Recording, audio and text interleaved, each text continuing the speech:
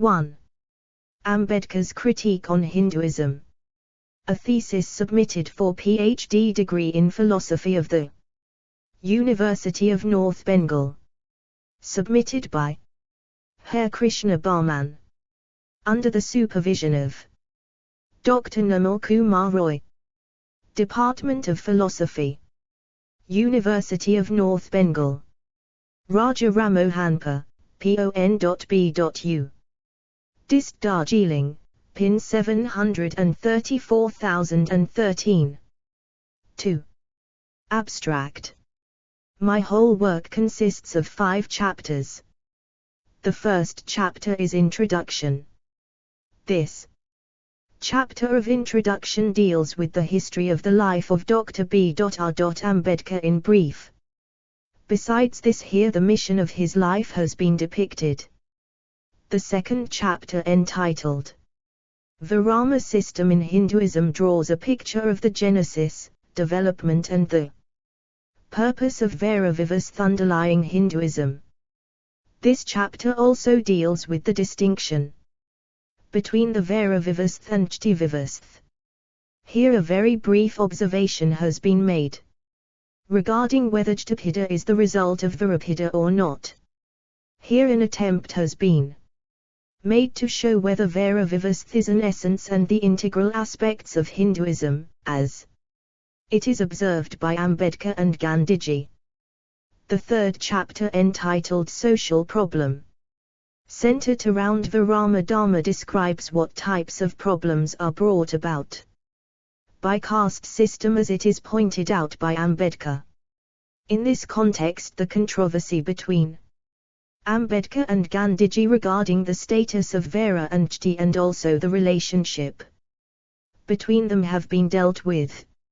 Subsequently, the view of Ambedkar has been substantiated by refuting the view of Gandhiji.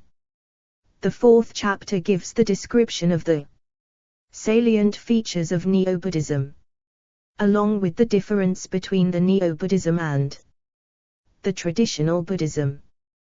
This chapter further elaborates about how Neo-Buddhism helps to construct a casteless ideal society based on the 3 pillars of equality, liberty and fraternity. Subsequently, an observation has been made that all the 22 vows to be taken by a Neo-Buddhist, as it is suggested by Ambedkar, are not essential. Some of the vows are superfluous and redundant, as they are nothing but the repetitions. In the last chapter, a number of personal observations have made about the whole work. This chapter, in fact, exclusively is the result of my personal reflection all over the issues dealt with my thesis. 3. Preface. Dr. Baba Saheb Bhimrao Ramji Ambedkar was born on the 14th of April, 1891 as a 14th child in a low Mahar caste family. Ambedkar is faced the stigma of caste discrimination and humiliation by the upper class people in Hindu society. By the upper class people of Hindu society was treated his family and the section of whole Mahar community as untouchable. This fact of hatred also prompted him to refuse taking oath by touching Gita, the sacred book of Hindu religion. He did not even see eye to eye with M.K. Gandhi, the champion of her region. Ambedkar always opposed to Hinduism as well as the Varna system, because the Varna system was a symbol of inequality, crucially, and injustice also. Ambedkar holds that the Kshavera is the root cause of all sufferings in our society. But the defenders to this theory of Ambedkar castigates the view by asserting that the fourfold classification of Varna has been introduced in the Hindu Sastra and even by God himself, as we know, referring to Bhagavat Gita with Macron. The defenders argued that as the different organ of our human body work as an entity, so is in it. But Ambedkar estimates this view as a bad analogy. Since each organ of the human body is assigned different functions, so is the different varos and one is held inferior to other that leads to social injustice and sufferings. But the propagators of Vairagavastha validate that fourfold division of people is made on the basis of inherent nature, that is guna and karma. So, Ambedkar's objection is null. 4. Acknowledgement. A project can never become a success with efforts of only one individual. It requires a group of people to complete a project at its best. With deep sense of gratitude I acknowledge the guidance and supervision of all those people who paved the way to complete my work. First and foremost, I would like to express my heartfelt gratitude to my supervisor, Dr. Namal Kumar Roy. I have gone through different books with him and discussed on them very carefully, which helped me a lot to have a clear concept on different issues related with my works. This work could not have taken its present shape without the valuable suggestions of Dr. Roy. I am deeply indebted to him, as he has gone through the drafts of my writing again and again with utmost care, in spite of having other important academic and domestic assignments of him. I am specially indebted and thankful to my teacher Professor Raghunath Ghosh, one of the distinguished and eminent figures in Indian philosophy. Whenever I faced any problem, I went to him without any hesitation. He gave me enough light to dispel my confusion in spite of his busy schedule. He helped me a lot to make my concept clear about my work. I am extremely thankful to all other respected teachers of my department for their valuable suggestions whenever I needed. I have also great pleasure to extend my thanks to the office staff of our department, Miss Priyanka Roy and Mr. Balaram Kundu, and all the staff of both the departmental library and central library. I am extremely indebted to all of them. Last but not the least, I am thankful to all my family members, especially to my mother and my wife for their constant cooperation, inspiration and warm support. Finally, I apologize to all other unnamed who helped me in various ways to complete my work. Harekrishna Barman. 5. Content. 1. Abstract. 2. Preface. 3. Acknowledgement. 4. Content. 5. Chapter I. 5. Introduction. 0614. Chapter 2. 6. Hinduism and Virama Dharma. 1526. Chapter 3. 7. Social evils centered around Vairagavastha Dharma.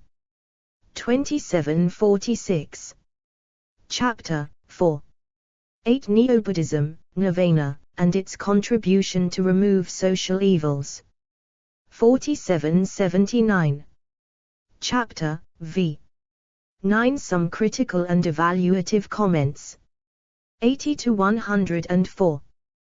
10. Bibliography. 105 106. 6. Chapter I. Introduction. Dr. Baba Saheb Bhimrao Ramji Ambedkar was born on the 14th of April, 1891 as a 14th child in a low Mahar caste family. He was a distinguished social reformer, a remarkable ethical thinker and political philosopher. He had been fighting till his last breath to uproot all sorts of social evils such as untouchability, exploitation, oppression and so on. He was dreaming of establishing a society based on equality, liberty and fraternity. Initially, he was sincerely trying to set up such as a society within the parameter of Hindu religion. So, he learned Sanskrit very carefully and went through the Vedas, the Upanishad, the Puranas, the Gita with Macron and the other fundamental books on Hindu religion and come to the conclusion that It is absolutely impossible to establish a Samat Samj, in his own language, within the pure view of Hindu religion. Consequently, on the 14th of October 1956, Ambedkar converted to Buddhism to fulfill his dream. Ambedkar with other millions of untouchables gathered so many inhuman bitter experiences in their lives. Ambedkar, in his school days, was not allowed to sit on the same bench with his classmates. He was not even permitted to use the blackboard. None of the untouchables had the right to drink water from public wells and tube wells.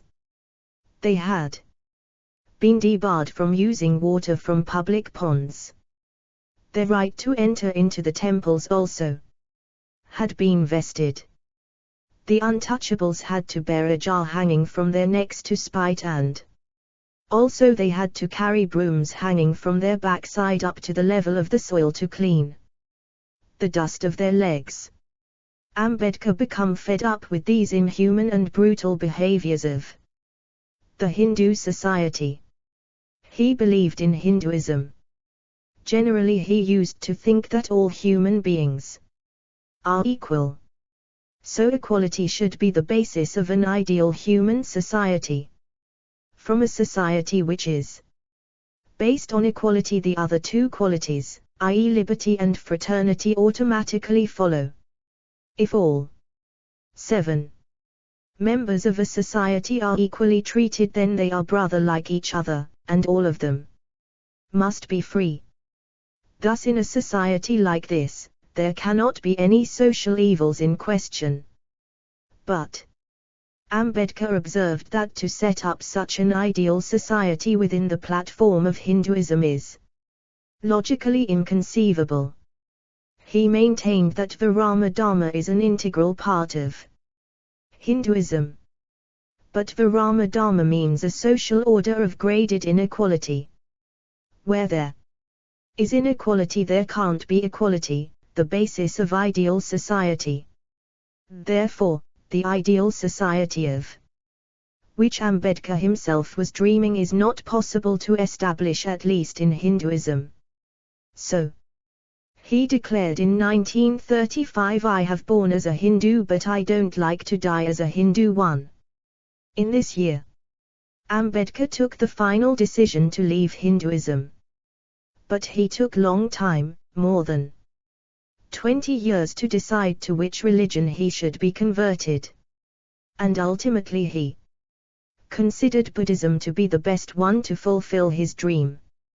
On the 14th of October 1956, Ambedkar, with his numberless followers, converted to Buddhism.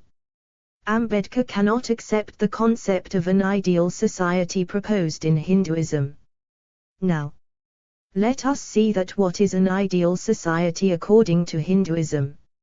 If we have logical analysis about the different Hindu sutras, then we can find out a clear picture about the ideal society depicted in Hinduism. First of all, the ideal society according to Hinduism is not created by human beings themselves, rather, it is created by God. Even the very constitution of that society is also already made by God. Here in the ideal society of Hinduism, God is all in all. Man in fact is nothing but the doll in the hands of God. The people of the whole society have been classified into 4 varos, and this classification is again made by God himself. The activities to be performed by the different varos have also been prescribed by God. There is no room for the choice and freedom of the people living in that society. The most adverse aspect of this society is the graded inequality underlying the people living in that society. Through the Vara system, the position as the status of some persons are made high, and the positions and status of some persons have been made low. This inequality in question gives 8. birth to so many social problems. Through the Vara system, the status of some of the people have been reduced to zero. They do not have their minimum dignity. They have been looked upon as untouchables. These people are considered inferior even to the animal like cow and dog. The cows and the dogs are not untouchables. They have their rights to enter into the temples, they have the rights to drink from public ponds, but those untouchable inferior people do not have those rights. They are not allowed to enter into the temples, they are not allowed to drink and take their birth in public ponds. In a word, in the true sense of the term, they are not human beings. At best they can be attributed as subhumans. This inequality, established through the instrumentality of Varos Vivus, throbs the liberty and fraternity of the particular section of people called downtrodden. The whole thing greatly shocked Ambedkar. Ambedkar himself, along with his fellow Mahas, went through from the very childhood different types of inhuman behaviors and humiliations from the people belonging to the higher Varos. Ambedkar was exceptionally brilliant and highly interested in education. All the bitter experiences he gathered from his childhood lead him to take a vow to make all these untouchables to free from the thraldom of the inhuman Hindu society. But he knew that his dream can be turned into reality only through proper education. Keeping this view in mind, he became highly devoted to his study. One day he went abroad, took the highest degree from there. While he was leaving in abroad, he saw that there in Western countries all people are treated equally, there is no room for high and low, superior or inferior. Ambedkar got the test of what is called a human being. He realized what is called dignity of a human being. Ultimately, after finishing his study, he come to his pavilion and run through the same type of inhuman experiences like that of his earlier life. He got a service, but his subordinates did not give him his due respect. From then onward, Ambedkar started sincerely to look for the proper answer to the problem he and his fellow Maha suffered from. After a long endeavor, he discovered his answer in Buddhism. He saw that Buddhism is a 9. religion which can give birth to an ideal society he was searching for. Ambedkar observed that the ideal society called Samat Samaj must be based on the 3 pillars of equality, liberty and fraternity. In Buddhism, each and every human being is looked upon as equal. Consequently, the Buddhist society is based on equality. From equality, automatically the liberty and the fraternity followed. As in Buddhism all human beings are equal, one shows love and respect towards the other. Consequently, a bond of friendship or brotherhood prevails among the individuals living in Buddhism. The Buddhist concept of man and society was really based on humanism in the sense that it brought man into focus, the man who was in suffering, and asked his fellow beings to guide him in order that he could minimize his suffering by his own efforts. The Buddhists' concept did not go into the mystery of man's origin and his relationship with the supernatural. It saw him only in a social situation, which could be either good or bad according to the kushal karmas or akushal karmas, good or bad karmas of man himself. Society, in Buddhism, is not divinely created, it is the result of fellow human beings. It cannot be divided into watertight compartments. It is based and sustained on the principles of Karyan and Maitri, that is, love and friendship. Without these human sentiments, neither man nor society can exist and continue for a long time. The Buddhist concept of man and society is completely autonomous, and its autonomy is maintained, not by any external and supernatural force, but by man's karmas alone. The Shil Sampada, the property of righteous conduct based on moral precepts, is the real treasure house of the Buddhist view of life. Dr. B.R. Ambedkar in his book Annihilation of Caste says that there is a set of reformers who holds out a different ideal. They go by the name of Rhea Samjists. The Rhea Samjists, in order to construct an ideal society, propose to bring the 4000s caste of Hindu society under the banner of 4 classes called as Kshavera. One point is important to note here, that they advise to make this 4-fold division of Varna on the basis of Gwu 10 worth, but not on birth. Most of the people, I think, will certify this idea. No social reformer, in true sense of the term, accepts caste system which gives birth to a number of social evils. Rhea Samjists, through the introduction of Kshavera, suggest to annihilate the caste system. So the idea is excellent. But Ambedkar does not agree with the Rhea Samjists. In the Annihilation of Caste, Ambedkar says nothing about the merits of the view proposed by the Rhea Samjists.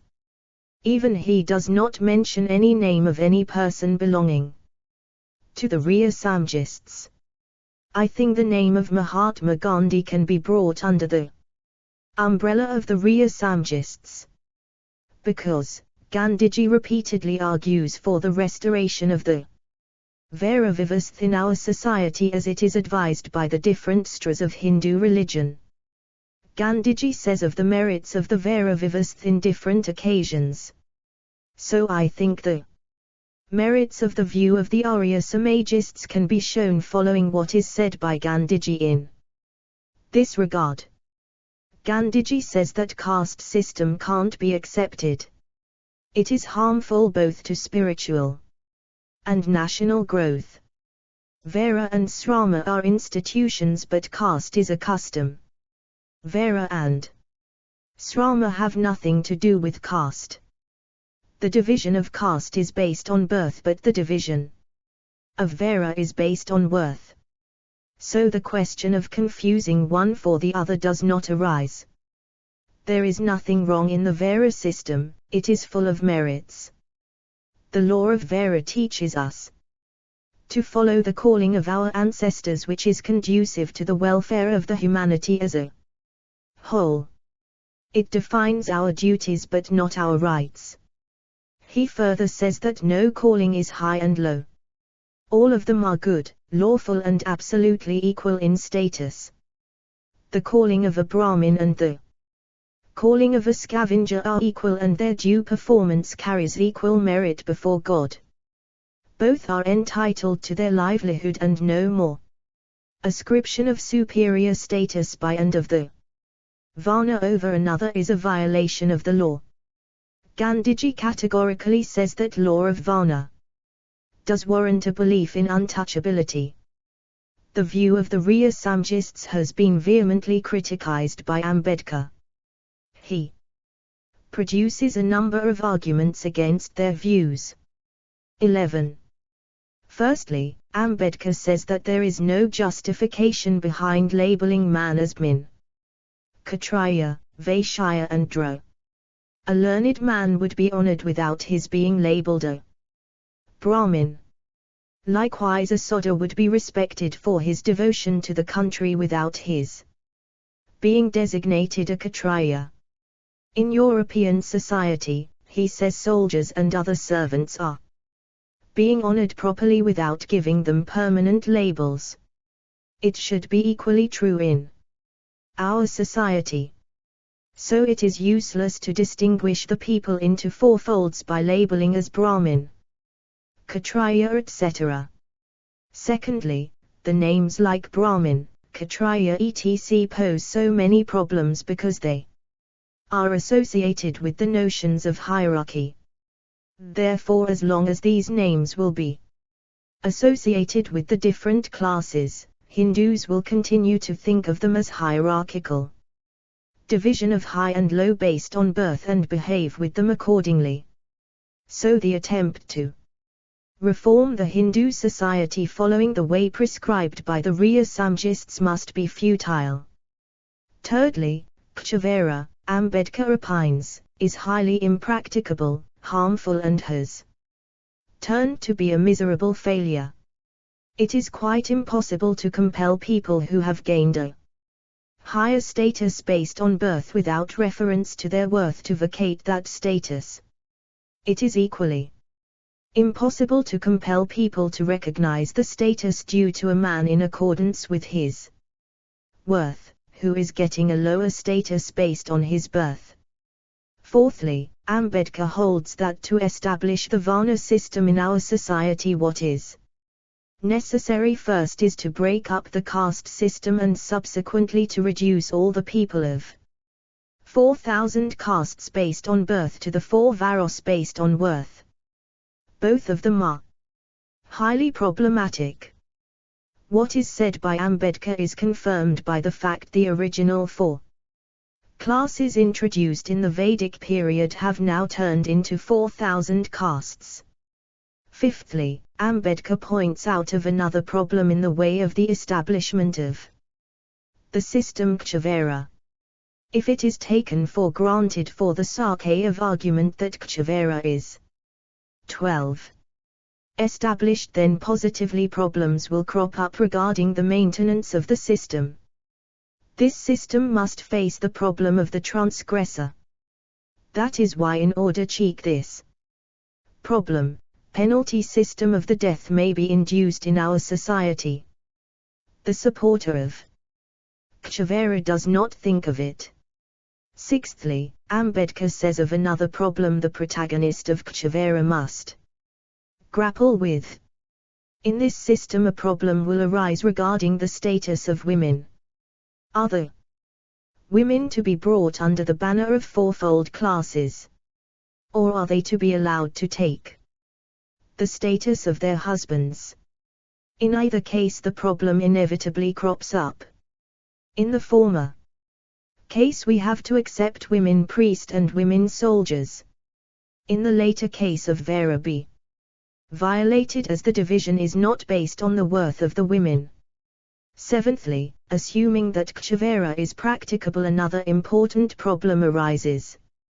In the system of Kchavera, Dra is looked upon as the ward and the 3 varos as his guardians. But who is to safeguard the interests of the Dras if they are cheated by their guardians? Ambedkar says that interdependence of one class and another is inevitable in the system of Kchavera.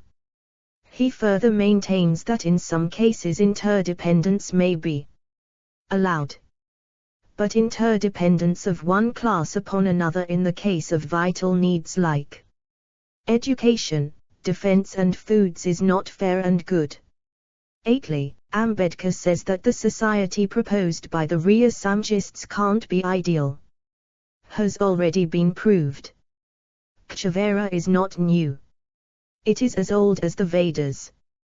From the past it is seen that the clash among the different varos had been a common phenomena. Several times Brahmins annihilated the seed of the Kshatriyas and vice versa. The Mahabharata and the Puranas are full of incidents of the strife between the Brahmins and Kshatriyas. So, keeping everything in view to propose to for establishing Kchavera is no doubt a foolish choice. 13. As far as my observation goes, some arguments may be produced in favor of the views of Rhea Samjists. If a hair-splitting analysis is made, then it can be understood that Kchavera actually is nothing but the division of labor. Division of labor in the name of Kchavera helps to increase the production in each and every aspect of society, and thereby it helps to develop and enrich a society. This division of labor through the exercise of Kchavera ensures the development and well-being of the society, because the division is made on the basis of worth, i.e. the natural aptitude and capacity of the person concerned. If, for example, a person is highly intelligent, then it is very natural that he will make a grand success in the field of education. Likewise, if a man is stout and strong in the physical side, and brave in mental side, then it is quite natural that he will be a good soldier. In that case, society will get back a healthy return from both of them. Thus it is shown that the idea of Rhea Samjists is praiseworthy. But if a careful scrutiny is made on the Kshivara prevailing in our society, then it can be seen that the case is not as it appears to be. So far as the division of the labor the name of Kshivara in the Hindu society is concerned, the division, in fact, is based on birth, not on worth as it is claimed. As a result, that division is not as per as the capacity and the natural aptitude. But the division of the labor seen in European countries is based on worth in the true sense of the term, but not on birth. So I think that the observation of Ambedkar is right. The concept of Kshivara makes a hindrance in the way of its objective. Our observation can be substantiated by what is said by Gandhiji. Gandhuji says that Vera Vivasth teaches us to follow the callings of our forefathers for our livelihood. What does it mean? It means that the profession of us is not determined by our choice and worth, rather it determined by our birth. If one follows the calling of one's forefathers, then thereby he does not follow the calling determined by his worth. Thus it is seen that the concept of Kshivara is self-defeating and therefore dangerous. This self-defeating nature of Kshivara has been 14. Well understood by Ambedkar, and most of the objections raised by Ambedkar against Kshivara are unanswerable. Some of the followers of Hinduism tried the best to substantiate the view that Hindu society is the best one. And as the Hindu society is based on Vera Vivasth, they tried to show that there is nothing wrong in it. In this regard we come across some of the fundamental views which support Hinduism. Here I like to deal with the views providing by the Arya Samajists. I shall discuss the arguments produced by Arya Samjists in favor of Hindu society and Kshivara. Subsequently I shall also deal with the arguments given by Ambedkar in order to counter the views of the Arya Samajists. Reference 1. Dr. B.R. Ambedkar, The Annihilation of Caste. 15. Chapter 2. Hinduism and Virama Dharma. B.R. Ambedkar was a distinguished social reformer, ethical thinker and a political philosopher. Like Jawaharlal Nehru, he did not certainly claim that he was accidentally a Hindu by birth. But he undoubtedly announced that he did not want to die as a Hindu. Because his hostility and widespread criticism arose mainly out of the treatment received from his very childhood to the days of maturity from a section of Hindus, the Brahmin in particular. Ambedkar is faced the stigma of caste discrimination and humiliation by the upper class people in Hindu society. The whole Maha community was treated as untouchable by the upper class people of Hinduism. These inhuman bitter experiences made in him an anti-Hindu social sentiment, and finally he converted to Buddhism on the 14th of October in 1956 to live in a free society. This fact of hatred also prompted him to refuse taking oath by touching Gita with Macron, the sacred book of Hindu religion. He did not even see eye to eye with M.K. Gandhi, the champion of her region. Ambedkar always opposed to Hinduism as well as the Vera system, because the Vera system was a symbol of inequality, cruelty and injustice also. He emphasizes that to me, this Kshivera with its old labels is utterly repellent and my whole being rebels against it. He further said that, this Vera system is impracticable, harmful, and has turned out to be a miserable failure too. Here Ambedkar seems to confuse between Vera system and caste system.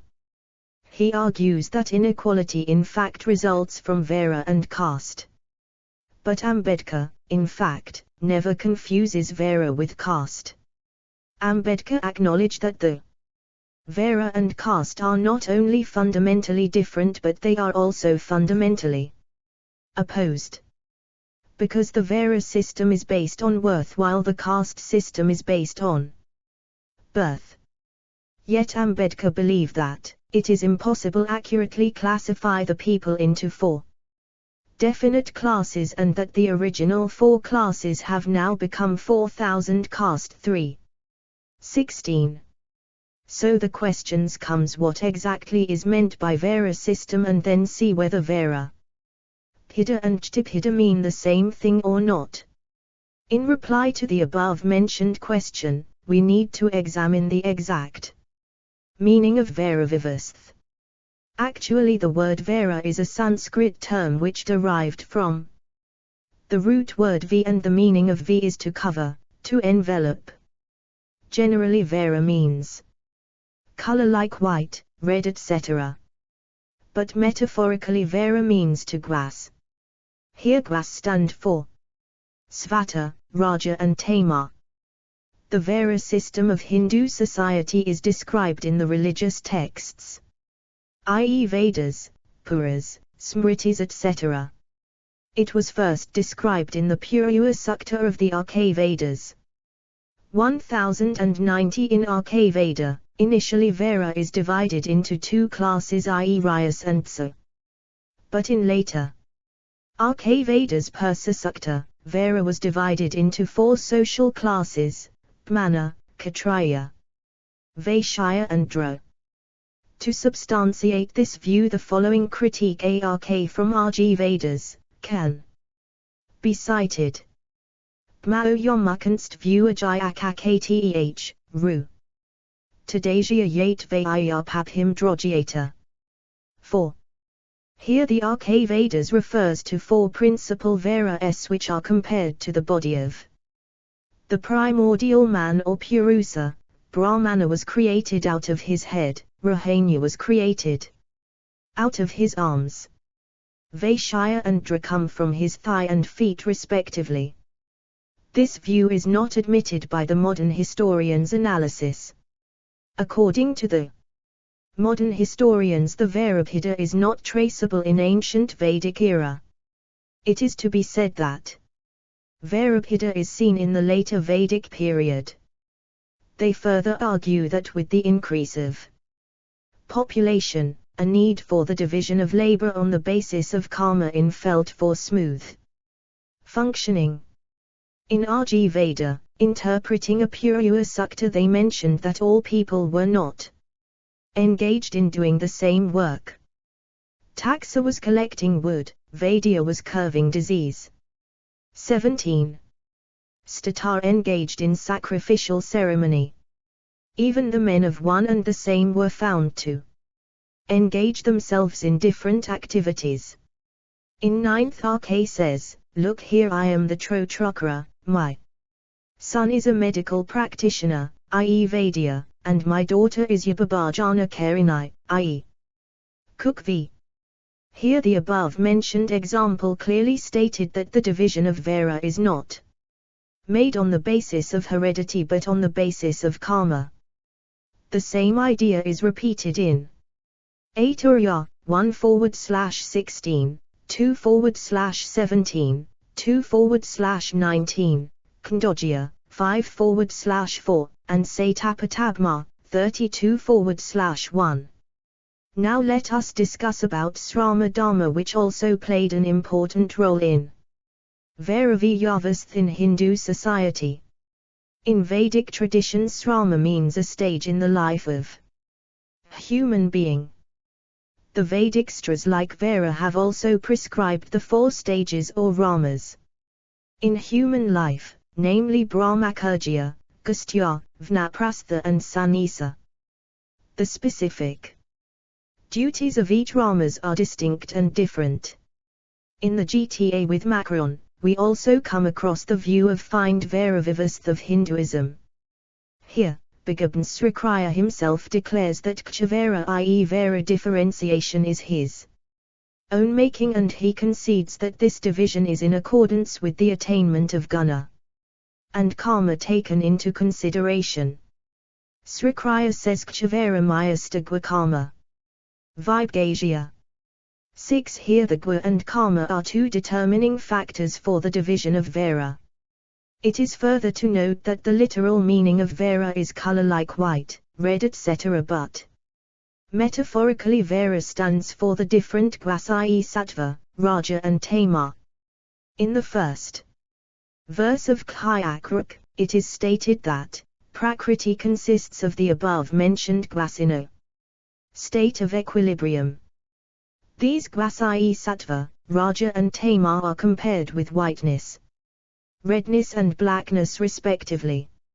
In Svatsvetara Upanishad, we also see that Lohita Sukla Kriya is standing for these three different colors i.e. red, white and black respectively. If we go to Mabrata, then we notice that there also Sita is used for white, Asita for black, Pitta 18 for yellow and Rakta for red. And these colors stand for Bhma, Dra, Vaishya and Kshatriya Vaira. In ancient literature, the color, white, red etc. are frequently used to stand for Sattvadiguas. The division of Bhman, Kshatriya, Vaishya and Dra is due to the variation of the proportion of different guas. So the name Vairabhida seems to be appropriate. These guas are present in all men, but they are not present equally are in all men. Some guas are present more in one than in other. Owing to this the Vairabhida comes. In Bhmanas, Sattva gua is preponderant over the others. In Kshatriyas, the Raja preponderant also with lesser Sattva. In Vaishya, Raja predominates along with lesser Tama. Indra, Tama predominates. It is further to note that the Sattva gua produces pleasure, Raja is produces pain and Tama is produces indifference. Now let us deal with Karmabhida. The karma is another determining factor for the division of Varna. In Vairavivastha, there are different types of karma or duties for fourfold Vaira are prescribed. The karmas of Bhmin is yajana, adhyana, adhypan, etc. The karmas of Kshatriya are the protection of people and country from the internal and external aggression. The karmas of Vaishya are commerce and agriculture, cattle breeding etc. And the karma of Dras are to render service to other three Varos. These karmas or the duties are compulsory for each and every Varos. In olden times, everyone was Bhman as well were being created by Bhman. Later on some of the Bhmanas moved towards other Varos by dint of their respective karmas. Accordingly, different karmas are prescribed for different Varos. Mahasahib Gu empathically declared that Vaira is to be determined by guas and karma but not by birth. In Maheswara Sabada, Mahadeva clearly points out that birth in Bhman Yoni does not necessarily make Bhman.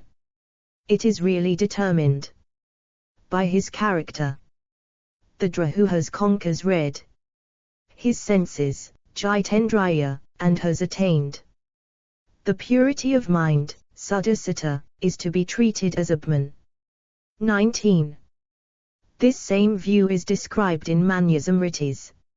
In Manu, the verse 1-80 says that the duties of Bhmanas are Adhypan Madhyan Yajanam Yajanatath Gnam Pratai Graham Shava Bhman Makal Pait.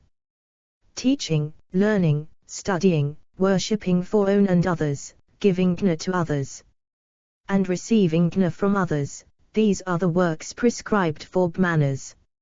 In the verse 1 to 89, Manu mentions the duties of Kshatriyas as Prajna Rakanadnamajidoyo Anamivaka Vaishyos to praise Aktishasha Kshatriyasya Samsata, taking care and protection of citizens, giving charity, doing rituals and fire scarifies. Learning and non-indulgence in pleasures are the works of Kshatriyas. The verse 1 to 90 says the works of Vaishyas as Pushnraksanamgnamijidoyo Anamvaka Vanik Patam Kusdam Charvyasya Kriyamivaka, keeping and protection of cows and animals, giving charity, doing rituals and fire sacrifices, learning, conducting trade, cultivation of land and water, giving loans for interest, and agriculture are described as the works of Vaishyas. In verse 1 to 91, Manu mentioned the duties of Esdras as Ekamva tu Drajya Prabhu Karma Samjyat Elamiva Van Mshrashmanasjyo. 20. The specific duty of the Dras is to provide the services for all the three types of Upavaros. It is interesting to see that the classification of karma mentioned above are also found in the different institutions in our society. The seers and sages also clearly state the meaning of Vera. In the ancient time, they were very much aware of the concept of Vera and caste. They argued that Virabhida is based on the twin principles of guna and karma, but they are not based on the principles of birth. They further said that Abhiman is not only one whose thoughts are stvika but his actions are different from the rest ones. Abhiman must be honest, wise, benevolent, etc. So a Kshatriya is one who is ajasic in his thoughts and actions. A Dhyara is one who is masika, both in his thought and deed. He has minimum control upon his passion like animal. In Srimad Bhagavad Gita with Macron, it is stated clearly that Yasaya yate laksanami proktani pumso varabhai vyanjakani yate anyatrapide sayata tateniva vinurdibd 7. Varna of an individual according to the dra of above dra of Bhagavad Gita with Macron is determined on the basis of his gua and karma. If the guas like Soma and Dhamma belong to an individual, then it is understood that he is Abhiman. But if his guas are otherwise, then it is understood that he is not Abhiman but some other else. Similarly, this expression Samadabhyava pramanadi vivaharo mukhayanatu jatimatradati clearly points that one's Vera is to be ascertained not by his Ja with Macronti but by his acquisition of guna like Soma, Dhamma, etc. In Mahabharata, we also find Yudhisthira exclaiming that if the guas like Soma, Dhamma, etc. are present in Dra, then he is not to be considered a Dra but Brahman proper. On the other hand, if one takes these qualities, then he is not Brahman proper, but really a 21. Dra.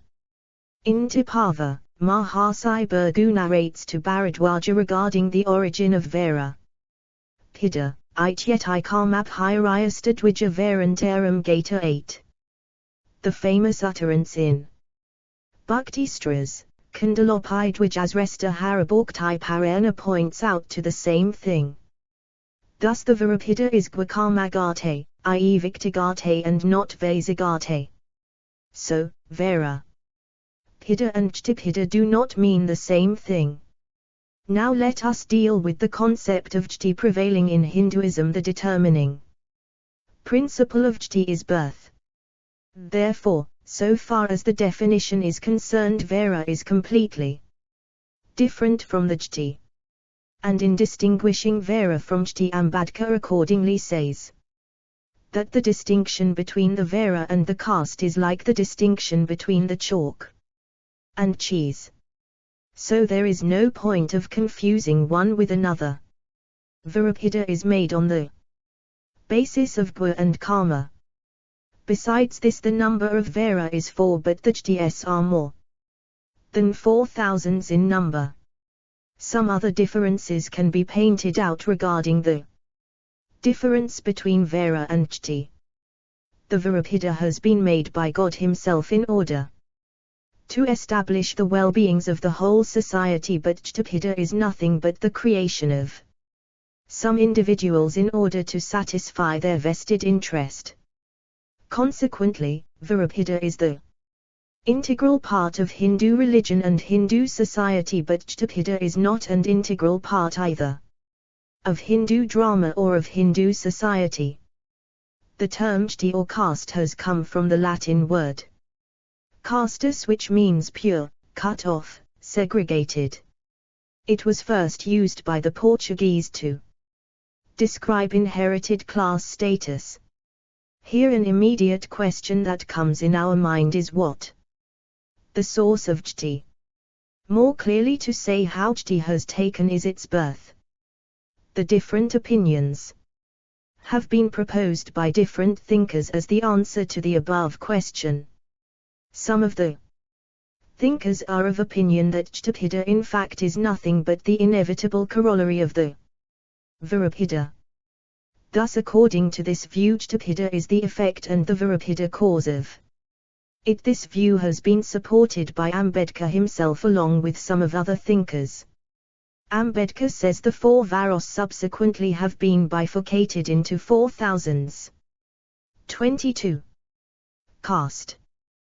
But there are some other thinkers who do not agree with Ambedkar on this issue. They observe that there is no causal connection between the Varavivastha and the Jti Vivastha. Jti Vivastha is purely a different concept. Gandhiji accepts this view among some other prominent thinkers. Gandhiji here says Jti Vivastha in fact is nothing but a custom, though he firmly admits that he does not know what is the source of that custom. Gandhiji further points out that though Virabhida has a profound positive impact upon our society, but the Jtapida does not have any positive impact upon our society. The impact of Jtapida towards our society is highly adverse. Therefore Gandhiji thinks that Jtapida should be removed from our society, but the question comes, how can Jtapida be removed from our society? Gandhiji thinks that the 4,000 Jtis have to be reduced to the 4 Varos, but how that huge number of Jatis can be reduced to only 4 Varos, this is no doubt a great problem. But so far as my knowledge is concerned, no light of solution has been suggested by Gandhiji. But here a very remarkable observation has been made by Ambedkar in the suggestion proposed by Gandhiji regarding the annihilation of Jati, caste. Ambedkar observed that though Gandhiji apparently propose for annihilation the caste, but in reality his proposal in fact has nothing to do with removing the Jati, caste, rather if confirms the root of Jati. Gandhiji maintains that there is nothing wrong is Vera Vivastha. If plays of positive role making our society developed in different ways. Vera Vivastha plays twofold positive role. According to Gandhiji, another name of Virabhida is nothing but Karmabhida. Karmabhida helps us to attain special skill, which in turn help to make our society sound. Besides, the Virabhida also helps a man to the spiritually progressed, and thereby it helps an individual to attain his ultimate goal, that is moksha or liberation. Keeping this in view, Gandhiji advises all the Hindus to restore and maintain Vera Vivastha in our society. Thus we see that according to Gandhiji, Jti Vivastha should be admitted, but the Vera Vivastha should be preserved. But here Ambedkar argues 23. That Gandhiji in fact proposed to preserve Jti Vivastha in the name of Vera Vivastha. He never says to preserve vera vivus in our society. If we have a also explanation, then we can see that in fact there is no room for vera vivus in the philosophy of M.K. Gandhi. When he advises the society to preserve vera vivus, then he clearly says that to preserve the vera vivus is to follow the callings of our forefathers. Ambedkar observe that here lies the problem. How can we determine the callings of our forefathers? We determine the calling of our forefathers on the basis of birth. So here birth stands for the determining principle of Vanpida. Later on, Gandhiji categorically says that determining principle of Virapida must be birth, otherwise it will lose its meaning. We have already discussed previous that the determining principle of Jtapida is birth. This determining principle, that is the gua and karma of Virapida, has been replaced by birth, the determining principle of Jti by Gandhiji. This clearly implies the Virapida has been replaced by Jtapida. So, when Gandhiji suggests the society to preserve vera vivus, then actually thereby he advises the society to preserve Jti vivus. This objection raised by Ambedkar against Gandhiji is really serious. I think the argument produced by Ambedkar is so clear that anybody can understand that the observation of Ambedkar is purely correct. I think we should focus upon another issue which is likely relevant here. What is the place of Virapida in Hindu religion? It is ensure and therefore an integral part of Hinduism, or an accident property of the same. I think different scholars have different opinions on this issue again. So far as the observations of Gandhiji as well as of Ambedkar are concerned, vera vivus is an ensure an integral part of Hinduism. Gandhiji have says vera vivus is as essential as the fire and air in our life. The statement clearly implies that vera vivus must be the essence of Hinduism. At times Gandhiji says the vera vivus is a natural phenomenon. I think the observation of Ambedkar on this issue is more or less the same. He believes the untouchability and Jtapida come from Viravida. 24. But the Virapida is directly maintained by Hindu religion itself. Thus, it is seen that the root cause of untouchability and Jtapida is the Hindu religion itself. So if we are to annihilate the untouchability and Jtapida, then we must have to discard authority of the Hindustras. But he says that to discard the authority of the Hindustras and to annihilate the vera vivus is next to impossible. This clearly implies that vera vivus is an essence, an integral aspect of Hindu religion. Had the vera vivus not been an essence, an integral part of Hinduism, then vera vivus would have been destroyed without discarding the authority of Hindustras or Hindu religion. Keeping this in view, Ambedkar concludes that reformation in Hinduism is not possible. Therefore, if the Mahas are to stay within the Hindu fold, then they have to be there accepting all the problems they are suffering from. But if they like to be free from those problems, thus the only alternative way at their hands is to leave Hinduism as early as possible. Considering this, Ambedkar takes the second alternative and therefore embraces Buddhism, leaving the Hindu religion. Now let us examine whether the observation made by Gandhiji and Ambedkar is acceptable or not.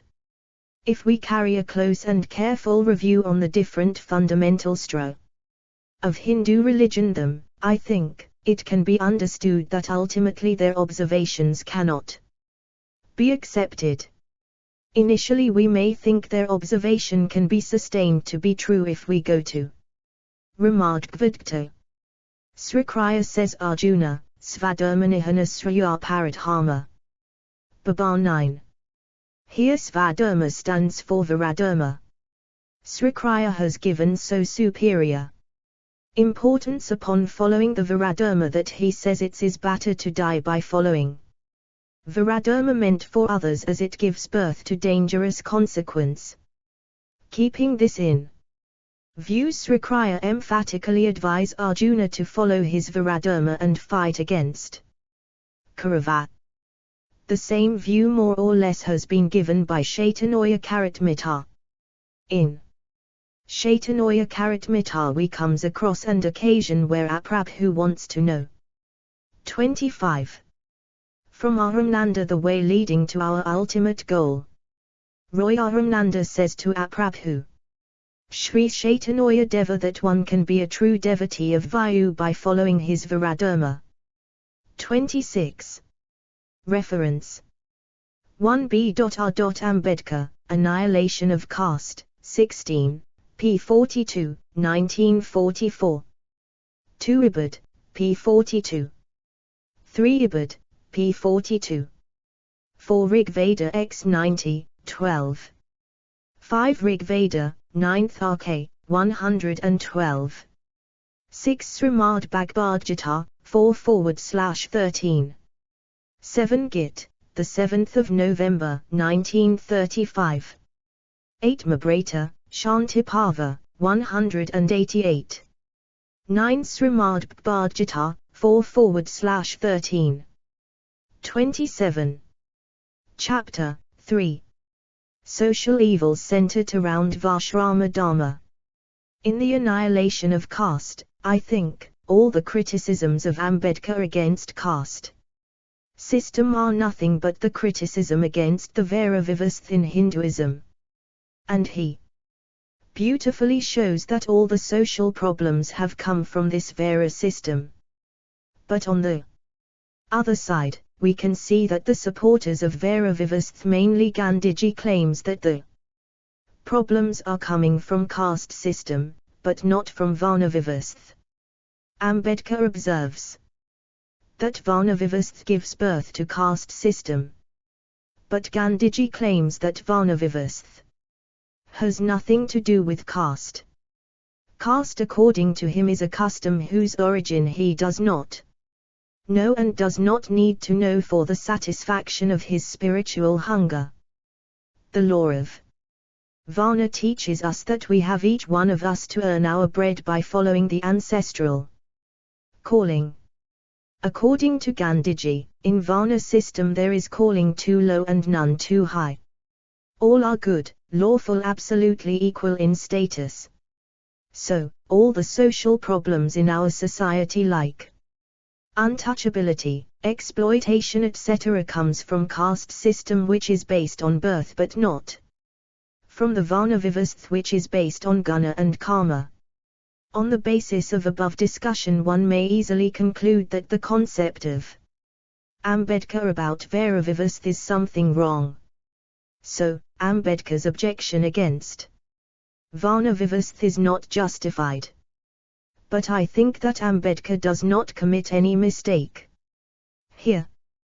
He rightly observes, though caste and Varna are different so far as their definitions are concerned, but they are not different at all so far as their practice in our society is concerned. Now I would like to mention the following objections against caste or Varna system, which is raised by Dr. B.R. Ambedkar one by one. 28. 1. In Annihilation of Caste, Ambedkar says that caste is the monster that crosses the path of political and economic reform in India. Because our society is not a free society. Here all the people are divided into 4 classes.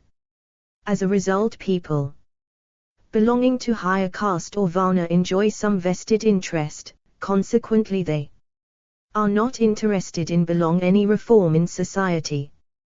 2. Ambedkar says that even today there are some persons who support caste system. The supporters of caste system argue that there is nothing wrong with the caste system because it is not the division of labor but the division of labor which is supported by any society. But Ambedkar says that the caste system is not merely the division of labor, it is also the division of laborers. According to him, this division of labor again is not spontaneous because it is not based on the natural aptitudes. He says that an individual should choose and make his own career on the basis of his original capacities. But the caste system is not maintained these principles. 3. Some biological defenders are of the view that caste is to preserve the purity of blood and race. But Ambedkar also rejects this argument. He thinks that in this field the observation of anthropologists is wrong to note. But they are saying that there is race and blood which pure. 4. Some supporters of the Kshavera known as Arya Samajists are to take his place in Hindu society according to his worth. They suggest that all problems are the problems of caste, but not of Varna. So caste should be annihilated, not the Varna. 4. Thousands of caste should be replaced only by 4 Varnas: Brahman, Kshatriya, Vaishya and Sudra. But Ambedkar says why the Arya Samajists insists upon labeling men as Brahman, Kshatriya, Vaishya and Sudra. A learned person would be honored without his being labeled a Brahmin. A soldier would be 29. Respected without his being designated a Kshatriya. If European society honors it, soldiers and servants without giving them permanent labels, it should also equally be maintained in Hindu society. So the question is that why Hindu society do not maintain this. The supporters of Kshavera do not consider this 5. Caste system is derogatory for our society because it has demoralized the whole Hindu society. It has been spoiled the public spirit and destroyed the sense of public charity. An individual's responsibility is only to his caste.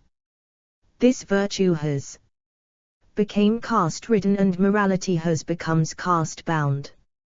There is charity but it begins with the caste and ends with caste. There is sympathy but not for men of other caste. All this matter is created the problem, and this problem is highly affected to our society.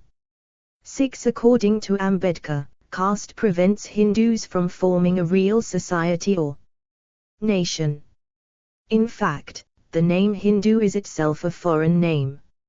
It was given by the Mohammedans. It does not occur in any Sanskrit work prior to the Mohammedans' invention. The people of caste system had no any concept of their having constituted a community and have no feeling of other caste. Here Ambedkar mentioned that why the Hindus are coward but Muslims and Sikh are brave. It is not due to their physical weakness. It is due to the lack of organization or feeling of unity. A Sikh thinks that he may be one but he is not alone. The same thing can be said in the caste of Muslims. But a Hindu knows that he was one and alone. Because, if a Hindu was in danger then no Hindu will come to save him, but in the caste of Sikh and Muslims, another person of their community must be come to save them. So, that is why Ambedkar told that caste in Hinduism is dangerous for forming a real society or nation. 30. 7. Ambedkar also observed that an antisocial spirit is the worst features of caste system in Hinduism. This antisocial spirit is not confined to caste alone. It has gone deeper and has poisoned the mutual relations of the sub-castes as well. 8. Ambedkar opines that in unifying society or nation caste prevents a caste has not been proved fruitful for the race, rather it has completely disorganized and demoralized the Hindus. It must be taken into consideration that the Hindus, which is the assimilation of different caste and whose name had been given by the Mohammedans, had no earlier extinction of a federation, and surprisingly their feeling of unification is roused whenever there is a Hindu-Muslim riot. He also thinks that the Hindus, which is unaware of consciousness of forming nation by intercaste marriages, live with the preconception of residing within the territory of same caste. Moreover, the caste system among different Hindu sections compel them to live within the periphery of beliefs, customs and thoughts, and therefore they never share the emotions that is cultivated by participating in common activity of different castes of Hindus that ultimately led them to form a perfect society or nation by itself. 9. According to Ambedkar, one of the most distinguishing curses of caste system of Hinduism is keeping adherence towards different subcastes of one own main caste. That is how the Brahmins want to protect their own caste interest, forgetting the respect to other Hindu caste and vice versa. In this way an antisocial mood is roused in following strict conviction and deep-rooted culture. This is not only applicable in the case of present-day example, but this is heralded down the generations, since no caste wants to forget the infamy cast upon their forefathers by the forefathers of the others. 31. 10. Ambedkar also feels that one of the darkest aspects of the caste system prevailing in Hinduism has led them to keep the downtrodden classes of Hindus in the everlasting dungeon of darkness. The upper class of the Hindu society have put a stigma on the aboriginal tribes and have never felt the need of modifying or civilizing even the Hindu Vedic scriptures, citing from the epic Mahabharata, shows that Dronacharya, the royal preceptor to the Kauravas, Pandavas and incarnation of Brahma, refused to accept Eklavya only on the pretext that he belonged to the Nishada, a confederation of jungle tribes of ancient India. We have seen the Muslims and Christians have been deliberately trying to modify and uplift their low caste through fear and kindness. It is to be noted that this so-called savage classes of the Hindus, if pampered and converted to other religion, would turn into the enemy of his own race. So, this is the worst curses of the caste system in Hinduism. 11. Ambedkar has also established that the upper classes of the Hindu society have been deliberately pushing forth the people belonging to lower class to rise their status and be as per with the upper class.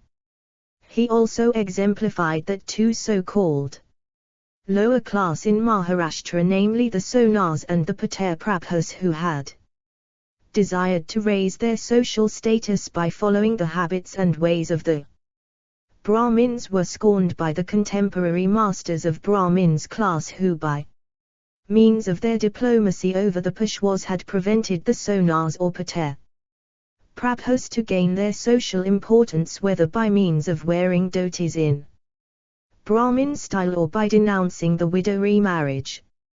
In this regard Ambedkar held the opinion, if the Mohammedans has been cruel in uplifting their downtrodden by means of sword to follow one culture and one way of living, or the 32 Christians whose goal is to spread one culture even by conversion, the Hindu has been mean and cruel because they have been trampling over their fraternity.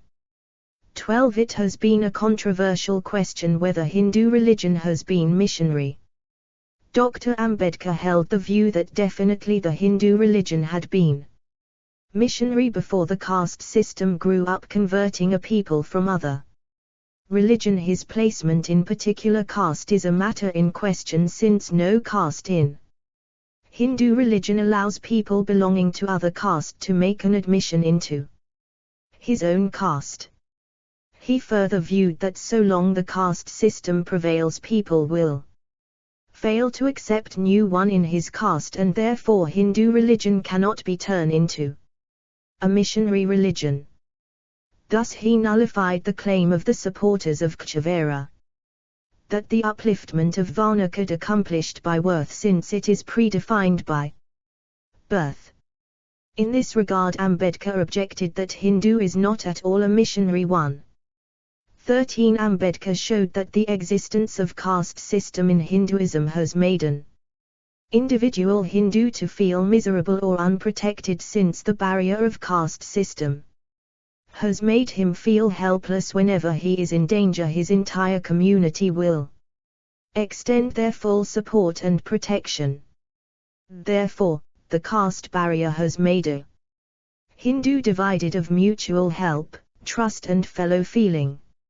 Moreover, a Hindu is also weak because he lacks the moral strength to oppose, and also remains indifferent to oppose. Dr. B. R. Ambedkar, a renounced social reformer and the father of Indian Constitution, who sacrificed his whole life to ensure the well-being of the whole society in general and the downtrodden people in particular. Ambedkar was invited by the Jatpal Tadak Mandal, an organization of caste Hindu social reformers of Punjab, to preside over its annual conference, which was to be held at Lahore, the headquarters of the Mandal, in 1936. It is important to 33. Note that the one and the only aim of the Jatpat Tadak Mandal, as it is understood by Ambedkar, was to annihilate the caste system from amongst the Hindus.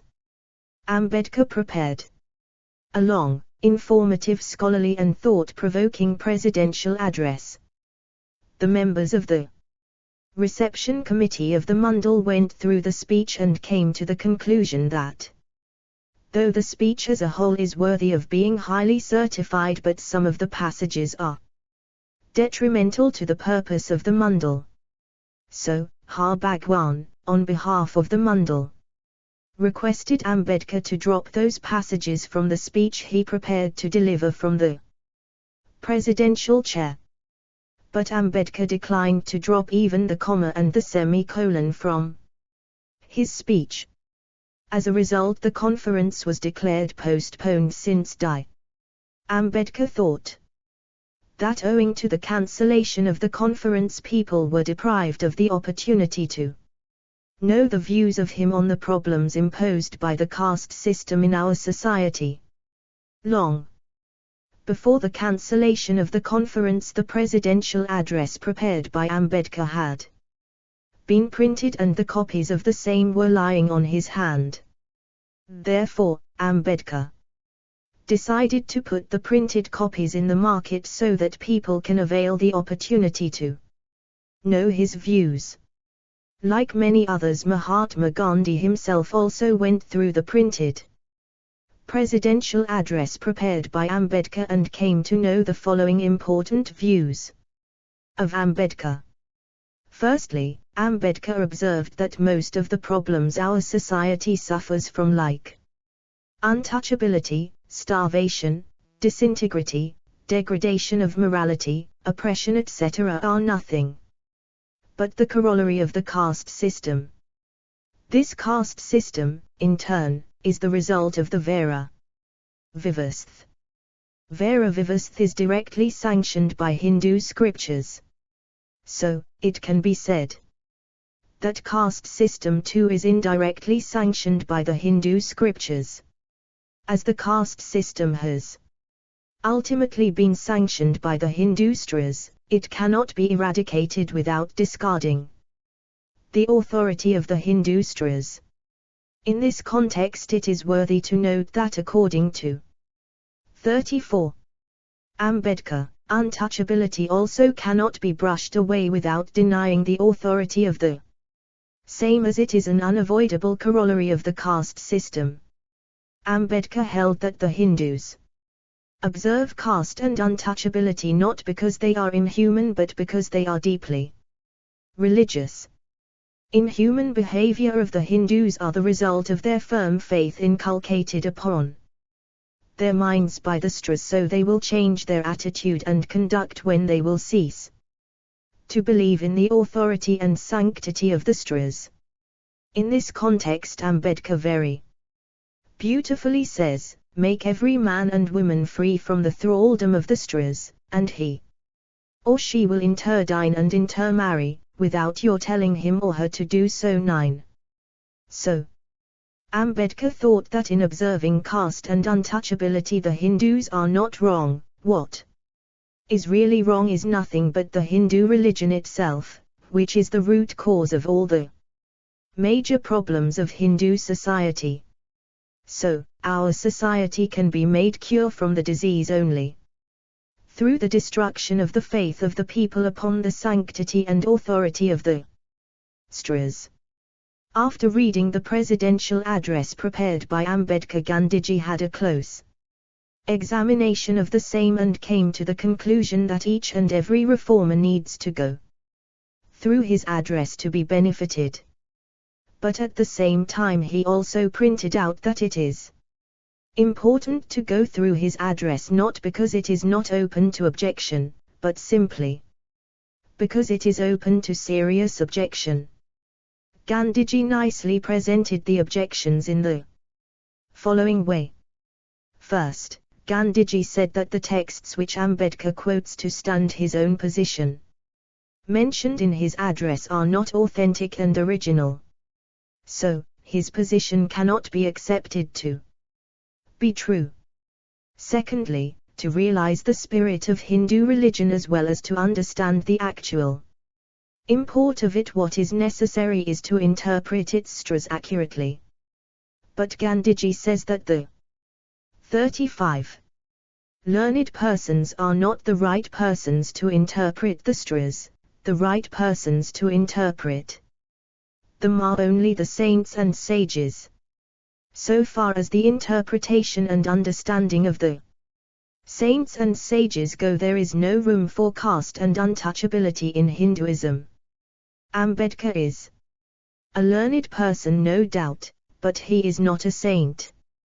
Consequently, his interpretation and understanding of the Hindu sastras cannot be proper. Gandhiji himself observed that in fact, Hindu religion has nothing to do with the caste and untouchability.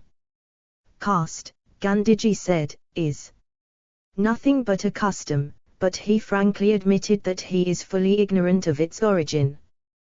Gandhiji further pointed out that our religion has the room for Varos and Ramas, but they have nothing to do with the caste and untouchability. There is nothing wrong in the Varos and the Ramas which are sanctioned by religion. The law of Vera says nothing about our rights, it says only about our duties. It prescribes our professions and nothing else. It advises us to follow the callings of our ancestors for our livelihood, which is conducive for ensuring the well-being of our society.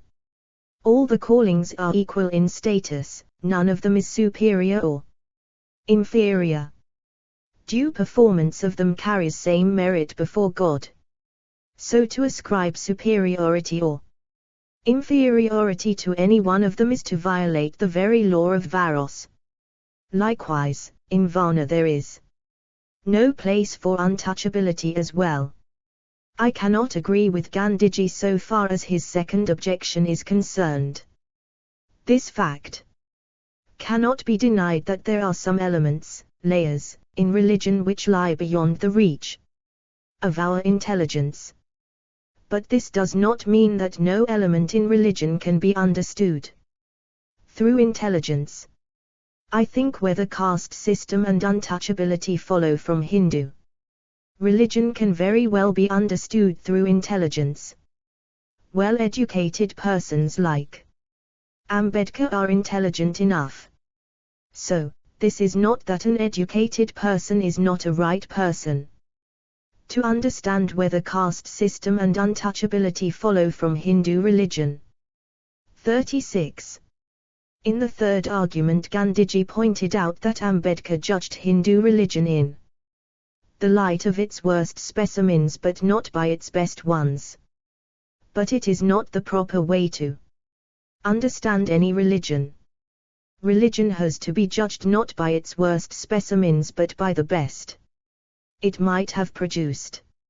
If Hindu religion is judged in the light of the religion professed by Chaitanya, Tukaram, Ramkrishna, Ram Mohan Roy, Debendranath Tagore, Vivekananda, and so on, the so-called good specimens, only then the actual spirit of it can be understood. In this case, no one can deny the merit of Hindu religion.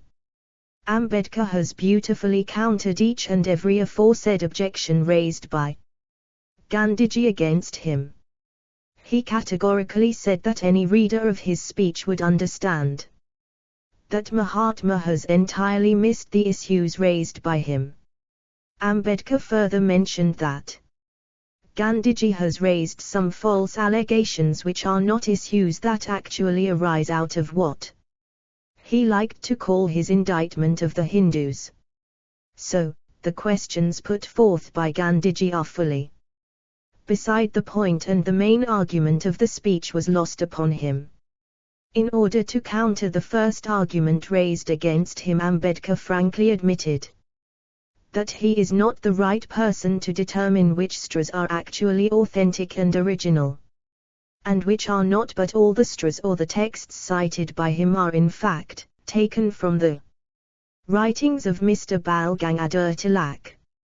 No one will deny the authority of him on the Sanskrit language and on the Hindu sutras. So, this objection virtually does not stand, as because the originality and the authority of the texts cited by Ambedkar have been recognized by Tilak. Even if somebody continues to insist that this objection is valid, then the objection actually goes against Tilak but not against Ambedkar. The reply given by Ambedkar to the first objection, I think, is well grounded. If the books which have been cited by Ambedkar to be authentic are taken from the list made by Bal Gangadhar Tilak, then the responsibility is of Tilak, not of Ambedkar. 37. In reply to the second objection, Dr. Ambedkar said that according to the Mahatma, only the saints and the sages are the right persons to interpret Hindu sutras, and as far as the interpretations of them are concerned, there is neither the place of caste system nor the place of untouchability in Hinduism.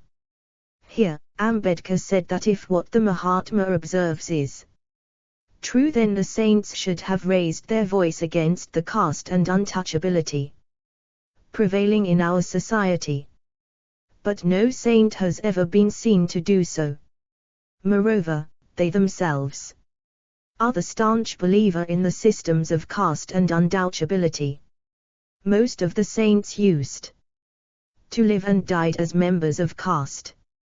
Ambedkar cited a classic example of Jnanadeo, one of the best specimens of the Hindu religion mentioned by Gandhiji, who was so passionately attached to his status as a Brahmin that when the Brahmins of Pathan would deny him to their fold, he moved heaven and earth to establish his status. Here one may cite the case of Saint Anath as an example which goes against the view of Ambedkar. Anath used to touch the untouchables and dine with them. So, what is claimed by Ambedkar that none of the saints is seen to touch the untouchables cannot be accepted. But in response to this objection, Ambedkar said that Saint Anath did so not because he did not support the system of caste and untouchability, but because he wanted to show the magic power of the holy river Ganges.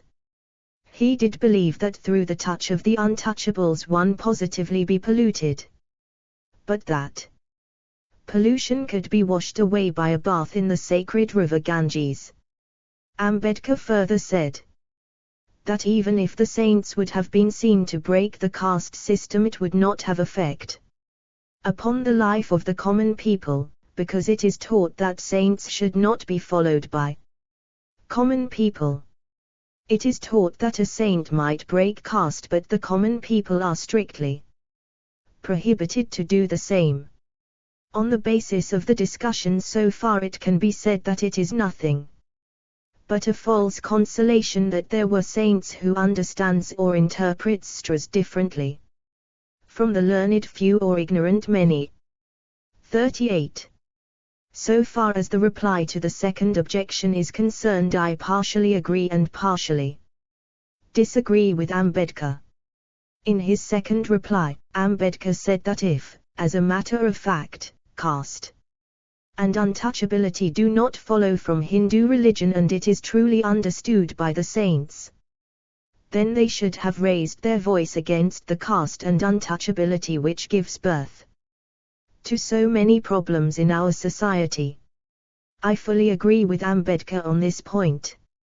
But I am in doubt about how much Ambedkar's claim that the saints themselves follow the caste system is justified.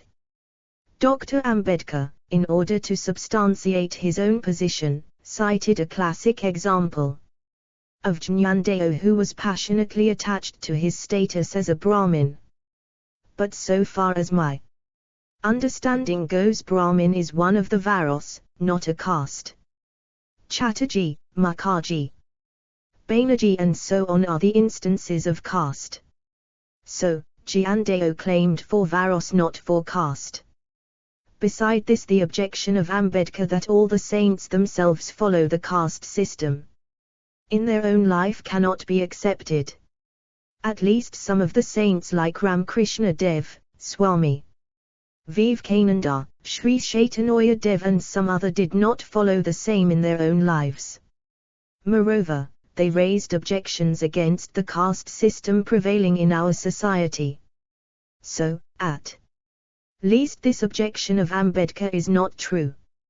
In order to counter the third objection mentioned above, Ambedkar said that he himself agreed with every word of the statement that a religion has to be judged not by its worst specimens but by the best it might have produced.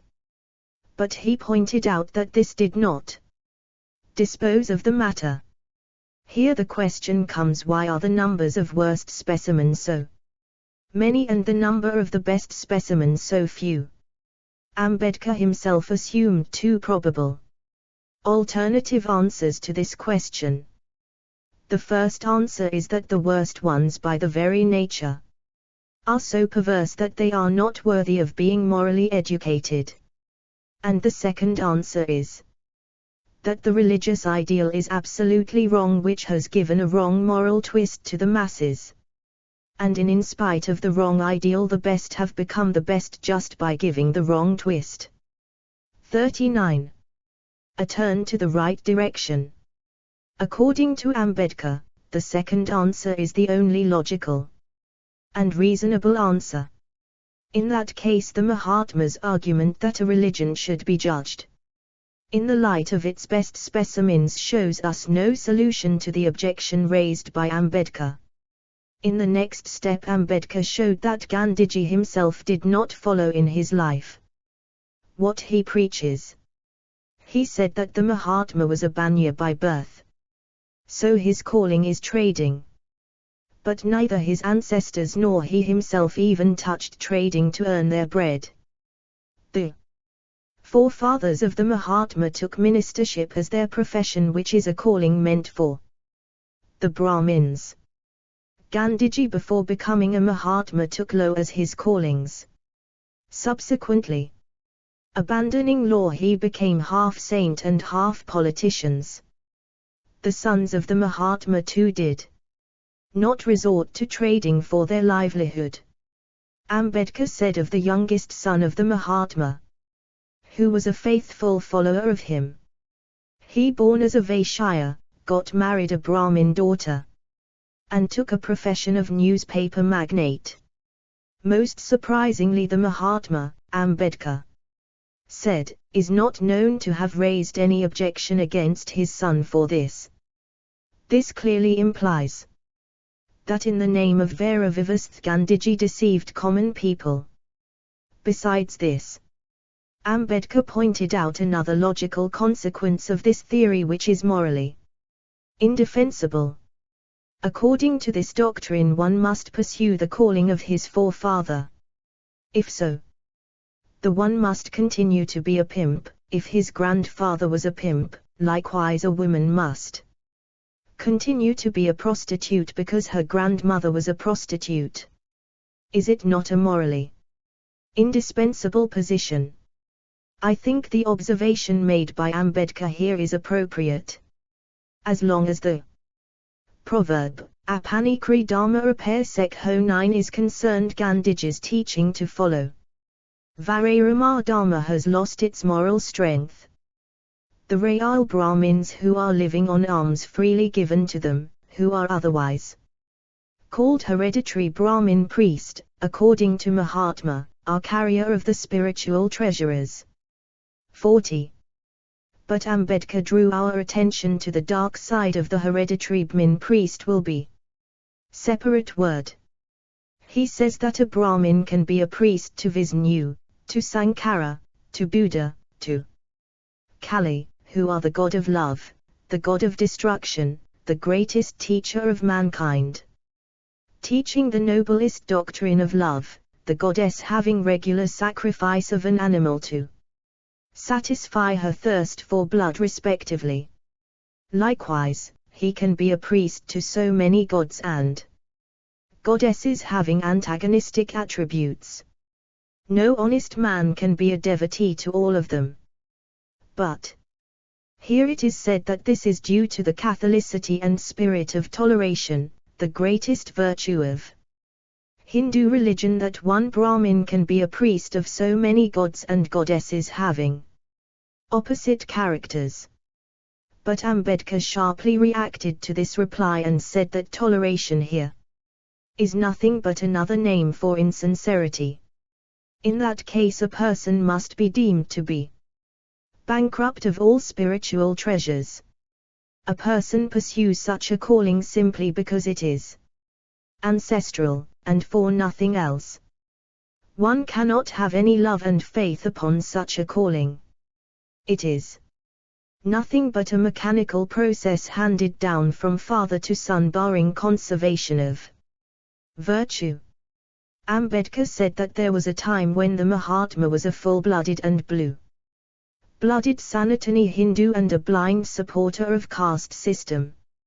He defended it with the vigor of the orthodox and strongly opposed the interdining, interdrinking and intermarrying. He had a firm conviction that restraint about interdining etc. helps a lot in cultivating will power and conservation certain social virtues. Now he is greatly changed.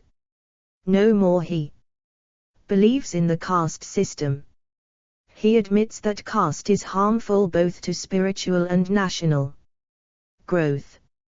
Keeping this in view, someone may think that the Mahatma has made much progress, as he now believes only in Vera but not in caste. But Dr. Ambedkar does not agree with them. He says that Varna as it is understood by Gandhiji is nothing but caste. He actually confuses one for another.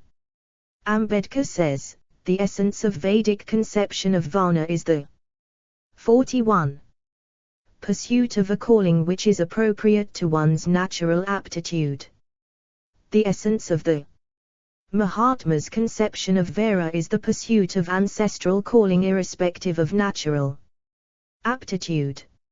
So as defined by the Mahatma, Vera actually is nothing but another name for caste simply because the essence of both of them is one and the same, namely pursuit of ancestral calling.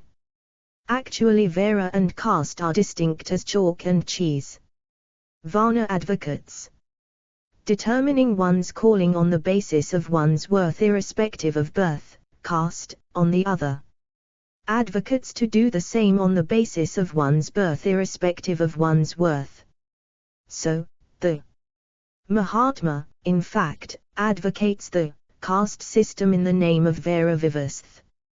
Ambedkar says that the Mahatma has no definite and clear conception about the distinction between Vera and caste and about the necessity of either for the conservation of Hinduism. Does he regard Vera as the essence of Hinduism? In reply to this question, Ambedkar says that it is not possible to give any categorical answer. The readers of his article on Dr. Ambedkar's indictment will reply in the negative. But the readers of his article in reply to Mr. Sant Ram will reply in the affirmative.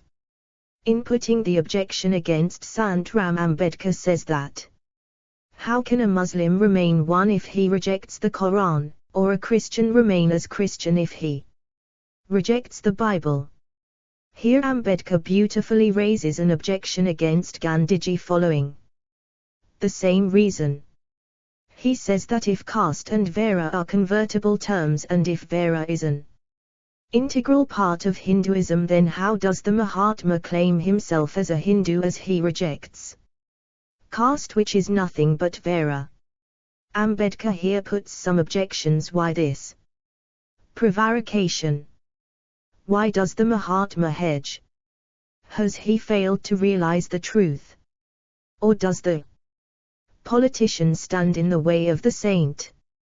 Ambedkar assumes two alternative answers to these questions.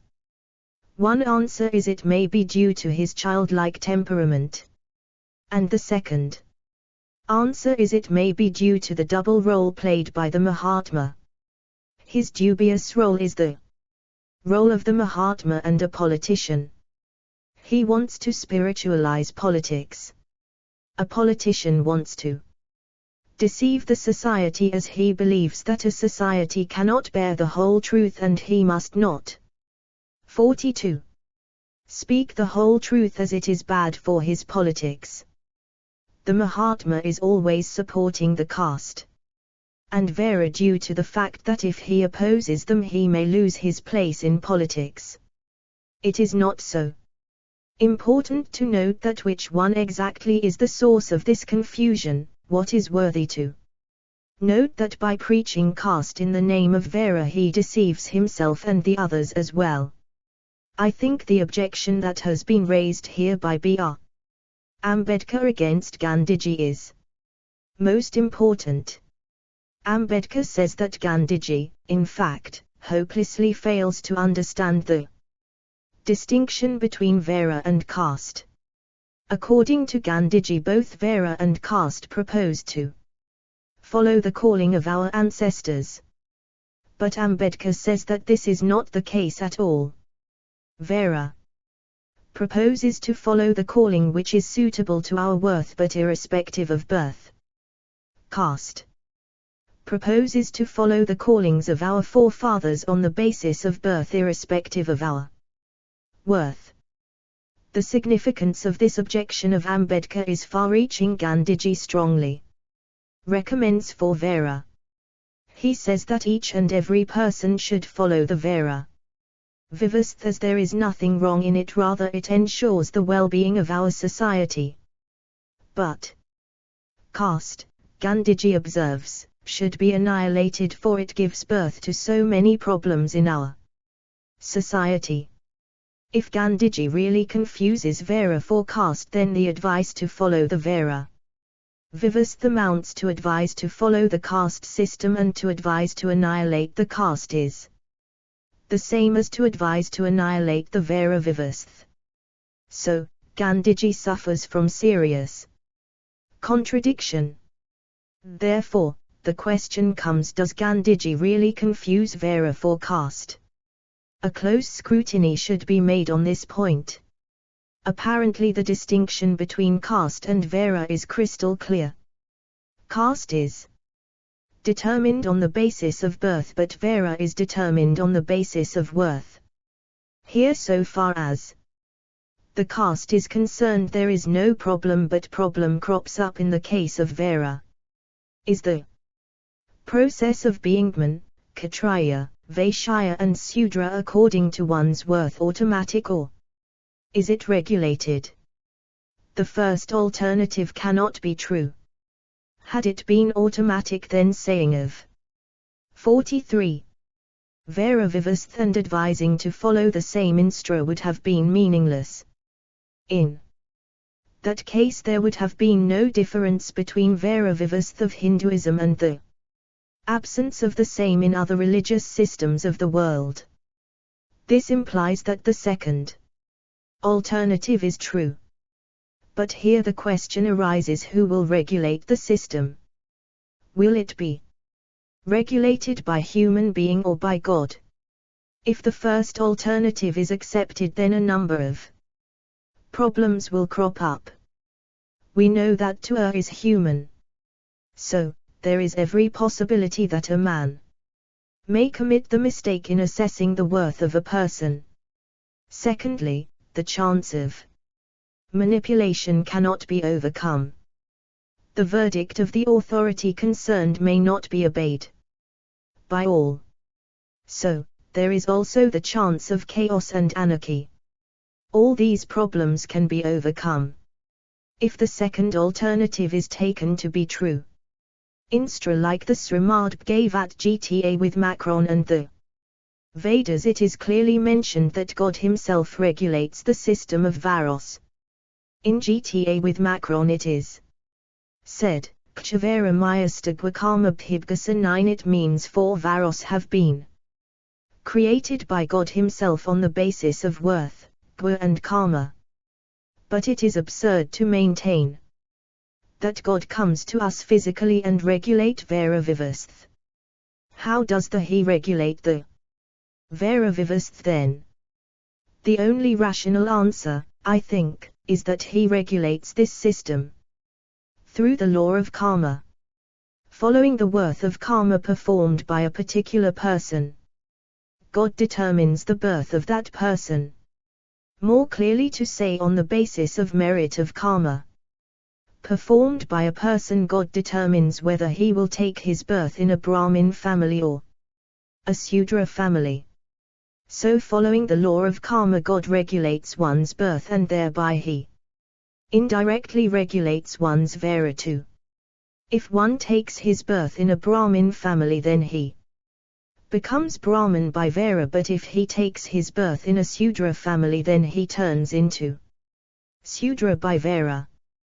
Thus it is seen that birth turns into an identifying mark for both of the caste and Vera.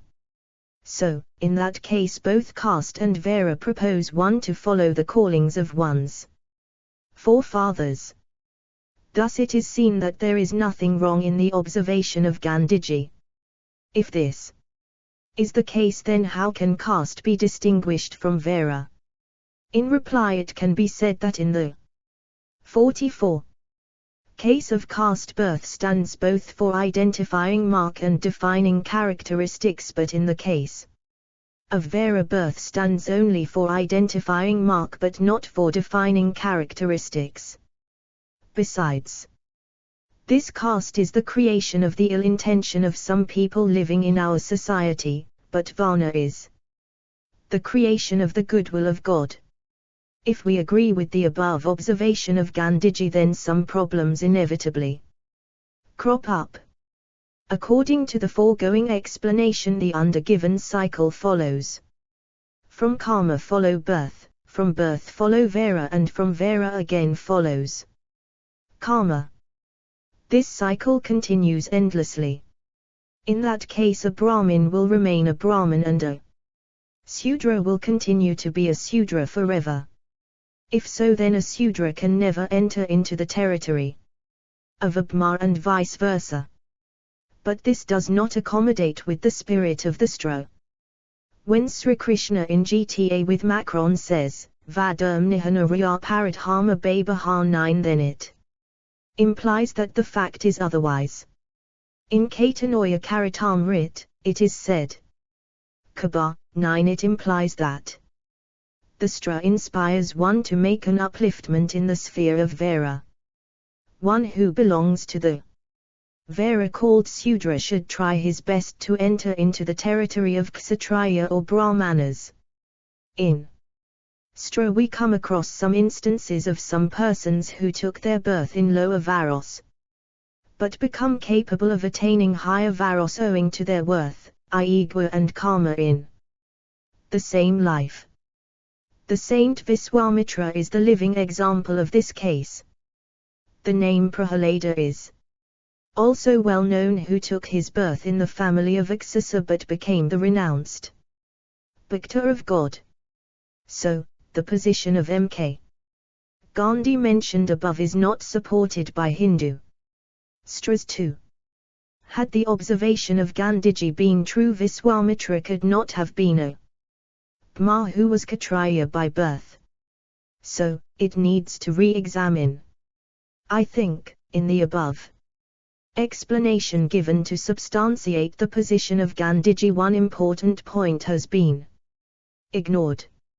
In the Srimad Bhagavad Gita, Krishna categorically mentions the criterion for 45. Creating 4 varos. This criterion consists of 2 units, one is gua and the other is karma. In the earlier explanation, gua, which perhaps is given the priority in the Gita, has been ignored. So, Vara determining factors are 2 gua and karma. One may take one's birth in a Sudra family, but his gua may not be Sudra-like, his gua may Brahma-like. In that case, though one is Sudra by birth, but the calling he has to follow is not the calling of a Sudra, but the calling of a Brahma. Viswamitra, for example, was Kshatriya by birth, but as his gua was Brahma-like, he became Brahma and followed the callings of a Brahma. So, one's birth or one's callings of forefathers has nothing to do with the calling of a person. Thus it is shown that the observation of Gandhiji that Vara proposes one to follow the callings of one's ancestors is not acceptable. So far as our observation is concerned, here deviation comes from the gua. One can come out of the traditional circle due to the new gua. If we have a close look into the spirit of the Stra, then it can be understood that the deviation may be taken place due to karma even. When in Gita Shri Krishna says, Sadharma Nihana Sriya Paradharma Babaha 9, it implies that if a Sudra follows and performs his sadharma, that is the calling of his forefathers, as perfectly as possible, then that karma will led him to take his birth in the upper Vara, that is in Kshatriya or Brahma Vara, in his next life. And in that case the view of Gandhiji cannot be countered like the above way. A pertinent question arises when Sri Krishna says to Arjuna, Kshavara me Sristam Gwakarma Bhivgasa 9, then what does it actually mean? Does it mean that the classification into 4 varos are being made by God through birth? If so, then why? If the classification is made on the basis of the karma performed by one in the previous birth, then what is the problem? If the same classification is made on the basis of the gua and karma. 46. That is the natural aptitude and capacity of the persons of their present birth, is it not more scientific and logical? The instance of Viswamitra and Prahalad substantiate this position. Reference 9br. Amdka, Annihilation of Caste, p. 44. 9 Chaitanya Charitamrita. 9 Srimad Bhagavad Gita, 4/13. 9 Gita. 9 Chaitanya Charitamrita. 9 Gita. 9 Gita, 4/13. 47. Chapter 4. Neo-Buddhism, Nirvana, and its contribution to remove social evils. The principal aim of each and every social reformer is to establish an ideal society. But the concept of ideal society varies from one social reformer to the other social reformers. Dr. Ambedkar, as a notable social reformer, holds that an ideal society must ensure equal justice for all the individuals living in it. He gives the name Samat Samaj to such a society. The Samat Samaj, according to Ambedkar, must be based on the three pillars of equality, liberty and fraternity. Though the ultimate aim according to him is to establish the fraternity and liberty, yet the equality can't be undermined, for fraternity and liberty are not possible without equality. Fraternity and equality are the necessary corollaries of equality. A society where there is no equality, there cannot be also the fraternity and liberty. Hinduism, Ambedkar observes, is not an ideal society as it cannot ensure the justice to all the individuals living in it.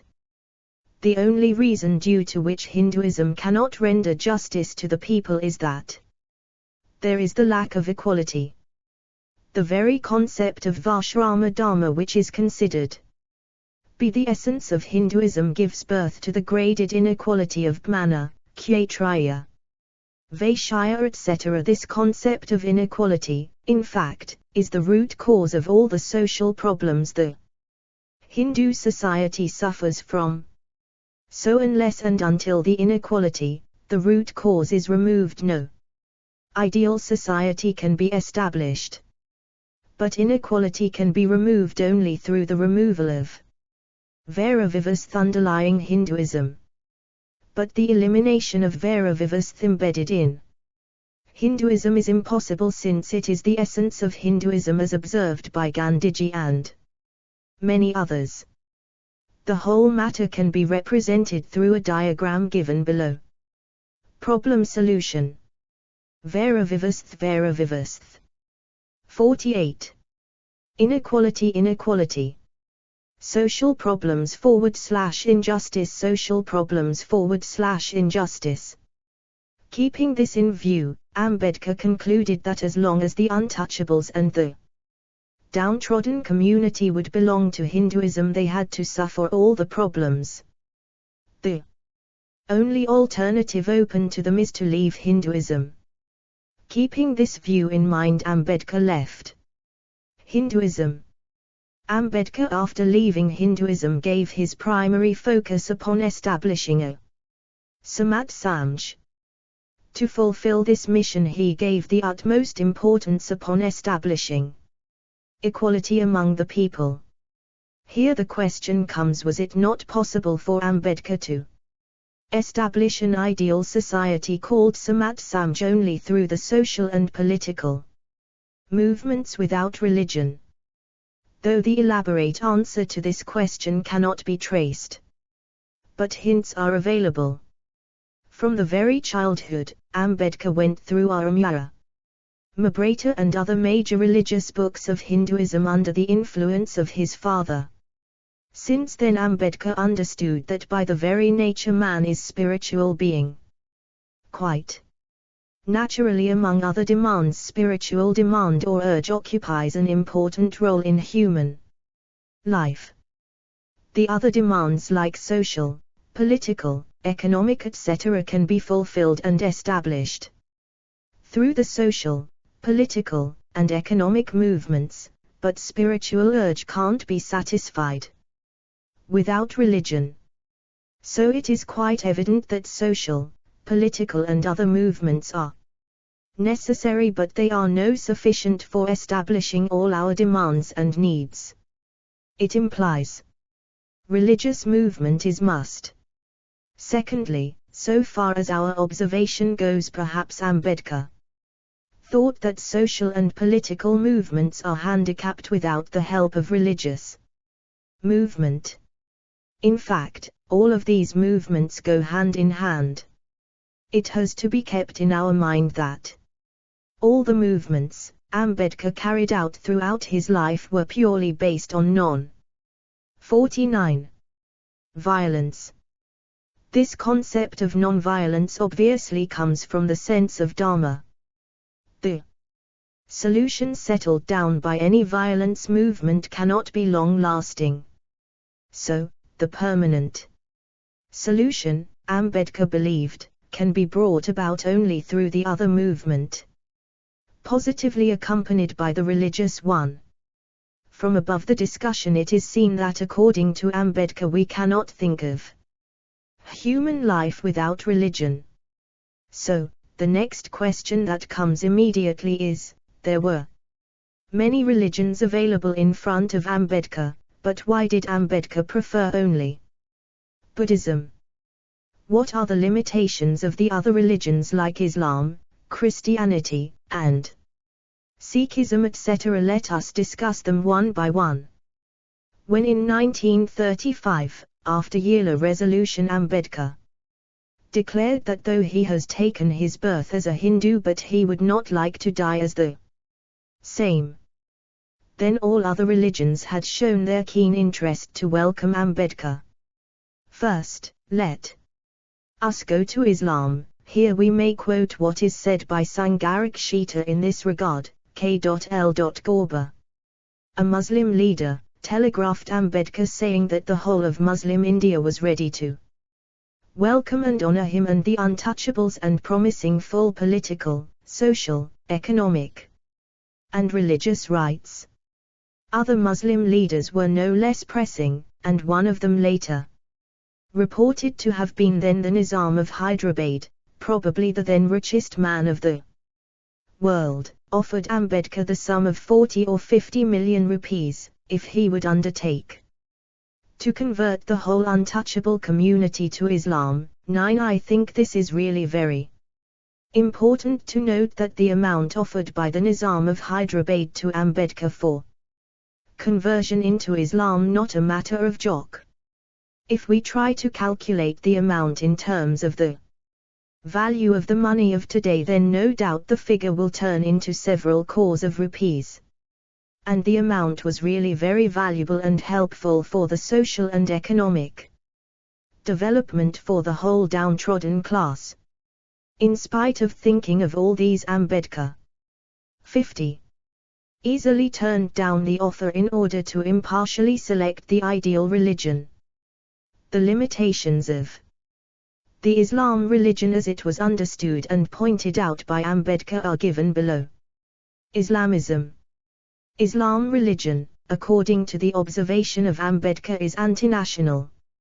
It is fanatic and creates a sense of separate national feeling which is very dangerous for India. Ambedkar declared in 1935 that he would leave Hinduism and embraced Buddhism in 1956. So the gap between the two events is a matter of more than long 20 years.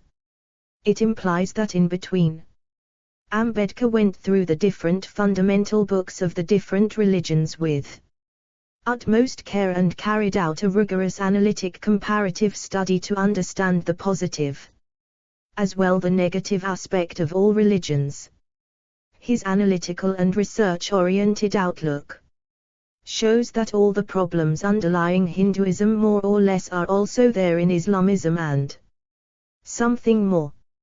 Secondly, Ambedkar observed that the fate of women belonging to Hinduism is more pitiable than the untouchable ones. That is why he was highly concerned with the problems of the women as well.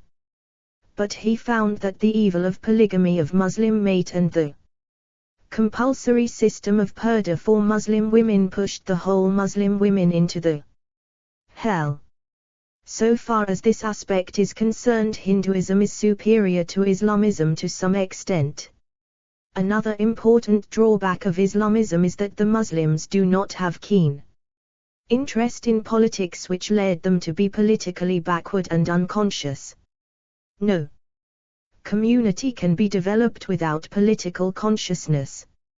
Another important problem to accept Islam religion is that if the people belonging to scheduled caste embrace Islam religion, then thereby they will go out of the Hindu culture. We know that to lose the culture of one is to lose the identity of him.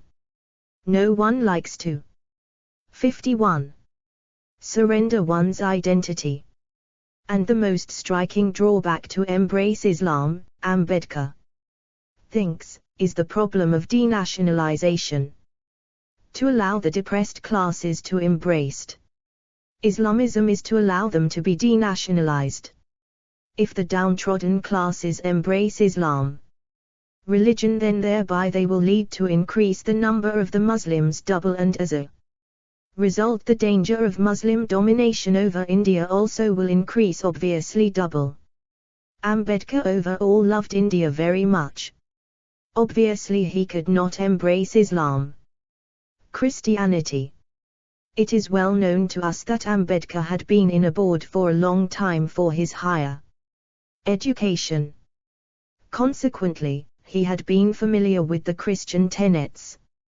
Besides this, he had a living contact with Bishop Wascombe Pickett of the Methodist Church. On the 31st of December, 1937, Ambedkar in a speech to Indian Christians at Sholapur expressed his views that two personalities could captivate him, and one of them was Jesus Christ.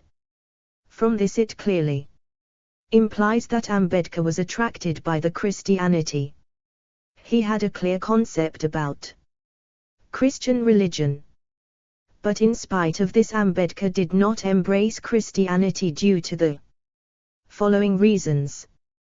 First, it may be one of the reasons that no direct invitation came to Ambedkar from the part of the Christian religion in response to Ambedkar's Yela Declaration. One response, of course, came from Bishop Bradley, but it was in the indirect form. In this context, Bishop Bradley of the Methodist Church said, communities consisting of millions of people could become Christians only if members experienced a real change of heart. It was a change of heart that constituted conversions. At the same time, he added, Ambedkar's statement would be welcomed by the Christian Church, since it indicated that the depressed classes were ambitious for better things in life and that a new era was about to dawn for them. 952. Secondly, Ambedkar observed that Christianity practiced in India was deplorable and sometimes contrary to the tenets of the Gospel of Christ. He noticed that the Christianity in southern India even observed caste in churches. The Christians in India were not conscious politically. If the Maha community embraced Christianity, then there was no hope for their financial progress, because the Maha students would lose their scholarships. Moreover, Christians were never found to fight for removing social injustice. Thirdly, Ambedkar was greatly influenced negatively when a memorandum was handed over to Ambedkar by the Tamil Nadu Depressed Classes Association in August 1944 at Madras, which clearly stated that their conversion to Christianity was of no use. It completely failed to uplift their economic and social position. It further stated that the depressed class Christians received ill treatment from former caste Hindus who continue to observe caste even after their conversion. The said association, through that memorandum, requested Ambedkar to rescue the outcast Christians from the hands of the caste Christians. Fourthly, another important drawback of embracing Christianity according to Ambedkar is the fear of denationalization. If the Maha community embraced Christianity, then thereby the numerical strength of the Christians would turn to Sikhs, cause which would lead to strengthen to the hold of Britain on the country. It was no doubt a matter of high concern for Ambedkar. Sikhism.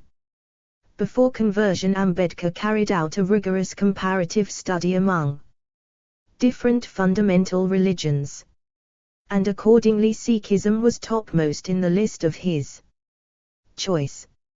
First of all, a warm welcome was come from the part of the Sikhism. Sardar Dalip Singh Dobia, a vice-president of the Golden Temple Managing Committee, wrote to 53 Ambedkar giving a positive assurance. He said, Sikhism fulfilled the requirements regarding what Ambedkar hoped for conversion.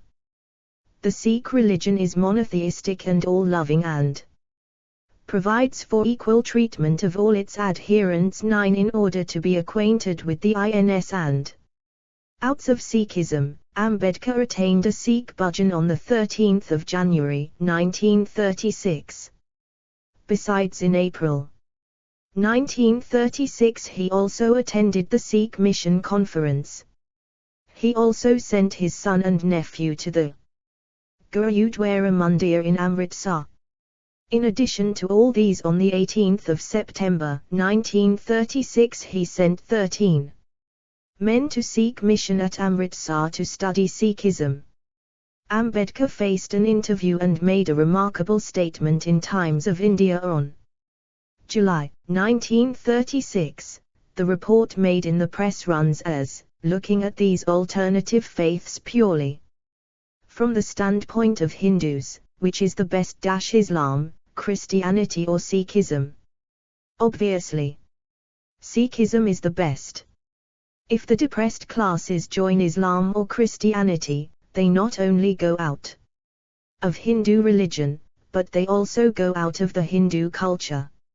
On the other hand, if they become Sikhs, they remain within the Hindu culture. This by no means a small advantage to the Hindus. Conversion to Islam or Christianity will denationalize the depressed classes.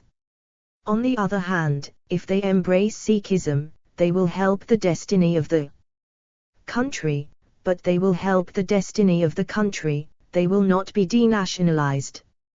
On the country, they will be a help in political advancement of the country. Thus it is in the interest of the country that the depressed classes, if they are to change their faith, should go on to Sikhism. 9. Another important reason which initially motivates Ambedkar to prefer Sikhism as an alternative religion is the fact that this choice of Ambedkar has been approved by some prominent Hindus. The Hindu leaders who approved the proposal of Ambedkar's conversion to Sikhism argued that Sikhism was a branch of Hinduism having the same culture and principles. 54. But the question comes, why did Ambedkar ultimately not embrace Sikhism? In answer to this question, it is said that Ambedkar ultimately turned his mind away from Sikhism due to the fear of losing the seats for the depressed classes.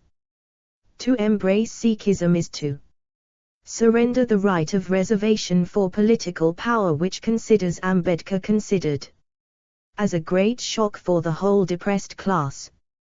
Political seats are reserved for the Sikhs only in Punjab but not in the other states. Keeping this in view, Ambedkar decided not to convert to Sikhism. But it is important to note that Ambedkar rejected Sikhism not in the same sense. He rejected Islam and Christianity. Buddhism. The reasons for accepting Buddhism as the best alternative religion for conversion is numberless. Among them the most prominent ones are the following. It is already mentioned that Ambedkar went through the fundamental religions and carried out a research to find out the best alternative religion to embrace when he would leave the Hindu fold. Side by side, he also devoted to find out the origin of untouchables was originally the broken men who stuck to Buddhism. Once Hinduism was empowered and governed by Brahmanism. At that time different superstitions were emerged and became prominent and forceful, and thereby the spirit of Hinduism was lost. People belonging to the lower Varos were ill-treated in different ways. They were considered as subhumans. Sometimes they were treated inferior even to the animals. The miserable conditions of them were really beyond description. Gautama Buddha had been greatly shocked by these miserable conditions of these people. Quite naturally he wanted to rescue those people from the hands of the Brahmins. So, after attaining Nirva, he came back to the society. He taught that all men are equal, no one is higher than the others. 55. Each and every one is equally important. People were greatly influenced by the four ideals of his Brahmaviras, i.e. the ideals of Maitri, the ideals of Karu, the ideals of Mudita and the ideals of Upek. The people who were looked upon as subhumans in Hinduism were greatly moved by the ideology that was taught by Buddha. They considered Gautama Buddha as the living God. Consequently, numberless persons entered into Buddhism leaving Hinduism. That was a great blow to Hinduism as well as to the Brahmins. As long as Gautama Buddha was living, that conversion was unabated. But after the demise of Gautama Buddha, the followers of Buddhism fall in conflict on different issues, and thereby they have been divided into different groups. These groups in the long run, in turn, again had been subdivided into smaller groups. Consequently, they lost their unity and strength. In this situation, the cunning Brahmins of Hinduism took this opportunity and mounted pressures upon them to convert into Hinduism leaving Buddhism. A great number of Buddhists joined Hinduism, but the rest ones who had been very much lower to Buddhism did not agree to join the Hindu fold. Those Buddhists, Ambedkar discovered, were punished by the Brahmin of Hinduism. They were considered untouchables. Naturally, the mind of Ambedkar was tilted in favor of Buddhism. Other religions like Christianity, Hinduism, and Islam etc. were revealed religions. Revealed religions are the religions of faith, consequently, they cannot satisfy a person like Ambedkar, who was a rationalist. But Buddhism was not a revealed religion like other religions already mentioned. It can quite easily pass the test of reason. Therefore it is quite natural that Ambedkar was greatly influenced by and satisfied with this religion. Buddhism teaches praj, understanding, karu, compassion, and samat, equality, which is really unique in Buddhism. No other religion teaches these three principles simultaneously in the strict sense of the term. As Buddhism teaches prajna, it can answer to the question of a rational mind like Ambedkar, which other religions fail to do. Ambedkar was greatly attracted 56. By the second principle of Kara. Ambedkar thinks a religion in the true sense of the term must advise one to stand by others in their ill days. The third principle of Buddhism is the principle of samat, which is most important according to Ambedkar. Ambedkar left Hinduism's imply because the principle of samat is purely absent from Hinduism, which gives birth to so many problems. One of the important and essential features of Hinduism is its Vairagavastha, which establishes the graded inequality of Hinduism. In the scale of the four Varos, the position of the Brahmins is the highest and the position of Sudra is the lowest. This clearly implies the lack of equality among the Hindus. Where there is inequality, there cannot be justice. Consequently, the lower Varos like Vairya and the Sudras are always deprived and humiliated by the higher Varos, the Brahmin and the Kshatriya. In Buddhism, prime importance has been given upon the principle of samat. Here each and every individual is treated equally. Therefore, Buddhism ensures the justice to the society. Keeping this in view, Ambedkar became attracted by Buddhism to a great extent. He thought, Buddhism is the only religion that can show the light of hope to the downtrodden people. Buddhism is more democratic, ethical and egalitarian. Ambedkar thought the time is changing continuously. True religion, according to him, must be changing accordingly. Ambedkar discovered the element of flexibility inherent in Buddhism which is absent from other religions. Ambedkar held that Islam religion is impractical and unethical due to its communal harmony. He was not satisfied with Christian religion even though to some extent it is superior to Islam religion. The great problem of Christianity is that the followers of Christianity do not practice the tenets of the founder of this religion. The religion, like Hinduism, Christianity and Islam, are theistic, which believe in God. These religions maintain that God created all that is on the earth. If so, then it implies 57. That He created the stone in the bladder too, which did not appeal to the rational man. Today 9.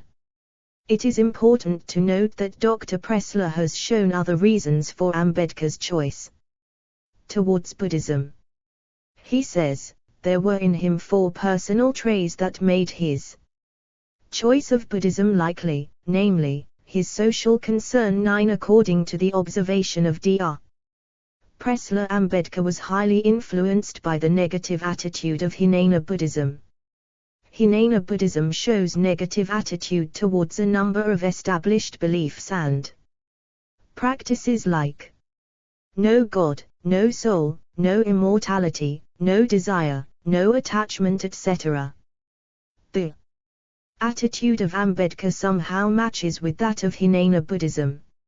Ambedkar himself was anti-philanthropists, anti-Congress Party, anti-labor unions, anti-Marxist, anti-priest, anti-Gandhi, anti-civil disobedience movement, anti-democracy at times, anti the name Harekrishna, anti-village life, anti-West, and even in an outburst of anger, anti the constitution which he helped to write. A careful analysis of the philosophy of Ambedkar clearly shows that his philosophy is similar to Kavaka philosophy to a great extent.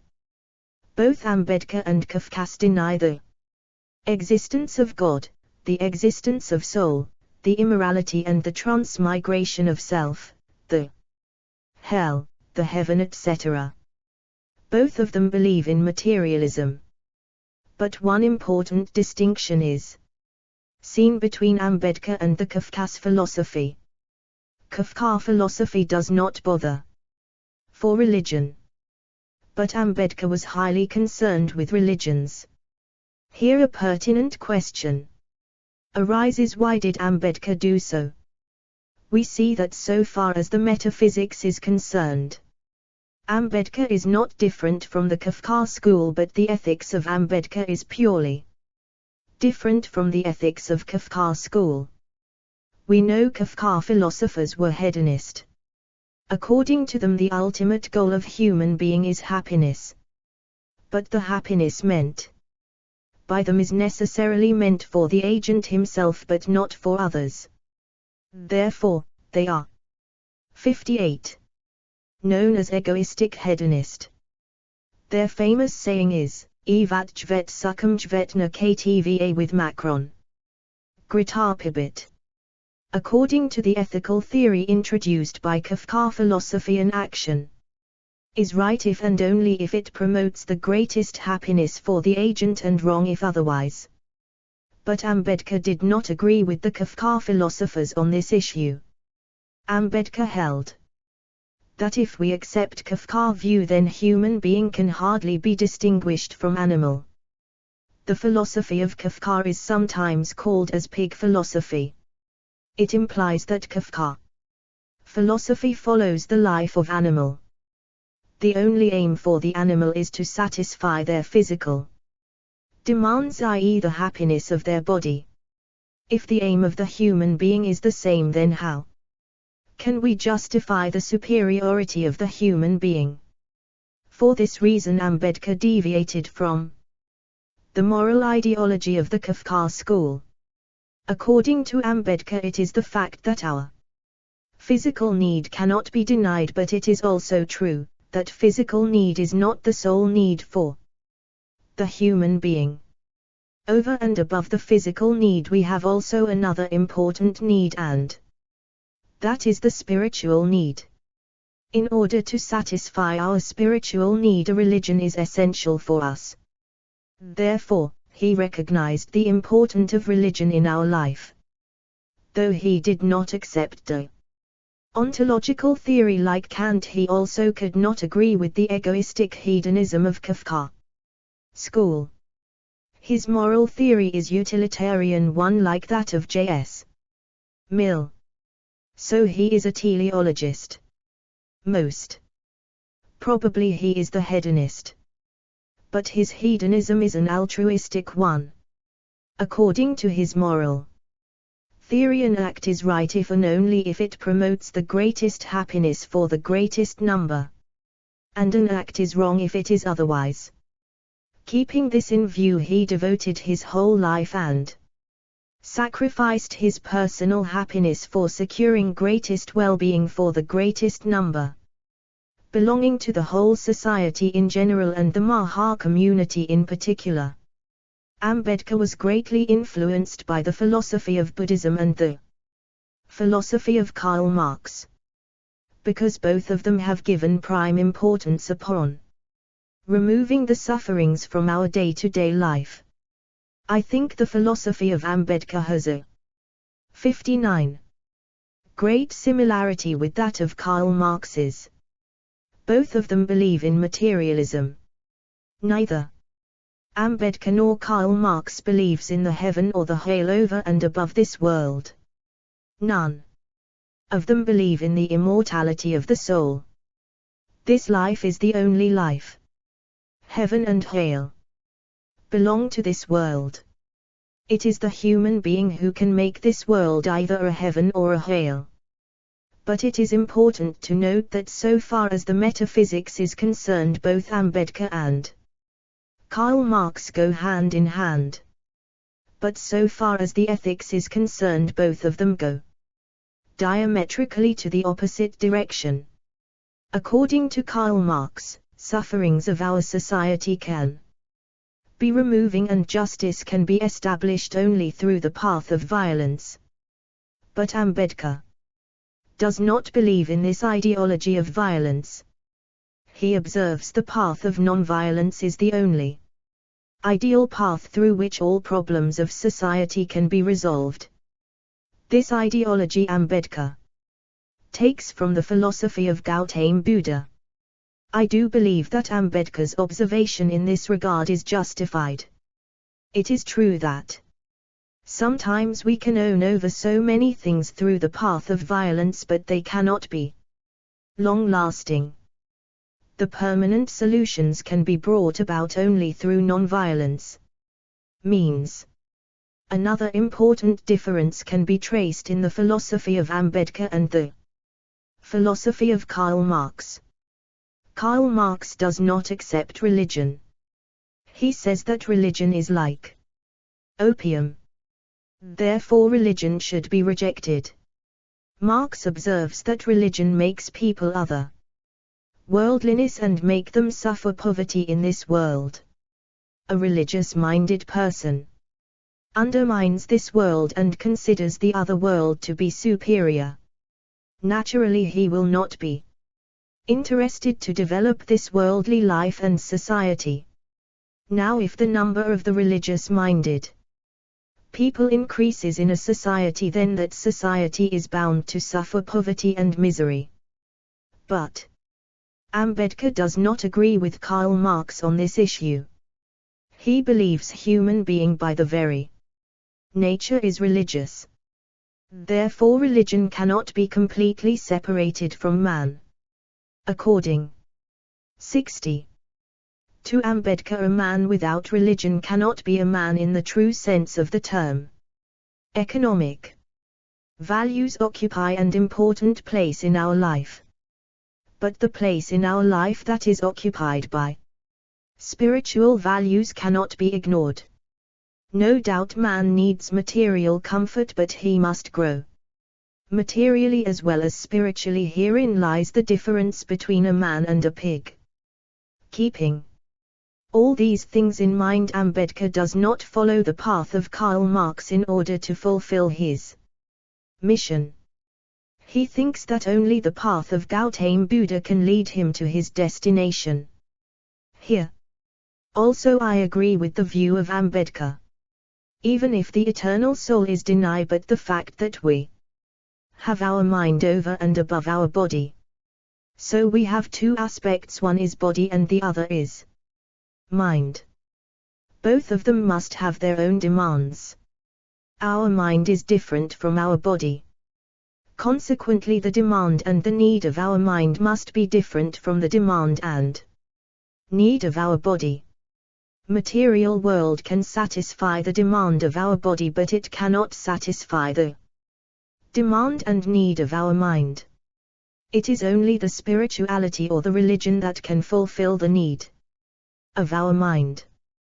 One of the important questions arises in the mind of any intellectual person: how far Neo-Buddhism introduced by Ambedkar has been successful in materializing the mission of Ambedkar. If we have a critical examination, then we can easily understand that the mission of Ambedkar has been turned into a reality due to Neo-Buddhism. This fact can be understood if the condition of the Neo-Buddhist is overviewed. The Neo-Buddhists are seen to be greatly influenced and inspired by the famous mantra uttered and advised by Dr. B.R. Ambedkar. The mantra consists of three important necessities of our life. The first one is education, the second one is agitation, and the third one is organization. First of all, the Neo-Buddhist community makes so progress in education that it is known as the most educated community in India.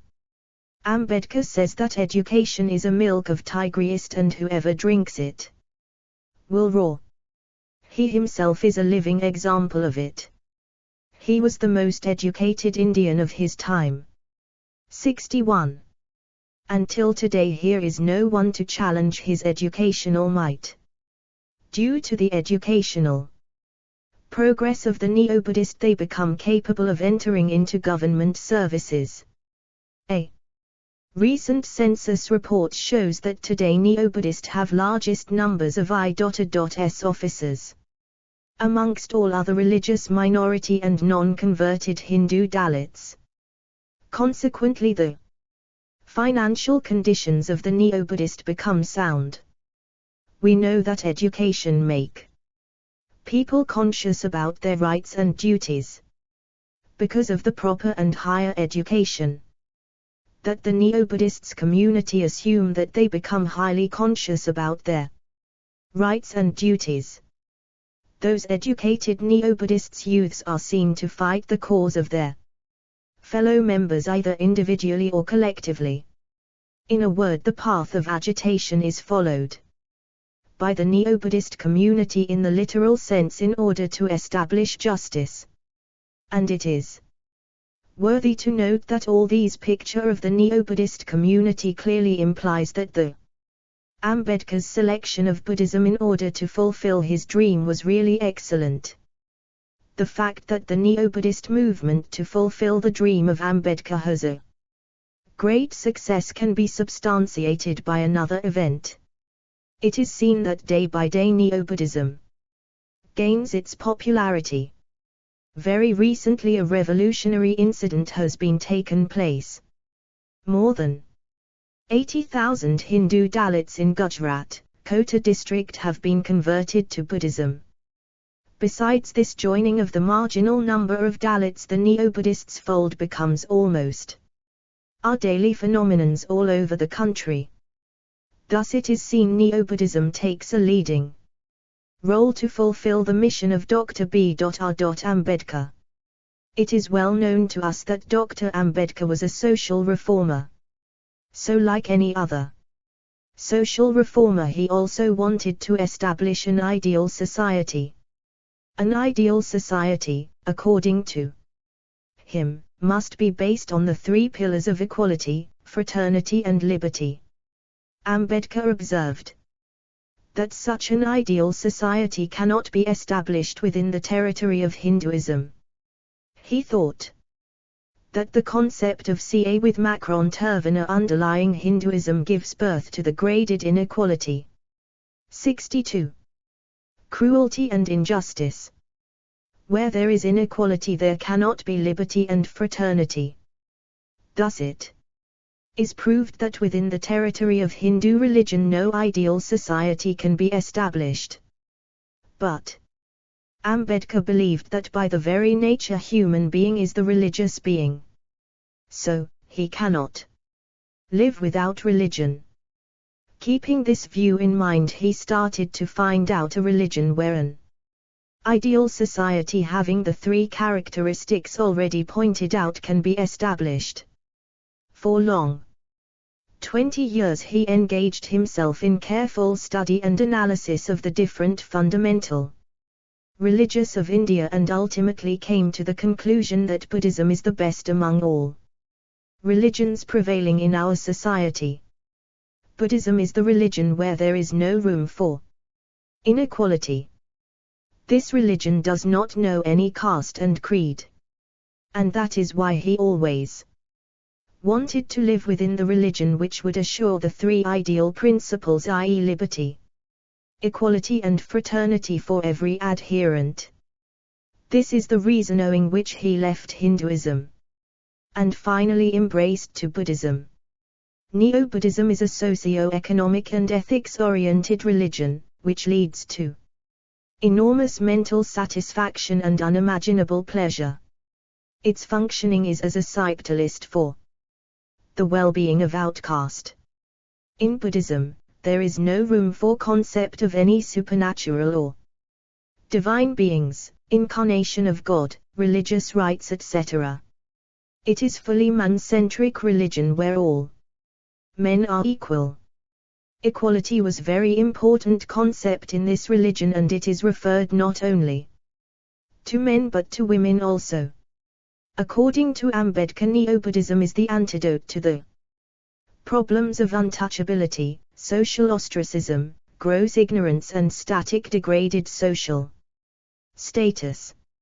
Let us now examine what exactly are the salient features of Neo-Buddhism and then see how it can remove the problems of social evils such as untouchability, exploitation, oppression etc. To counter the social evils, Ambedkar prescribed 22 vows as the important doctrinal beliefs of all Neo-Buddhist people. These vows will perform twofold activities. 63. First, they will help the Neo-Buddhists to remind that they are no more Hindus, and secondly, these vows will lead them to be ideal Buddhists. These vows are arranged in the following sequence. 1. I shall not recognize Brahma, Vishnu and Maheshwara as gods, nor shall I worship them. 2. I shall not recognize A with Makron Ma and Kriya as gods, nor shall I worship them. 3. I shall not recognize Gauri and Ganapati as gods, nor shall I worship them. 4. I do not believe in the theory of incarnation of God. 5. I do not consider the Buddha as the incarnation of Vishnu. 6. I shall not perform SA with Makron Doye for my ancestors, nor shall I give offerings to God. 7. I shall not do anything which is detrimental to Buddhism. 8. I shall not perform any religious rite through the agency of a Brahmin. 9. I believe in the principle that all human beings are equal. 10. I shall endeavor to establish equality. 11. I shall follow the eightfold path of the Buddha. 12. I shall observe the 10 paramitas enunciated by the Buddha.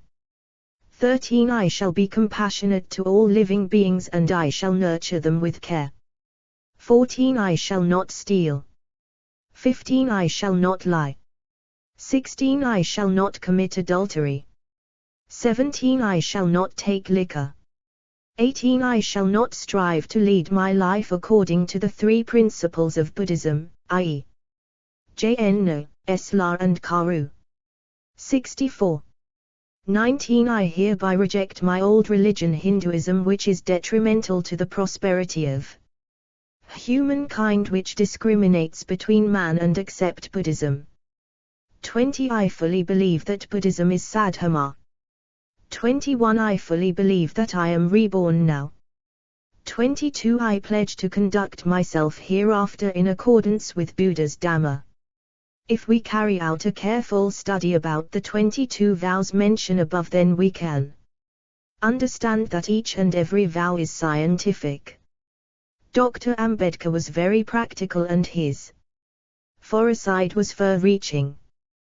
Consequently, he rightly observed that it's really very difficult for a converted person to follow a new religion. If a converted person is to follow a new religion effectively, then first of all he has to keep aside the past habit and impression of his former religion. But as the earlier religion was followed by him from the very childhood, the impression that one attains about his earlier religion was really deep-rooted. So, it is not an easy task at all to forget his past religion can be uprooted through rigorous and earnest attempt. Keeping this in view, Ambedkar proposed for some important vows. The first 3 vows are about the negation of the different gods and goddesses like Brahm, Visu, Mahesva, Arama, Krishna, Gauri, Ganapati, etc. In fact, in Hinduism there are different cults like Vaishnava, Sakta, Saiva, Ganapata, etc. As in Hinduism there are rooms for different gods and goddesses mentioned above, all of them more or less occupy a place in our minds. Keeping this in view, Ambedkar advised the Neo-Buddhists to forget all the gods and goddesses. Thus it is seen that the first 3 vows are quite justified. The concept of incarnation plays an important role in Hindu religion. In the Bha with Macron gave at GTA with Macron, Sri Krishna himself says that whenever justice is undermined and injustice is overpowered in society, then he himself comes down to the world to protect the religious and virtuous persons and punish the vicious ones, and thereby to restore the justice in the 65 society. Ambedkar observed that this teaching has a far-reaching negative effect upon our society. If people do believe in the phenomenon of reincarnation and the purpose of it, then they are bound to think that they have nothing to do for establishing the justice in our society. People will believe that today they may be deceived and cheated by some persons, but tomorrow God will come and take action against them. This type of belief positively will lead to be a hail. Maybe this type of belief is one of the leading causes for the pitiable condition of the downtrodden people in Hinduism. That is why Ambedkar in his 4th vow advises Neo-Buddhists not to believe in reincarnation anymore. Keeping the negative effects of the concept of reincarnation mentioned above in mind, Ambedkar advises the followers of Neo-Buddhism not to consider Gautama Buddha as the reincarnation of Vishnu. If they continue to believe in the reincarnation like the Hindus, then they have to suffer from the same problems from which the Hindus actually suffer. The lack of the belief in reincarnation makes the Neo-Buddhists to be self-dependent and confident, performing adhyaya for the deceased forefathers and offering to God is one of the important aspects of Hinduism. To believe in all these things is to believe in reincarnation and the existence of God, which in turn gives birth to the scope to cheat the common people. Ambedkar in his Neo-Buddhism does not like to keep any room where anyone can enjoy his vested interest by deceiving the ordinary people. Ambedkar believes from the very core of his heart that Neo-Buddhism as a religion is the best. This religion can easily provide liberty, equality and fraternity to the followers of it. But for this the followers of Neo-Buddhism must understand the spirit and essence of this religion. If someone fails to understand the real nature of Neo-Buddhism and does something detrimental to it, then this religion cannot fulfill the mission of its followers. Therefore, 66. Ambedkar warns all the followers of this religion not to do anything which will be detrimental to the purpose of it. In Hinduism, the Brahmins always play the role of middlemen, as if the people belonging to the others varnas and caste are not in a position to render their offerings to God by themselves. The Brahmins takes this advantage and fulfill their vested interests and deceive them. Ambedkar again reminds the followers of Neo-Buddhism not to commit the same blunder in their new religion. According to Ambedkar, a society is ideal if it can ensure the justice for all the people living in it. Ambedkar presupposes three conditions of justice: equality, liberty and fraternity. Among them, equality is most fundamental and primary. Hinduism, Ambedkar thinks, cannot give justice to the people simply because there is no equality in it, as there is graded inequality among the four varos. The aim of Ambedkar is to establish an ideal society through Neo-Buddhism. Therefore, that society must be based on equality. Keeping this in view, Ambedkar has given much more stress upon equality and advises the Neo-Buddhist to consider all human beings as equal, but to maintain equality is not so easy, and that's why some sort of endeavor is needed. In fact, the untouchability, oppression, etc. are the corollaries of the graded inequality of Hinduism. Therefore, if all those problems are to keep aside from Neo-Buddhism, then equality has to be maintained. Buddhism is different from the revealed religions to a great extent. The religion advocated by Gautama Buddha is described as Dhamma. Here Dhamma stands for righteousness or morality. If we examine all the eightfold paths very carefully, then we can see that they help a man to be moral and to lead a just life. So, Eightfold Path becomes instrumental to fulfill the mission of Buddha and Ambedkar. Eightfold Path taken together constituents the way following which the mission of Ambedkar becomes materialized. The 67. First among them is right views. Here right view is defined as the correct knowledge about the ultimate truth. Through here by ultimate truth in Buddhism we generally mean the Four Noble Truths. But Ambedkar uses the term right view in different sense because he does not recognize the Four Noble Truths in Buddhism. Perhaps by truth he means that this world is the only world. There is no any transcendental, there is no God, no eternal soul, not even transmigration of the soul, all men are equal, etc. Ambedkar advises all Neo-Buddhists to have proper knowledge about all things just mentioned. But mere knowledge without determination to put the knowledge into practice is useless. One must resolve to fulfill his mission through the right knowledge one attains. Our speech should be controlled and guided by our right knowledge as well as right determination. Right speech consists in extension from lying, slander, harsh words and frivolous talk. The next step of Eightfold Path is right conduct. Right speech should be followed by our right conduct. Right conduct includes the Panchasilas such as abstain from killing, stealing, sensuality, lying and intoxication. Next comes right livelihood. Ambedkar has given prime importance upon our livelihood by honest means.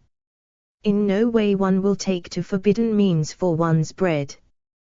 There is a famous proverb with which we all are acquainted: easy to say but hard to do is really very difficult for one to maintain what is already says above. Therefore constant endeavor is needed. The 7th step of Eightfold Path is right mindfulness. If we are to fulfill our mission, then we must constantly remember the actual nature of the realities already mentioned. The last stage is right concentration.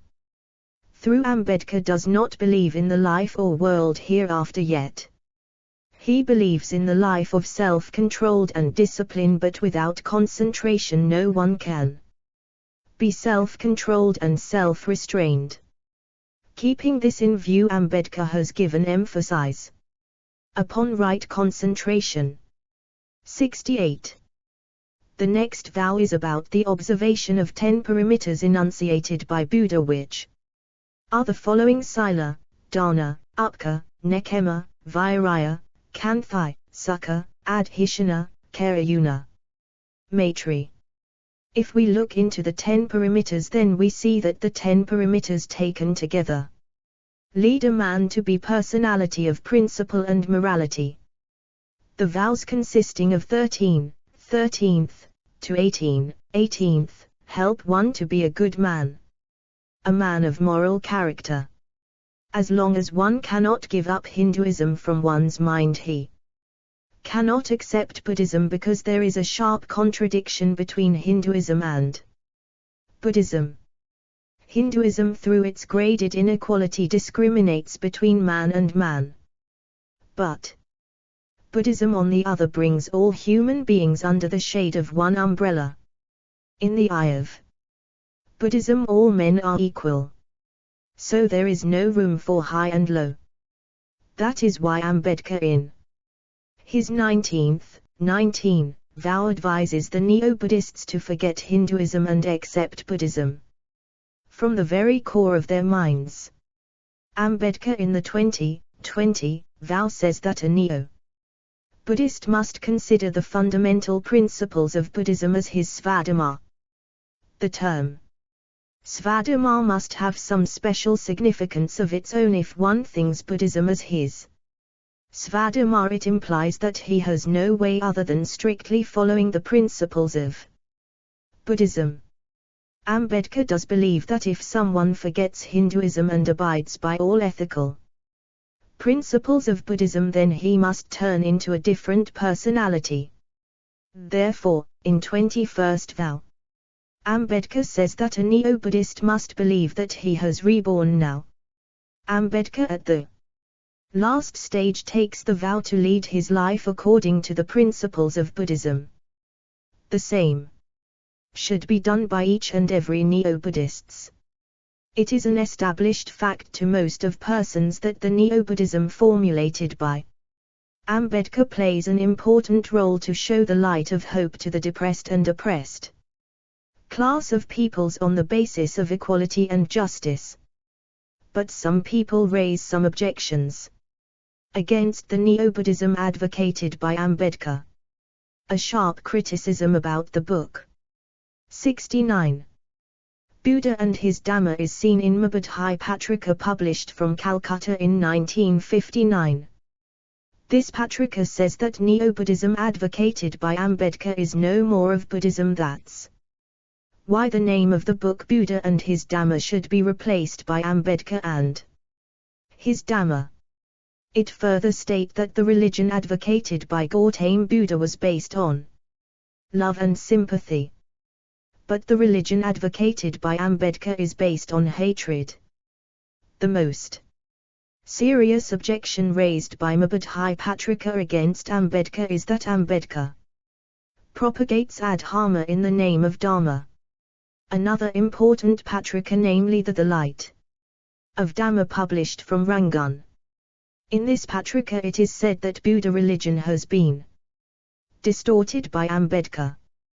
Wherever Ambedkar considers any theory of Buddhism to be inconsistent with his own view, he describes that doctrine to be incorporated to Buddhism by the later disciples of Buddhism. I think of the objection mentioned above can be countered. First of all, the objection regarding the renaming of the book is not acceptable, so far as the essence of Neo-Buddhism advocated by Ambedkar, is concerned, it is not different from the original Buddhism.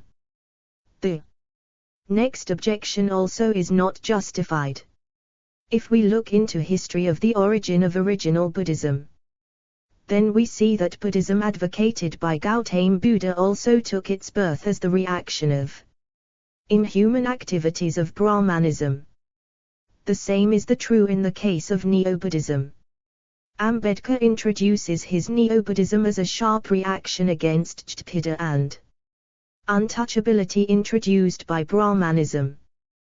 But though both of them were initiated as reaction against the Brahmanism, yet both of them ensure equality, liberty, fraternity and justice to all people irrespective of their caste, creed, gender and birth. The third objection I think is most serious objection. Ambedkar through his Neo-Buddhism sharply criticized the Virabhidajapida and untouchability prevailing in Hinduism. According to him, another name of Vera Vivasth and Ja with Makronti Vivasth is graded inequality, so the main purpose of 70. Neo-Buddhism is to annihilate the Vera Vivasth and the Ja with Makronti Vivasth and thereby annihilate or eliminate the graded inequality and established equality and justice in our society. In a word, we can say that the another name of Neo-Buddhism is humanism. Realizing all these things, can we still say that Ambedkar propagates adharma, injustice, in the name of Dharma, justice? If we have a close examination of Neo-Buddhism advocated by Ambedkar, then we can see that his concept of Neo-Buddhism is the outcome of his hair-splitting rigorous logic analyses. So, we cannot say that Ambedkar keeps aside the theories of Buddhism which he considers to be inconsistent with his own views. It is an established fact to most of persons that the Neo-Buddhism formulated by Ambedkar plays an important role to show the light of hope to the depressed and oppressed class of peoples on the basis of equality and justice. But some people raise some objections against the Neo-Buddhism advocated by Ambedkar. A sharp criticism about the book Buddha and his Dhamma is seen in Mabadhai Patrika, published from Calcutta in 1959. This Patrika says that Neo-Buddhism advocated by Ambedkar is no more of Buddhism. That's why the name of the book Buddha and his Dhamma should be replaced by Ambedkar and his Dhamma. It further states that the religion advocated by Gautama Buddha was based on love and sympathy. But the religion advocated by Ambedkar is based on hatred. The most serious objection raised by Mabadhai Patrika against Ambedkar is that Ambedkar propagates adharma in the name of Dharma. Another important Patrika, namely the Light of Dhamma, published from Rangun. In this Patrika it is said that Buddha religion has been distorted by Ambedkar. Wherever Ambedkar considers any theory of Buddhism to be inconsistent with his own view, he describes that doctrine to be incorporated to Buddhism by the later disciples of Buddhism. 71. I think of the objection mentioned above can be countered. First of all, the objection regarding the renaming of the book is not acceptable. So far as the essence of Neo-Buddhism advocated by Ambedkar is concerned, it is not different from the original Buddhism. The next objection also is not justified. If we look into history of the origin of original Buddhism, then we see that Buddhism advocated by Gautama Buddha also took its birth as the reaction of inhuman activities of Brahmanism. The same is true in the case of Neo-Buddhism. Ambedkar introduces his Neo-Buddhism as a sharp reaction against Jhapida and untouchability introduced by Brahmanism. But though both of them were initiated as reaction against the Brahmanism, yet both of them ensure equality, liberty, fraternity and Justice to all people irrespective of their caste, creed, gender and birth. The third objection I think is most serious objection. Ambedkar through his Neo-Buddhism sharply criticized the Virabhida, Jtapida and untouchability prevailing in Hinduism. According to him, another name of Vaira Vivastha and Jati Vivastha is graded inequality, so the main purpose of Neo-Buddhism is to annihilate the Varna Vivastha and the Jti Vivastha and thereby annihilate or eliminate the graded inequality and established equality and justice in our society. In a word, we can say that the another name of Neo-Buddhism is humanism. Realizing all these things, can we still say that Ambedkar propagates adharma, injustice, in the name of Dharma, justice? If we have a close examination of Neo-Buddhism advocated by Ambedkar, then we can see that his concept of Neo-Buddhism is the outcome of his hair-splitting rigorous logic analyses. So, we cannot say that Ambedkar keeps aside the theories of Buddhism which he considers to be inconsistent with his own views. Ambedkar observes that Buddhism as religion is unique. In no way Buddhism can be compared with other religion. He describes Buddhism as the social message of love, liberty. 72. Equality, fraternity, ahimsa, peace and justice. Ambedkar says, Buddha has a social message. He answers all these questions, but they have been buried by modern authors. Ref. Bhagawan Das, ed., Thus Spoke Ambedkar, Bangalore, Ambedkar Saratya. Prakashana. Ambedkar tries to analyze Buddhism critically and find out the essence of it. He says that the essence of Buddhism consists of not in the Four Noble Truths, the concept of nirvana, the concept of non-soul theory etc., but in the path of righteousness.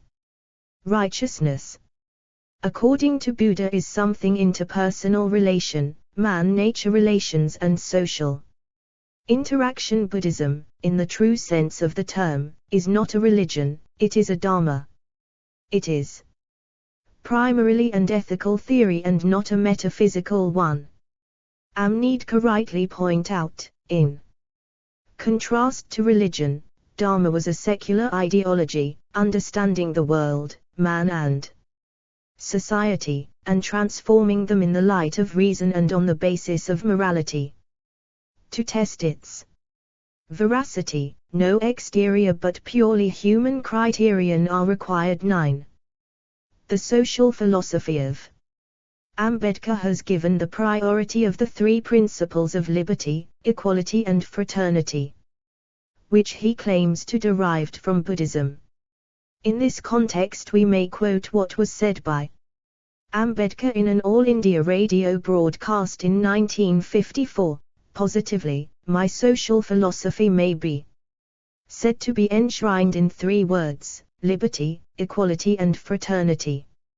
I have derived then from the teaching of my master, the Buddha. Ambedkar repeatedly point out that Virabhida underlying Hinduism gives birth to graded inequality prevailing in Hinduism, which was caused by Varna system, the essence of Hinduism.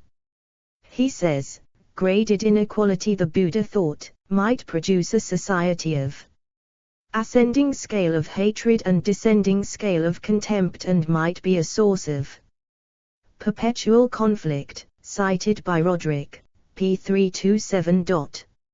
Ambedkar observes that Brahmanism in Hindu religion tries to justify graded inequality, oppression of the downtrodden people and 73.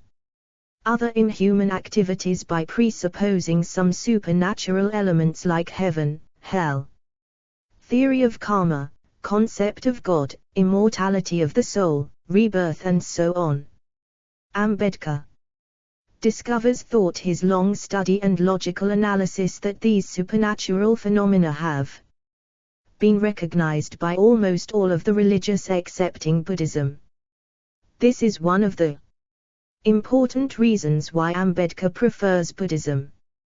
Buddha never claims himself to be God, or the Son of God or the messenger of the God or Avatara. Rather he declares himself as a son of ordinary man.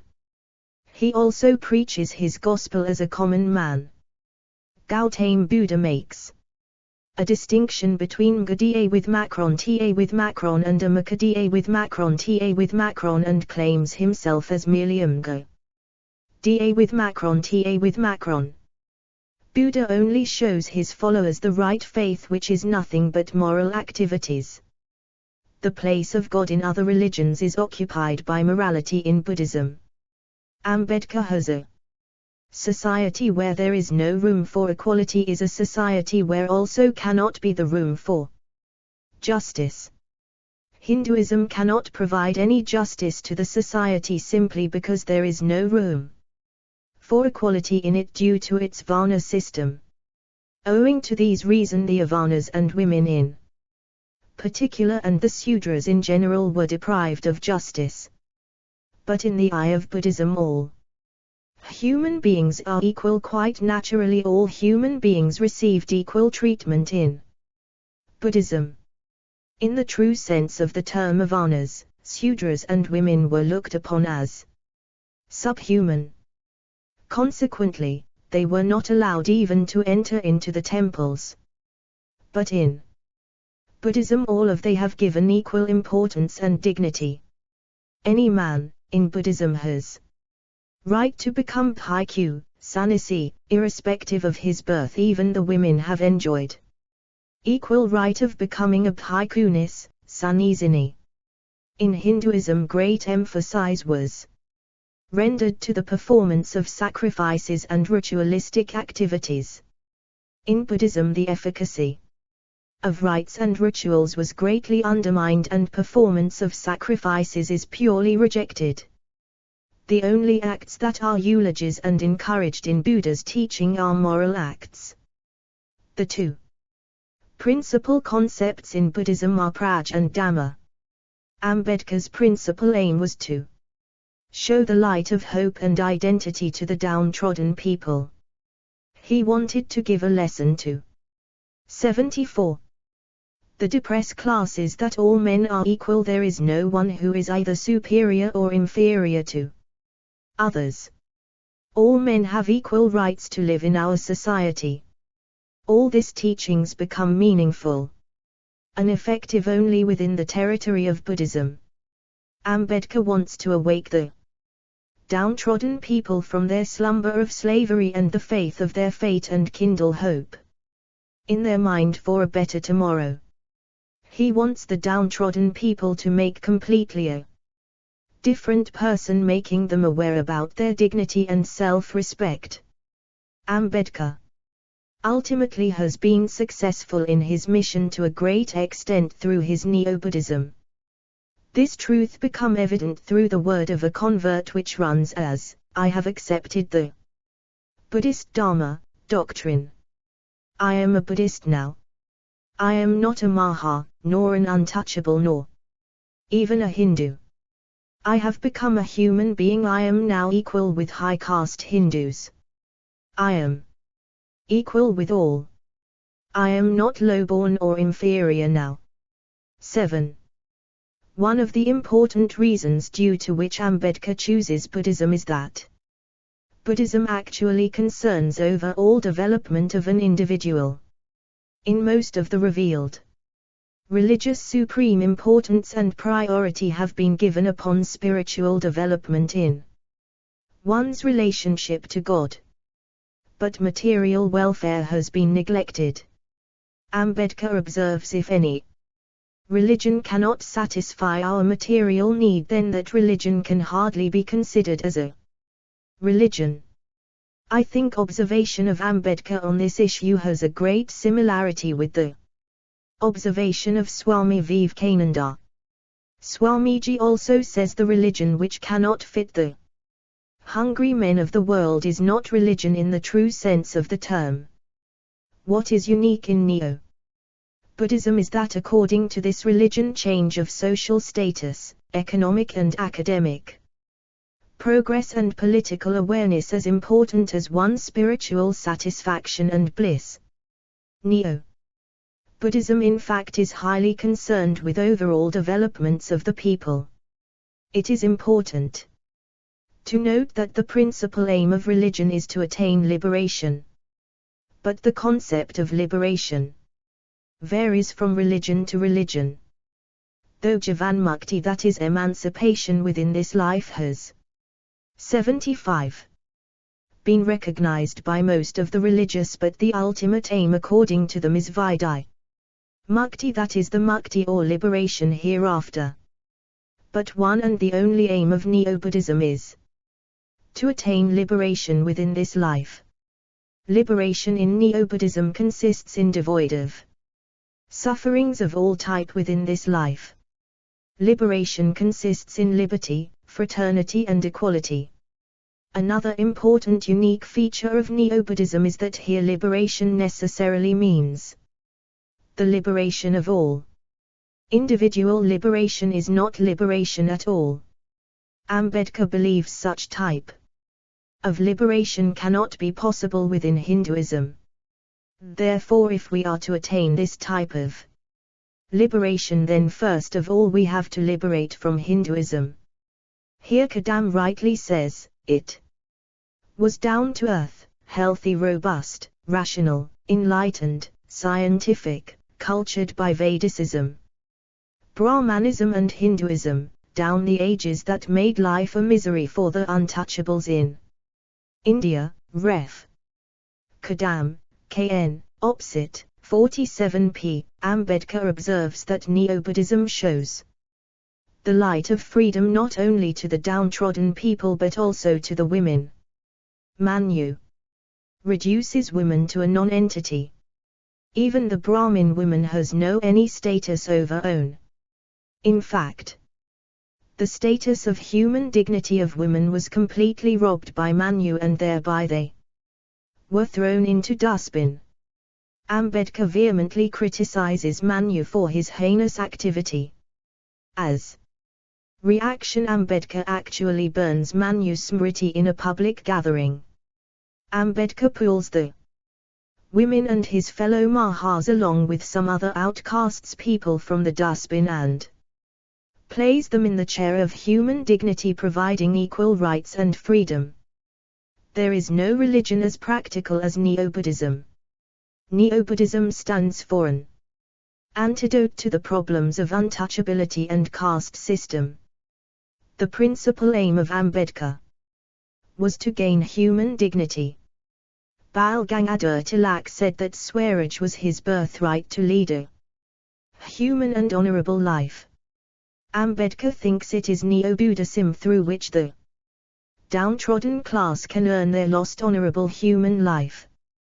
In fact, Ambedkar throughout his 76 life runs through struggle after struggle. As long as Ambedkar was there within the caste-ridden, graded, unequal Hindu society, his life was full of following struggles. Struggle to draw water from the public well, tube well and ponds, struggle for entry into temple, struggle for equality in education, struggle for liberation, struggle for fraternity, struggle for dignity, and so on. It is Neo-Buddhism which liberates Ambedkar along with his fellow Mahas from those struggles. On the basis of the discussion so far, it is seen that Buddhism is not a religion, it is a Brahmana. A religion necessarily is individualistic. The principal purpose of a religion is to lead an individual to the state of liberation or moksha. Secondly, a religion believes in a transcendental world. Thirdly, the basis of the religion is faith. A dharma, on the other hand, is basically universal and therefore interpersonal. The principal aim of Dhamma is to ensure the public or social welfare. In other words, it is for Bahujana Hitaya Bahujana Sukhaya. Again, Dhamma does not believe in a transcendental world. Therefore, the purpose of Dhamma of Buddhism. Then we see that there is no room for faith. The two important features of Buddhism are Praj and Karayuna. Praj here stands for rational understanding. Buddha likes to see each and everything about his Dhamma through the eye of reason. Quite naturally, he does not provide in his Dhamma through any room for supernatural phenomena like God, heaven, hell, etc. Ambedkar was greatly impressed by this feature of Praj, as he was himself a rational-minded individual. Karu, the second distinguishing feature of the Dhamma.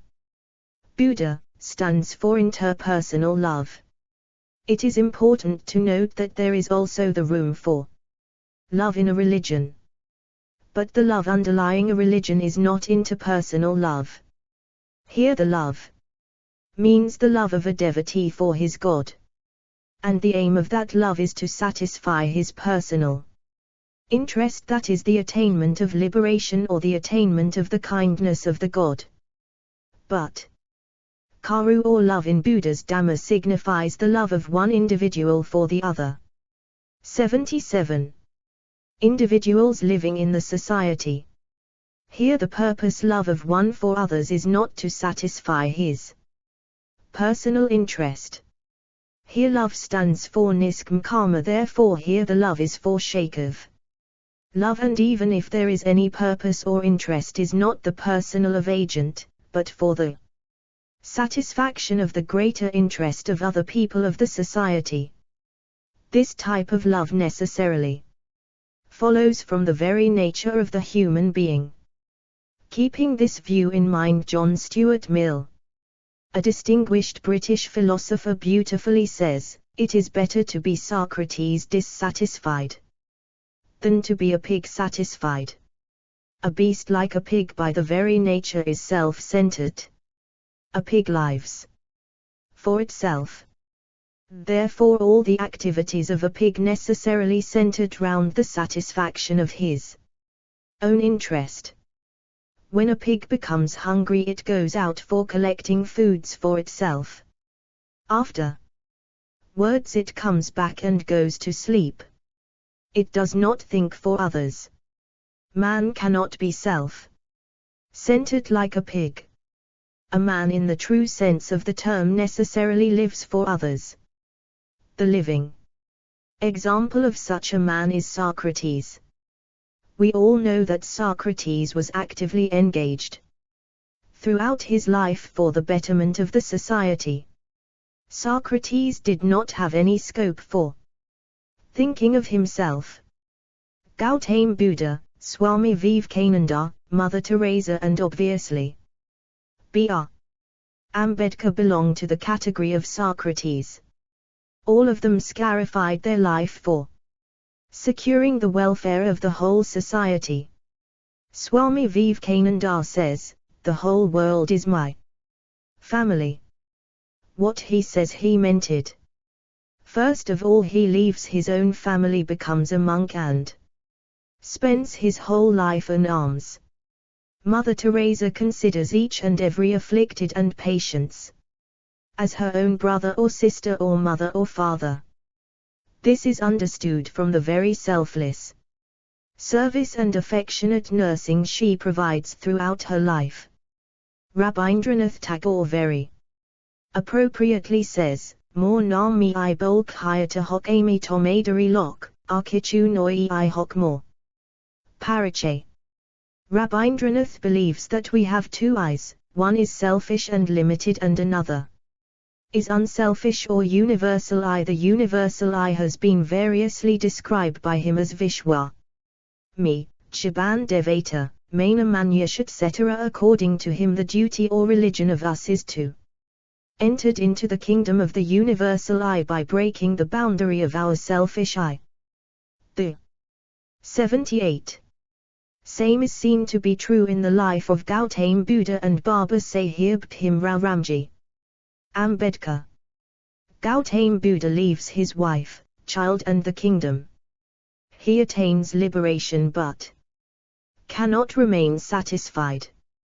He comes back to the society and shows the light of knowledge and morality, that the Dharma to all the individuals living in the society irrespective of caste, creed, and sex. Ambedkar also more or less does the same. First of all, Ambedkar himself attains knowledge in the way of becoming one of the highly educated persons. Subsequently he scarifies his life for the well-being and betterment of the whole society in general and the downtrodden people in particular by shedding the light of knowledge to them and converting a number of outcast people to Neo-Buddhism. Thus we see that Neo-Buddhism becomes instrumental for fulfill the mission of Ambedkar. 79.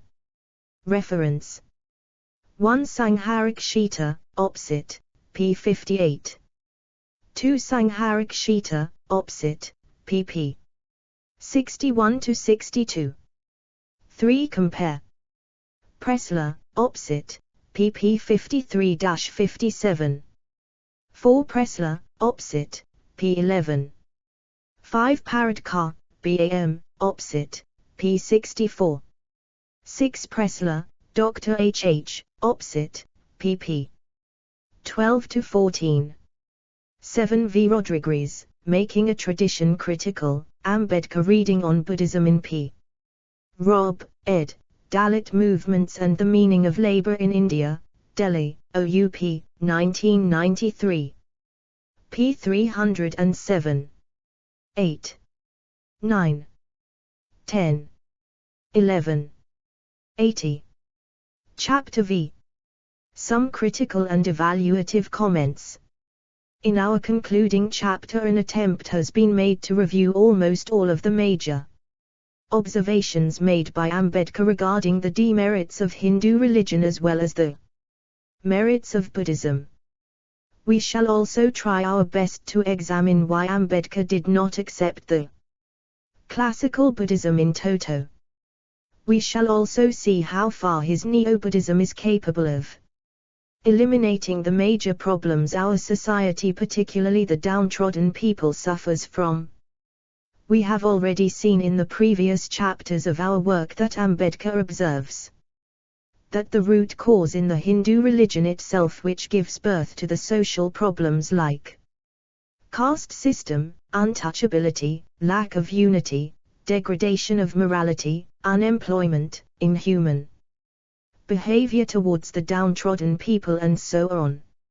Therefore, let us start with the review of this observation of Ambedkar. It has already been seen that fourfold classification of Vera, Kshivera, has been made by the Hindu Shastra itself. In the Srimad Bhagavad Gita with Macron, Sri Kriya himself says to Arjuna, Kshivera mayasta gwakama vibhagya 1. If it is taken to be true that as a matter of fact God himself has introduced the concept of this fourfold division into the society, then it cannot produce any evil in our society. The reason is obvious. We know that God by the very definition is loving. In Christianity this view has been emphatically accepted. Hindu religion also accepts the same view. In Hinduism God is variously described as Karayusandhu, Dinabandhu, Jagatpati, Dindayal, Paramapit, etc. This clearly implies that God is loving. If God is loving like our parents, then it is really inconceivable that God has done something which turns to be the cause of our sufferings. It may be that in some cases it may give birth to the sufferings of us, but ultimately it happens to be the cause of the well-being of the whole society.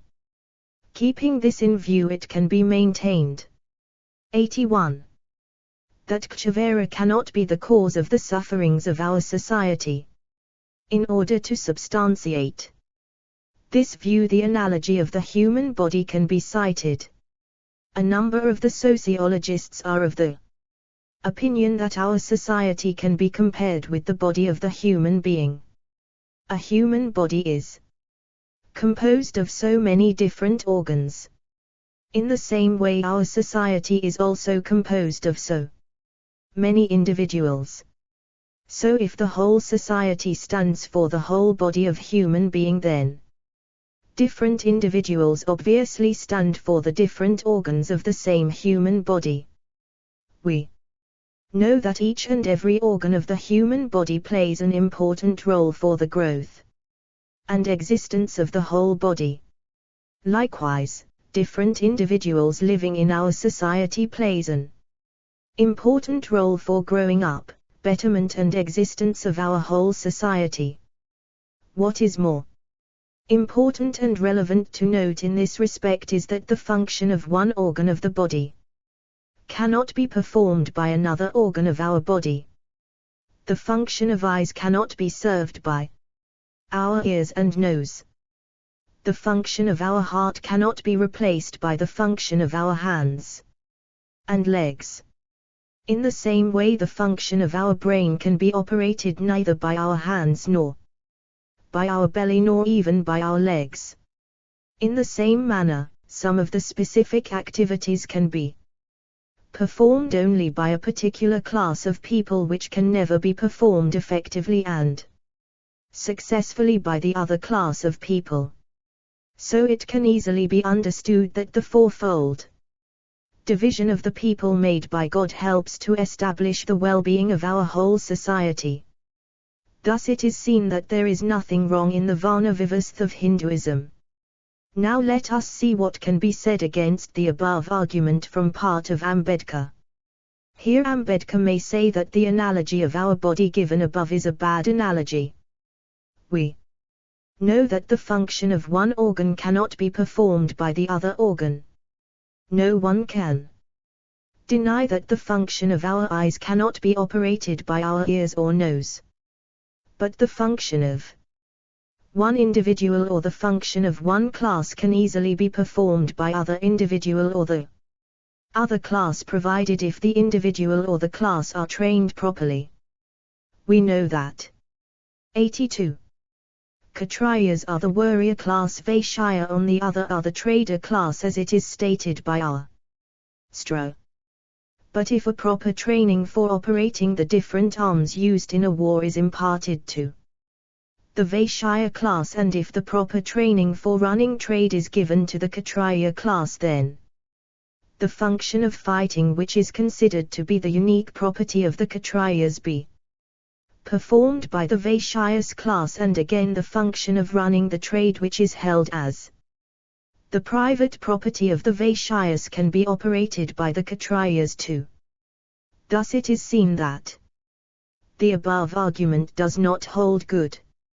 In response to the objection raised by Ambedkar, it can be maintained that Ambedkar here fails to understand the very spirit of the analogy given above. We sometimes in our day-to-day life compare somebody with some other person or some other thing or being. Ashutosh Mukherjee, for example, is compared with tiger. Ashutosh is known as the tiger of Bengal. Here one must understand the spirit of that analogy. Here if somebody says that this analogy is quite absurd simply because tiger is an animal having 4 feet and 1 tail, but Ashutosh Mukherjee has neither the 4 feet nor even 1 tail, then it is clear that the person who raises this objection misses the point. Here Ashutosh Mukherjee has been compared with tiger so far as his braveness is concerned.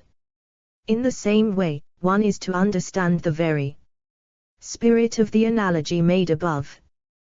When it is said that the function of the eyes cannot be performed by the ears, or the function of our hands cannot be operated by our legs, then thereby it is meant that the function of one organ cannot be performed by the other organ so effectively. If we have a close observation, then we can see that the function of one organ can be performed by the other organ to some extent. Sometimes we come across the fact that the function of our legs is performed by our hands and the vice versa. A person who gets lost his legs either from the very birth or in any later stage of his life due to any accidental walks by his hands. A person on the other hand, though in a very rare occasion, is also seen to write by 83. His legs. Besides this, our ear or the other organs of our body also are seen to perform the activity of our eyes to some extent. Suppose the leader of a SID group ask two persons X and Y to have an enquiry whether somebody is there within the room of a particular house. Suppose again that X is a person having his eyes of normal vision but Y does not. Mr. X enters into the room and sees that there are two persons whispering each other and comes back inform the same to the SID leader. Y like X enters into the room and listens to the whispering and touches the two persons present there within the room. Subsequently he comes back and informs the same to the SID leader. Here one and the same act has been performed by both X and Y. But the knowledge of the presence of the two individuals within the room is attained by X through his eyes. On the other hand, the same knowledge is ascertained by Y through his ears and hands. So, the above observation of Ambedkar that the function of one organ cannot be performed by the other organ cannot be accepted. The very point which is intended to imply through the analogy taken is that though the activity of one organ can be performed by the other organ to some extent, but it can never be performed so effectively. It is true that one can walk with the help of hand if one can properly practice, but yet he cannot walk with the help of hand as fast as a normal man can walk with his legs. The same is true in writing also.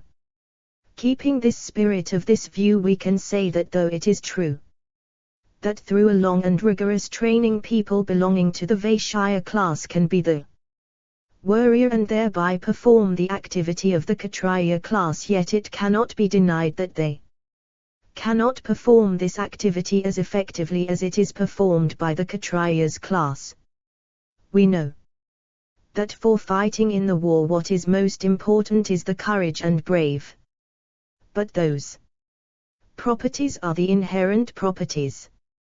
They cannot be implanted or injected from outside through any teaching or training. The fourfold division of the people is made on the basis of the inherent nature, that is the guna and karma. Thus it is seen that the objections of Ambedkar against this fourfold classification cannot be accepted. 84.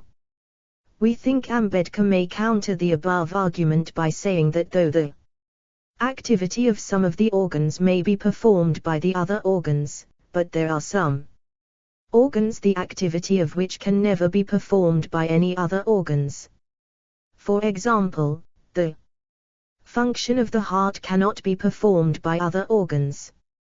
In the like manner, the function of our lungs can never be performed by any other organs. The same is equally true in the case of the function of our brain. The operation of the thinking process is strictly a private property of our brain. But if we go back to our society, then we see that the function of each and every class can be performed by the other class. Besides this, if we have a close examination and analysis, then we see that the exact function of a particular organ can never be performed by other organs, as it is claimed in discussion above. The function of the eye can never be performed by ear and hand, as it is claimed above. What is the exact function of our eyes?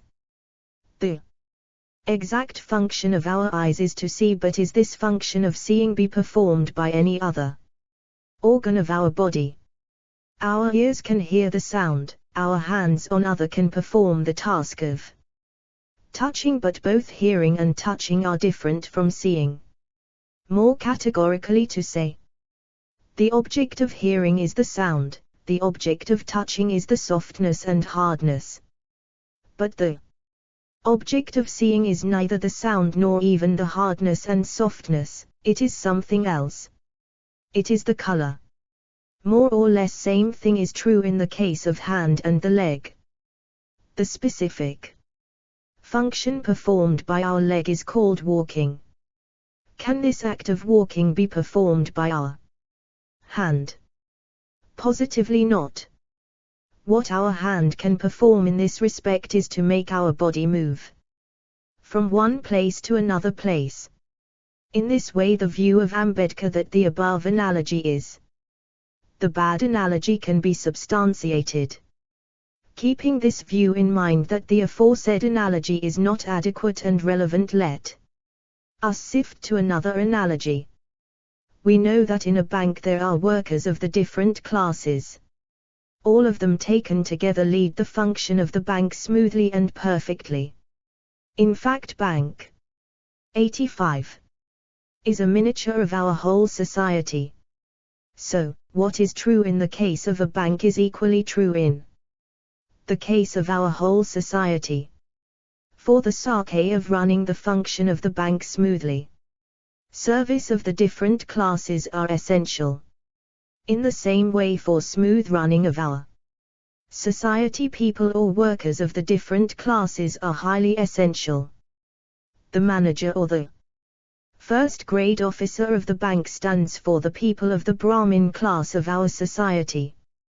The fourth grade workers of the bank stand for the Dra class of our society, and the workers in between of the bank represent the people belonging to the Kshatriya and the Vaishya class of our society. The function of the manager of the bank cannot be performed by the fourth grade worker of that bank. Similarly, the function of the Brahmin class cannot be performed by the Dra class. If the fourth grade workers of the bank are allowed to perform the function meant for the manager of the bank, then no doubt some unwanted consequence will follow and the bank cannot serve its purpose. In the same way, if the responsibility of performing the function of the Brahmin class is handed over to the Dra class, then positively it will lead to some unwanted consequence from which our whole society will suffer. From this it can be concluded that the fourfold classification of the people made by our Shastra is quite scientific, and it is necessary for the progress and betterment of our society. So there is nothing wrong in it. Here, on behalf of Ambedkar, someone may say that in our Shastras as well as in our Constitution all men have been described as equal. But if men are distinguished into four classes, then how can we say that all men are equal? The term classification necessarily implies some sort of inequality. Therefore, if we accept this fourfold classification of the people as scientific and logical, then we cannot, at the same, maintain that all men are equal. And again, if we agree that all men are equal, then we cannot accept the concept of 86. Kshavera, fourfold division, as it is propounded by Stras, because acceptance of the both at the same time leads to some sorts of self-contradiction. Apparently the above objection raised by Ambedkar looks sound, but if we have a close examination, then we can easily understand that this objection does not hold good at all. When our Shastra and our Constitution claim that all men are equal, then we have to keep in our mind that the equality in question is not unqualified one. I think this can be explained with what is said by Henry Sidgwick. He says, justice is the similar and injustice is the dissimilar treatment in similar situation. 2. This clearly implies that all men are equal in similar situation. Keeping this in view, it can quite consistently be said that both our Shastra and Constitution advise to treat all people equally only in similar situation. Following the same principle, it can be said that if the situation is dissimilar, then two men cannot be treated similarly. So far as the humanity is concerned, both the manager and the peon of the bank are equal. But as long as the academic qualifications, experience and the other relevant things are concerned, they are not equal at all. Therefore, equal treatment of both of them gives birth to injustice instead of justice. Here, if the manager of the bank is replaced by the peon, then obviously it will lead to injustice and adverse consequence. In the like manner, a bmin is not different from a dra so far as their humanity is concerned. But so far as their gua and karma are concerned, a bmin cannot be equal to a dra. If a bmin is replaced by a dra, then it would lead to injustice and positively hamper the progress and the development of the whole society. It is important to note that a peon can be promoted to the post of a manager of a bank if the peon acquires all the necessary qualifications for being so. Similarly, if an individual belonging to dra class gains the gua and the karma of bmin as it is stated by stras, then he should be promoted to the Brahmin class. This is what is meant by the equality of all men. 87. In order to substantiate his own position, Ambedkar here may say that though theoretically this fourfold classification of the people sounds good, but practically it takes completely a distortive form.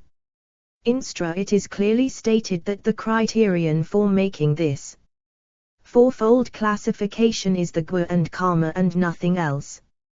So Stra suggests to classify all the people of the society into four classes strictly on the basis of gua and karma, irrespective of birth. But in our day-to-day life this classification is made on the basis of birth, irrespective of the gua and karma. It is worthy to note that this violation of the criterion is taken place in our practical life not only today, but the same thing was found even in the period of Aramyara and Mahabharata. When Sri Kriya, for example, in the Gita with Macron advised Arjuna to follow his Svadharma, then he did so just on the basis of his birth. And again when Karna was denied to take part in the mock fighting with Arjuna, then no doubt it was done due to his birth because people knew him as Staptra. The case of Eklavya is not exception to it. We all know that when Eklavya expressed his desire to take the legion of archery under the teaching of Dronacharya, his prayer was immediately and directly turned down by Dronacharya. What is the reason behind it? The only answer is that he took his birth in a lower family called Vid. I think the strong desire of a tiny boy to take the legion in archery is sufficient testimony that his gua and karma corresponds to the gua and the karma of Kshatriya. And later on his unparalleled expertness and efficiency in archery without the teaching and guidance of any master bears a strong evidence of his Brahmin-like gua and karma. The aforesaid objection of Ambedkar can be answered in two different ways. First, if what is claimed by Ambedkar is taken to be true, that really as a matter of fact this fourfold classification is made on the basis of birth, yet there is nothing wrong in it. We know a mango tree gives birth only the mango but not the jackfruit, and the vice versa. Similarly, 88. Bmin positively gives birth to a son who must be Brahmin by his gua and karma, and a Dra gives birth a son who is Dra by nature. We think the above view can easily be countered, though as a matter of fact it is seen that a mango tree gives birth only mangoes, but it is not true in the case of the people. Very often we come across the fact that one is an ideal bmin but the son of him does not have even the minimum quality of a bmin. On the other hand, a father is Dra by his gua and karma, but his son has gua and karma of bmin. And the classic example cited by Stra is Prahalada, who took his birth in Aksasa family but became a distinguished and unparalleled devotee, bhakta, of God. The case of Viswamitra is also worthy to note.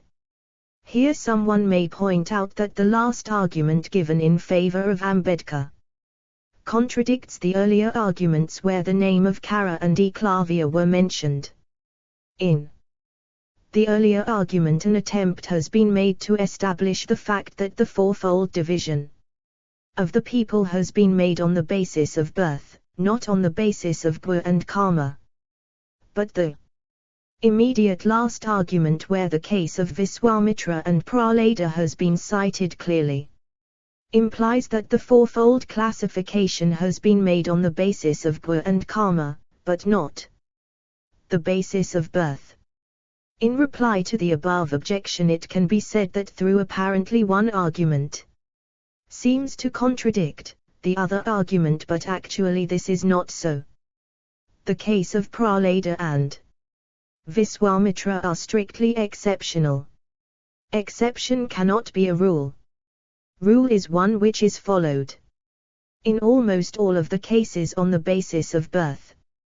So there is no self-contradiction between the two arguments given above. Now questions comes: if the fourfold classification is made strictly on the basis of guna and karma instead of birth, then yet does Ambedkar continue to raise objection in 89, accepting fourfold classification proposed by Austras? Perhaps not, because in that case the Varna Vivastha does not give birth to any social problems, like caste system, untouchability, lack of unity, unemployment, etc. In that case profession, status, etc. of the one will be determined by the guna and karma of him irrespective of his birth. But we think the advice of maintaining such type of division is pointless. The activity of one actually is nothing but result of one's guna. If svataguna in a person predominates the other two gunas, then it is quite natural that his behavior or the activity will be Brahmin-like. The very question of advising him to perform the Brahmin-like activities becomes meaningless. The fire automatically burns due to its own nature. The water automatically satisfies our thirst due to its inherent nature. In the same way, one man performs his activities due to his potential nature. Is this not useless and illogical to advise a man to perform his activities according to his inherent nature? Thus it is shown that if the fourfold division of the people is made on the basis of birth, then it is unwanted, as it gives birth to so many social problems, and if this classification is made on the basis of guna and karma, then it is useless. Ambedkar says that had there been no Vara Vivastha, man would have been self-sufficient. We know self-help is the best help. But as Vara Vivastha is prevalent in our society, there is no scope for any individual to be self-sufficient. Here in Vara Vivastha, Dra has to depend upon Vaishya, Kshatriya and Brahmin for their food, self-protection and reading and writing their letters, etc. respectively. In the same way, Brahmin also has to depend upon Kshatriya, Vaishya and Dra for the self-protection, food and other essential service like cleaning, cutting their hair, etc. respectively. In this way each and every class becomes purely dependent upon the other classes. Thus this system creates an obstacle for becoming one self-sufficient. 90. In reply to the above objection, it can be said that the above mentioned allegation cannot be denied. But if we have a close look, then we can see that the merits of the system in this respect are greater than its demerits. We all are acquainted with the famous proverb, Jack of all trades but master of none. If one tries to perform all the necessary activities for him, then he can be master of no work. If all the people of a particular society follow this policy, then that society cannot be developed. We know that if an individual is engaged for a long time with the specific type of activity, then thereby he becomes efficient and expert in his respective activity, which will positively lead that society to its maximum development and progress. Our day-to-day experiences substantiate this view. Day by day our society proceeds to this direction. One example may be cited to explain this fact. Today we are seeing that in the higher studies this trend is quite evident. We see that the whole higher academic world has been divided into some broader compartments or faculties like arts, science, commerce, engineering, medical and so on. Each and every compartment has further been subdivided into smaller units. The arts faculty, for example, subdivided into Bengali, English, history, political science, philosophy and so on. Different teachers are engaged with different subjects throughout their life. And again the teachers who are engaged with the study of philosophy have further been compartmentalized. Some teachers of philosophy are engaged with the study of Indian philosophy, some on the other, are engaged with the Western philosophy. The journey of the specialization is not end with it. The teachers who are engaged with the study of Indian philosophy have further been subdivided into the teachers of Nyaya philosophy, the teachers of Vedanta philosophy, and so on. This fact clearly implies that Vera Vivasth helps a lot to develop our society. Now let us see whether Ambedkar has anything to say against this. I think this objection can be beautifully countered by Ambedkar. As a matter of fact, Ambedkar has said, 91. That the above claim may be taken to be true provided the division is made on the basis of the natural aptitude of the persons concerned, but in reality the fourfold classification of the people prevailing in our society is made purely on the basis of birth irrespective of natural aptitude. This type of unscientific division cannot ensure the progress and development of any society. On the contrary, it ensures the retreat and backwardness of our society. If this division is made exclusively on the basis of natural aptitude, then Ambedkar again will say the same thing, that the advice of maintaining this division is pointless. The whole thing will smoothly proceed automatically. We think the observation of Ambedkar is well grounded. Gandhiji once said Vera Vivasth in our society is as essential as air and water in our life. 3. Let us examine this view. Gandhiji has given maximum importance upon Vera Vivasth of Hinduism.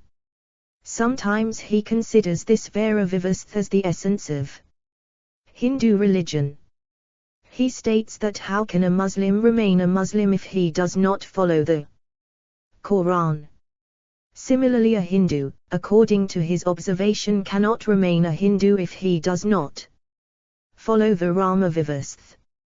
Perhaps he had been highly influenced by the teaching of the GTA with Macron. In the GTA with Macron, Sri Kriya categorically says to Arjuna, Svadaminahana Sriya Paradharma Babaya 4. This statement of Sri Kriya clearly implies how much important the Virama system is. If we go to Chaitanya Charitamrita, then again we can see that this view has been substantiated there also. In Chaitanya Charitamrita we come to know that once Chaitanya Deva happens to meet Roy Ramnanda, a great devotee as well as a distinguished and unparalleled scholar. Sri Chaitanya Deva wants to know from Ramnanda about the path leading to God. In reply, Ramnanda beautifully says that it is through the performance of our svadharma, that is Varadharma, the earnest love for God is taken place in our mind. The slok runs as Prabhu ke kara pa with Macron ths janurne. 92. Roy ke svadharmak harain visu bhakti hoi 5. Arjuna, after seeing his near ones and dear ones gathered in his counterpart for fighting in Kurukshetra, decided not to fight but to leave away the battlefield. But Srikrishna thought that if Arjuna did not fight, then it would lead to unwanted consequence in Hastinapa. Srikrishna knew that the duty of a king is to restore discipline, justice and peace in his kingdom. For doing so he must fight against Kauravas. So here the another name for performing Varnadharma or Svadharma is to establishing justice, morality and peace in the society. Perhaps keeping this importance of performing Varnadharma in mind, Gandhiji has passed the statement in question. Now if we try to understand the importance of Varna Vivastha in the light of what has been said by Srikrishna in the Gita with Macron, then it is clear that Varnasrama Dharma plays an important role in maintaining the discipline and order in our society. According to Srikrishna, it is the Varadharma through the performance of which the discipline, order, peace and justice are preserved and maintained in society. No society continues to exist if there is no discipline, order and justice in it. We cannot live without air and water. The existence of no life can be conceived of without air and water. Similarly, the existence of no society can be thought of without discipline, order and justice. Therefore the above observation of Gandhiji is well grounded. But problem crops up when we think of the other society and religion. We know that in other religions like Christianity and Islam in general and Buddhism in particular, there is no room for Varna Vivastha. How can they then continue to exist?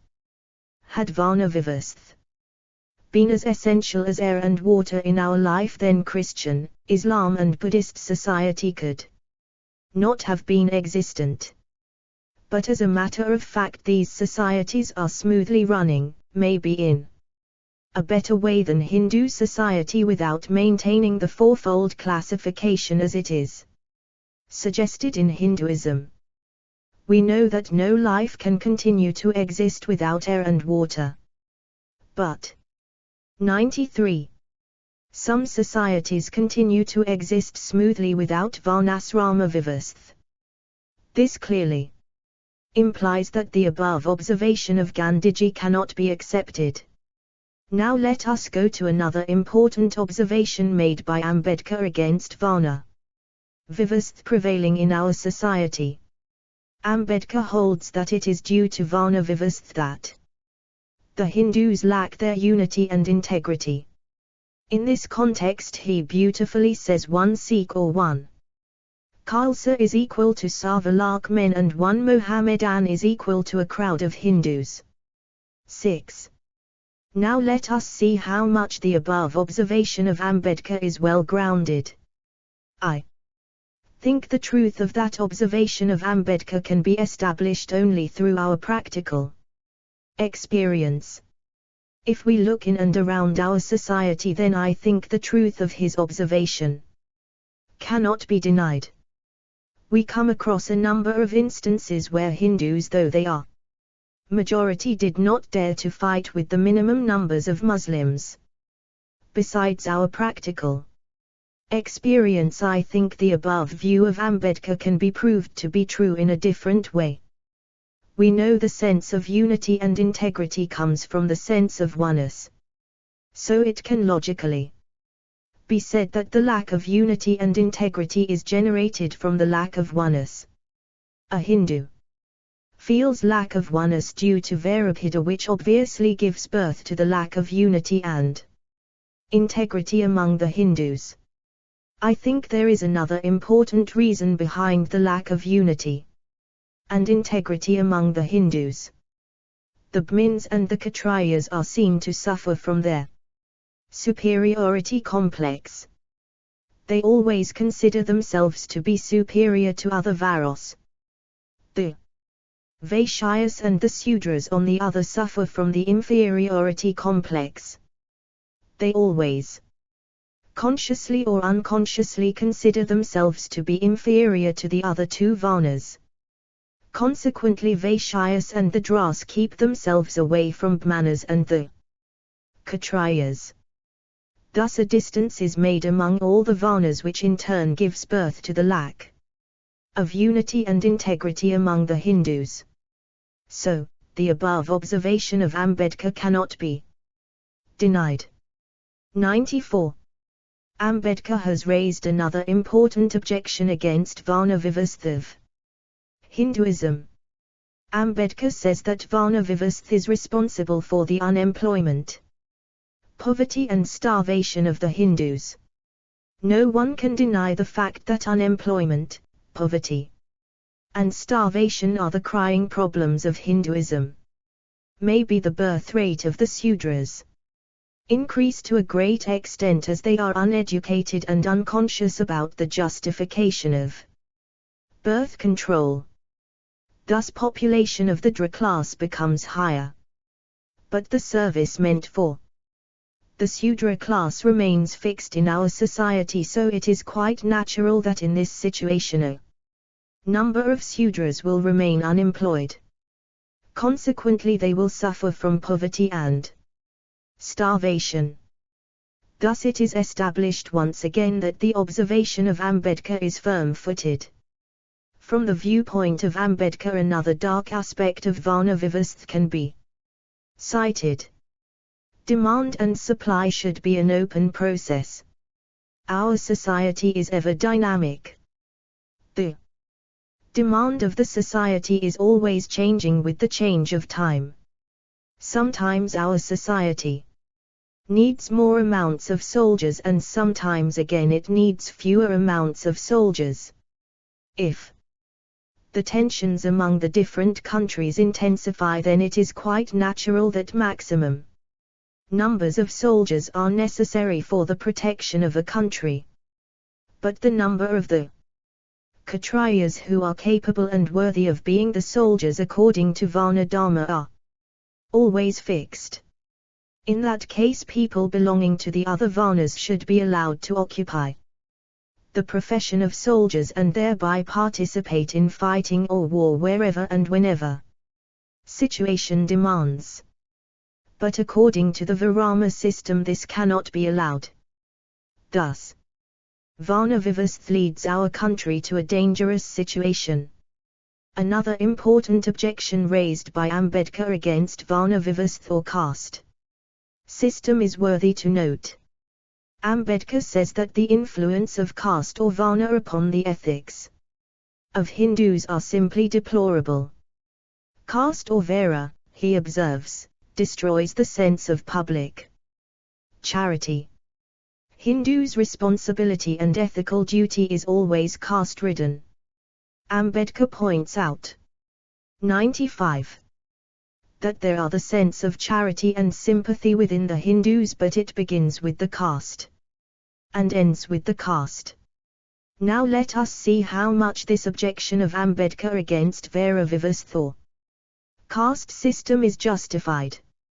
It is an inherent tendency of almost all of us that we serve our duty for the people whom we consider our near ones and dear ones. It is quite natural that one considers one individual as his own if he belongs to his own Vara or caste. But one cannot consider one individual as his own if he belongs to the other Vara or caste. Thus it is established that the sense of charity and moral duty of the Hindus must be Vara or caste ridden. Ambedkar observes that it is only due to the caste that the Hindus could not be united, and therefore could not make a nation. But the observation of Gandhiji is parallelly opposed. It Gandhiji holds that castes have saved Hinduism from disintegration. Naturally, question arises whose observation is correct. I think in one sense Gandhi's observation is acceptable. But in another sense Ambedkar's observation is right. Initially Gandhiji's observation is correct because the phenomenon of Vera helps to maintain the unity and integrity within the different four Varos. One Brahmin feels unity and integrity with another Brahmin. Likewise, a Sudra considers another Sudra as his kith and kin. Thus Vera system maintains compartmentalized unity and integrity. But here another point is very important to note. Though the Brahmin looks upon another Brahmin as his own, but at the same time he feels himself to be disunited and disintegrated from the people of other three Varos. Thus a fence is erected among the different castes. So this fact cannot be denied that the compartmentalized unity and integrity leads to lack of universal absolute unity and integration. Had there been no division of Vera in Hinduism, all Hindus would have been united and integrated and thereby would constitute a single whole. So, ultimately Ambedkar's 96. observation that because of the Vera Vivasth Hindus have been distinguished into different folds and cannot give birth to any nation. Gandhiji holds that the fourfold divisions of Min, Kshatriya, Vaishya and Sudra alone are fundamental, natural and essential. The innumerable subcastes that are sometimes convenience but often a hindrance should be annihilated at the earliest. 6. Here a question arises why only the fourfold divisions alone are fundamental, natural and essential, why the fivefold or sixfold or the twofold divisions are not natural. No convincing answer has been given by Gandhiji. Gandhiji emphatically asserts that Vera system does not connote superiority or inferiority, but he also mentions that it cannot be denied that in reality some sort of hierarchy has been evolved in Vera system. He further says that hierarchy is inevitable when all Vera accept a common goal of life. 7. Is it not the case that Gandhiji here suffers from self-contradiction? Gandhiji observed that it is due to the Vera system that Hindu society could stand. I think this observation of Gandhiji can hardly be accepted. If this observation of Gandhiji is taken to be true, then what's about the progress of the other developed countries where there is no room for Vera? The progress and development taken place in Western country is so high that it cannot be compared with the progress and development of India. Now if we conclude that the unparalleled progress has been taken place in the Western countries because there is no room for Vera, then it would be illogical and lack of truth. So again this observation of Gandhiji cannot be accepted. Gandhiji repeatedly and categorically points out that Vera system is a natural order of society and therefore he opposes all the attempts to destroy the Vera system. 8. Question comes: is this observation of Gandhiji really true? We know that what is natural must be universal. Say for example, the phenomena of hunger and thirst are natural property of the human beings. Therefore those phenomena are true of any 97 human being, irrespective of caste, creed, gender and country. Had Vera Vivasth been really a natural phenomenon, it would have been present in all communities and in all countries. But as a matter of fact, this Vera system is not present in all communities and in all countries. This fact clearly implies that this observation of Gandhiji is not true. Mahatma Gandhi is highly concerned about the preservation of the fourfold division of Vera system in Hinduism. Had it been really natural, then the very question of its destruction and preservation is pointless. If we are hungry, then it's quite natural that we shall look for fruit. If we are thirsty, then it is natural that we shall look for water. Can we meaningfully say that those natural tendencies of us should be preserved? Gandhiji holds that even if one had managed somehow to learn a profession other than one's hereditary one, i.e. other than one's Vera, one must not earn a living by it, i.e. one should earn one's living by means of doing one's hereditary vocation only. 9. Here again, the problem comes if someone earns mastery over any profession other than one's hereditary one, then why one must not earn a living by it?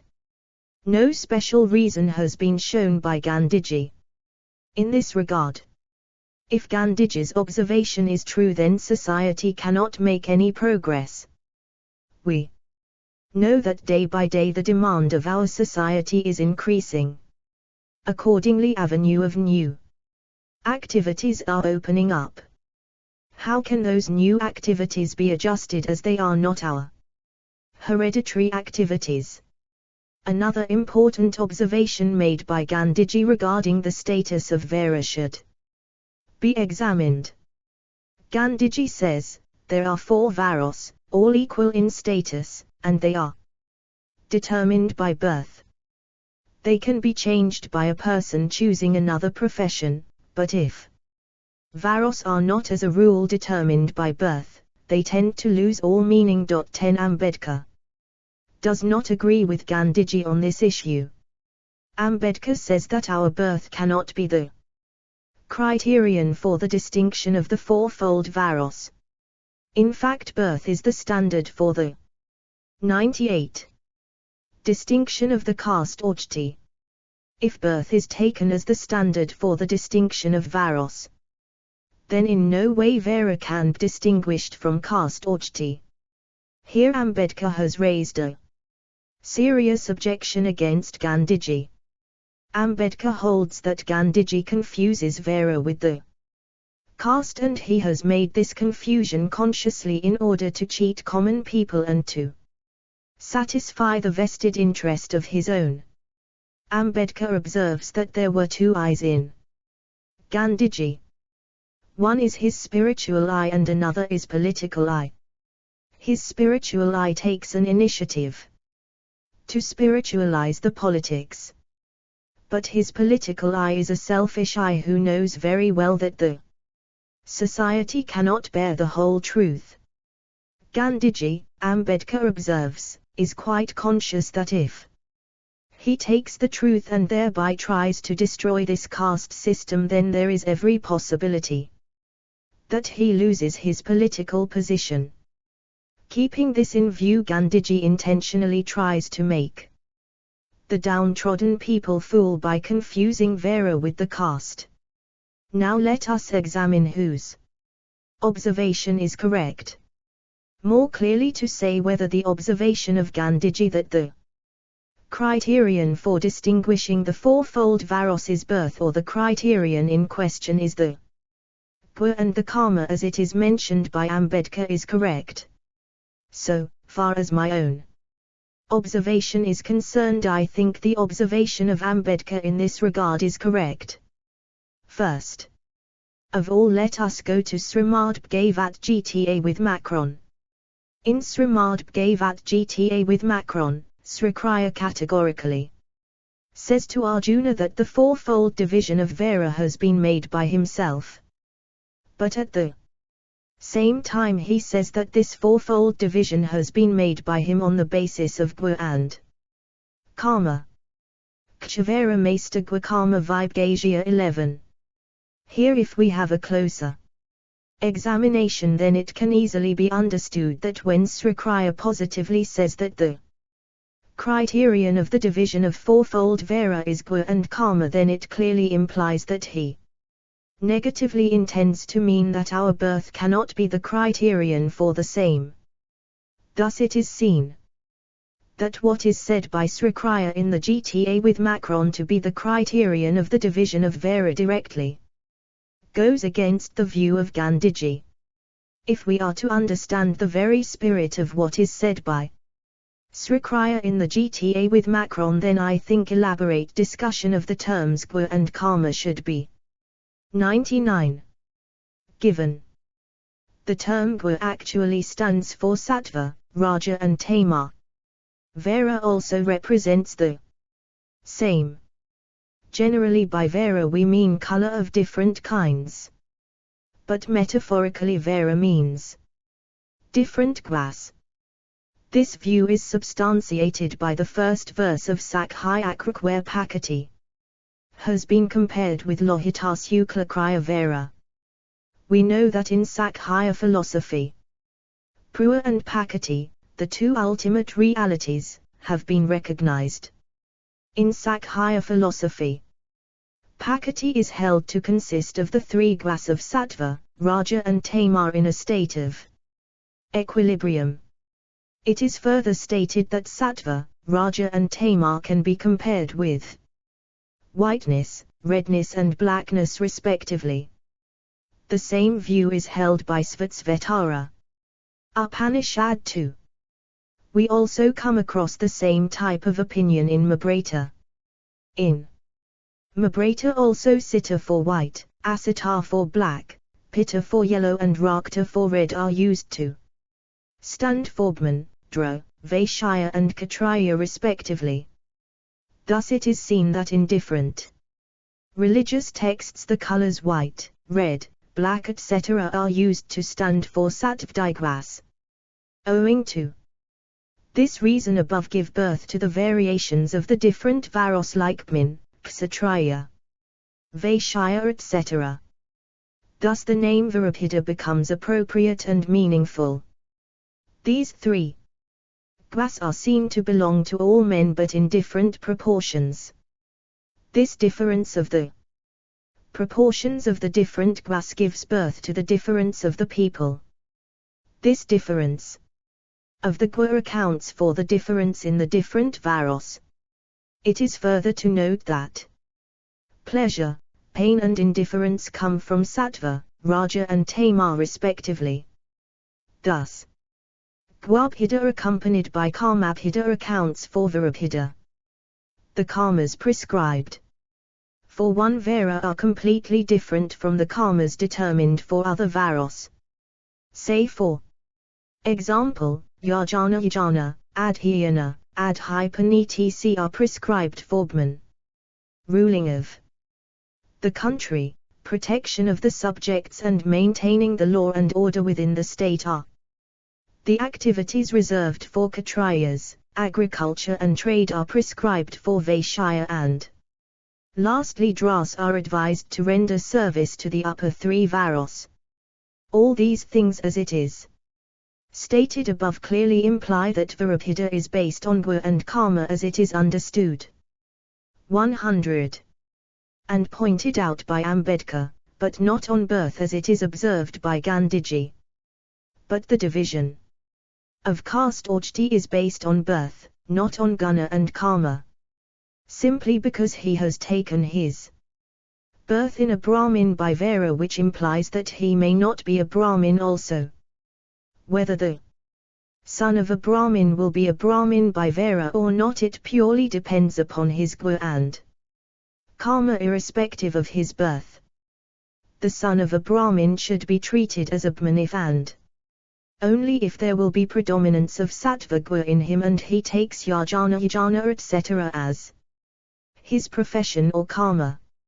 Ambedkar's view can be substantiated by refuting the view of Gandhiji in terms of some more informations given below. We can cite here one of the important slokas from Srimad Bhagavad which runs as Yasaya yate lakana prokta paso vabhivianjaka yate anyatapid sayata tatinava vinurdib 12. Here Soma and Dhamma are the distinguishing two virtues of Brahmin. If these two virtues Soma, and Dhamma are seen to be present in individuals belonging to other Varos, then they should be treated as Brahmin. In the same way Samadabhaya Vibmanadi Vivaharo Mukhayanatu. Jatimatradati categorically says that one's Vera is to be determined not by one's Jti but by one's Gua, like Soma, Dhamma, etc. The same thing is said by Mabrata too. In Mabrata, Yudhisthira points out that if the Guas of Bmin like Soma and Dhamma are seen to be present in Dra, then he is no more a Dra but he is a Bmin. But if on the other hand the qualities like Soma and Dhamma are absent in some Bmins, then they are no more Bmin, they are is either Dra or Vaishya. Na vibhabet sudra bno na ca. Bmana. 13. The above view is substantiated by Bgu in Santipava of Mabrata. Here Bgu describes to Bharadwaja how Virabhida has been taken its birth. He says, 101. Ityeti karmabhavyast dvijvantara gat. Madibarin Maheswara. Sabada describes that birth in does not necessarily make one Brahmin. What makes one Brahmin is this character. He says that if a Dra conquers his senses and becomes pure in his mind, then he is very much a Brahmin. The same view is supported by Bhaktistra when it says Chandlopi Dwijasrest ho Harabhakti Pariyana. Here some concrete examples may be referred to from authentic Hindustras who were treated as upper Varos by virtue of their Guas, though they took their birth in lower Varos. Professor Uttapan Kumar Chakravarti, retired professor of Jadavpur University, West Bengal, has written a thought-provoking, enlightening scholarly article entitled On Defense of Vera Vivasth. In his article, Professor Chakravarti raises an objection against Ambedkar. He says that as a matter of fact Virabhida and Jtabhida are purely different, but unfortunately Ambedkar fails to understand this distinction and confuses one with other. He further points out that sometimes Ambedkar recognizes the distinction between Vera and caste. What Professor Chakraborty claims implies that Ambedkar suffer from contradiction. To authenticate what we are saying, we may quote him. Professor Chakraborty says, Ambedkar seems to confuse between Virabhida and Jtabhida, for he argued that inequality resulted from Vera with Jti. At times, however, he acknowledged that they were not only fundamentally different, but were also fundamentally opposed. 14. I cannot agree with the aforesaid observation of Professor Chakravorty.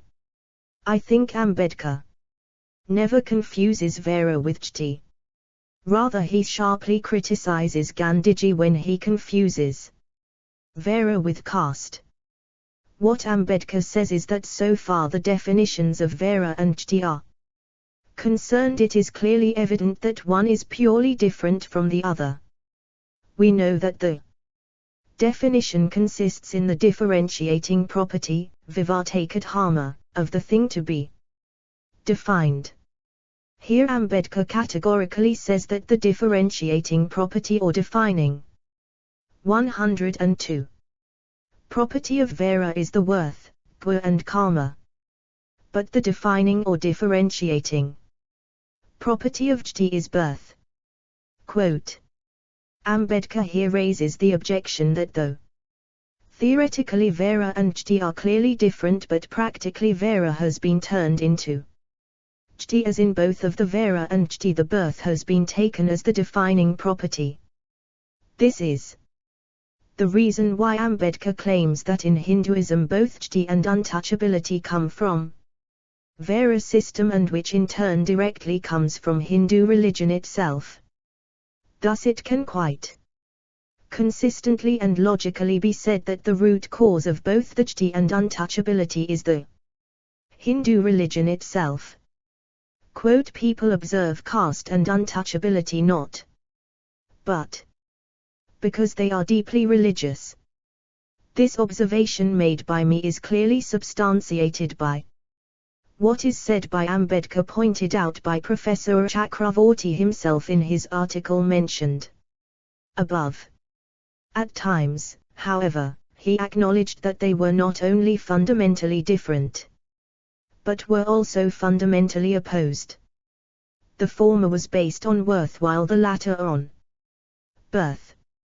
In order to justify his claim that Ambedkar confused Vera with Jti, Professor Tapan Kumar Chakraborty says Ambedkar seems to confuse between Virabhida and Jtibhida.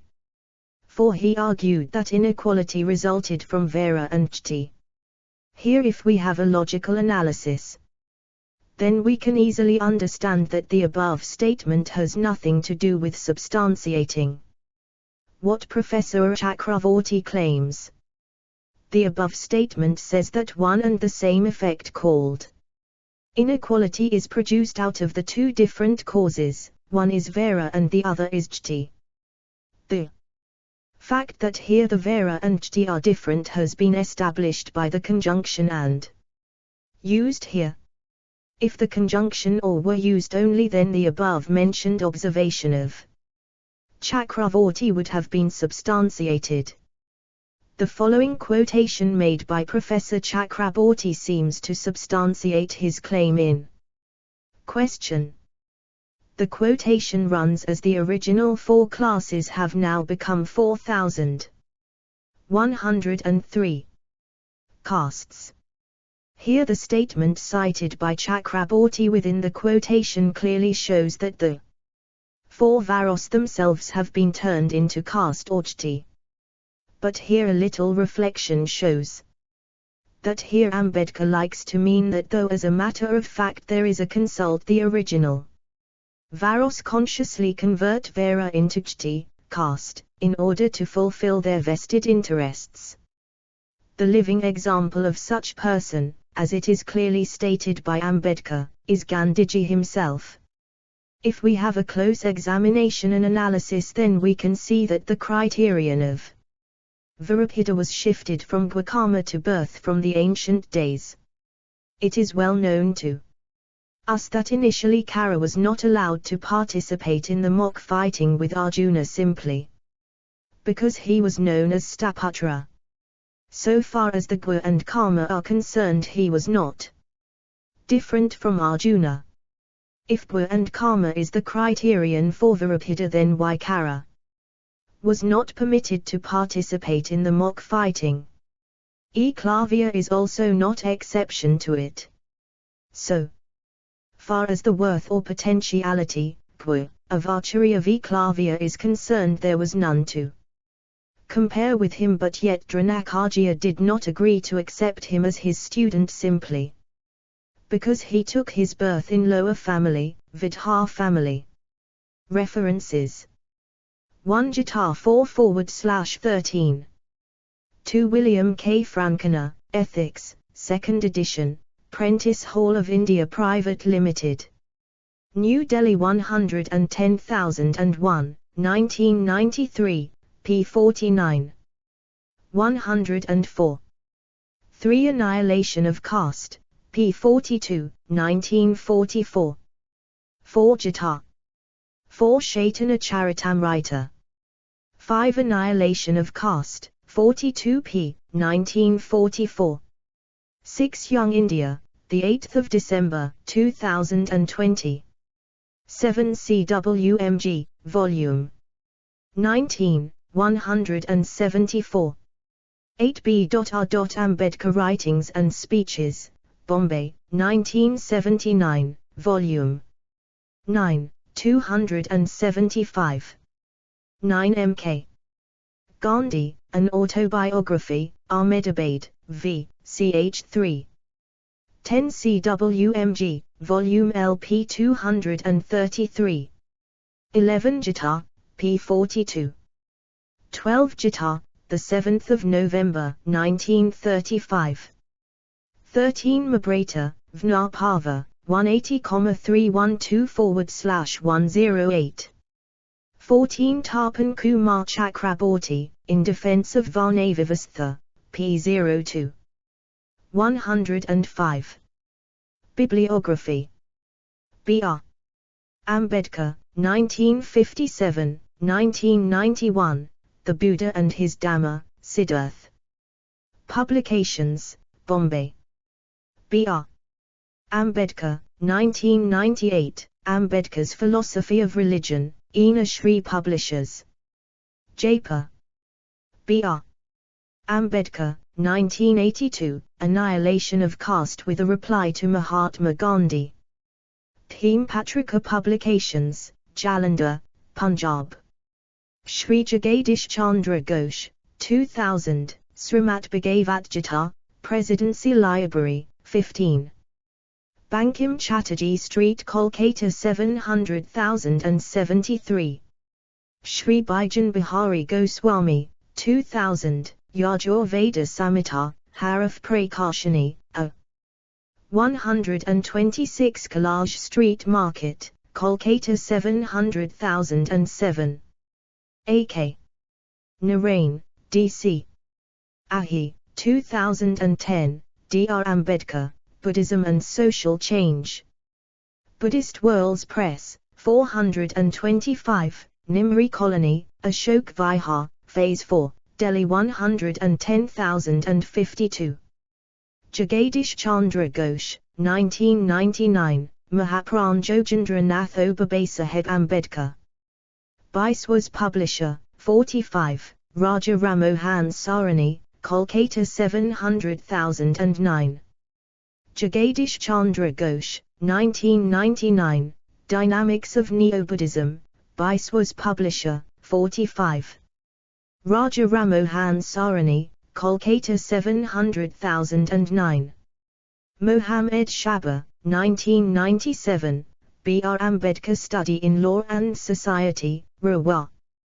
Publications, 3/20, Jawahanagar, Jaipur 300 and 2004 India. M.L. Rainga, 2000, B.R. Ambedkar Life, Work and Relevance, Manohar. Publications and Distributors 475323 Ansari Road, Daraganj, New Delhi 110002.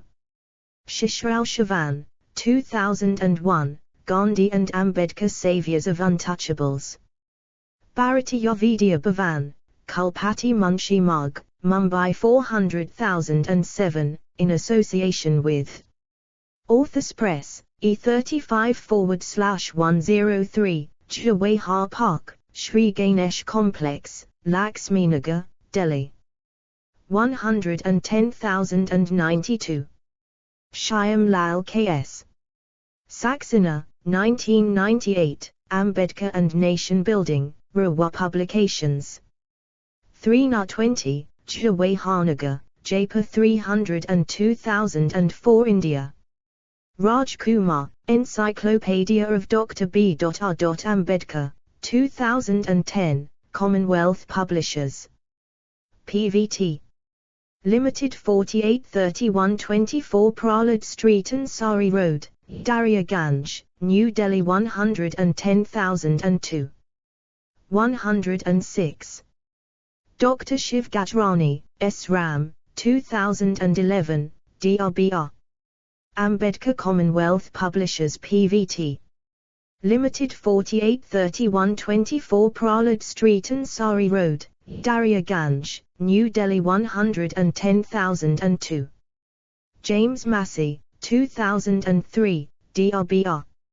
Ambedkar A Study in Just Society, Manohar. Publications and Distributors 475323 Ansari Road, Daraganj, New Delhi 110002. Devi Chatterjee, 2. ND edition, July, 2002, Pata, Biplab Das 2B, Shyam Charan Day. Street, Kolkata 700073. Dr. Jatava, March, 2006, B.R. Ambedkar Study in Society and Politics Natinal. Publishing House, 337, Kaura Rasta, JPA 300 and 2003.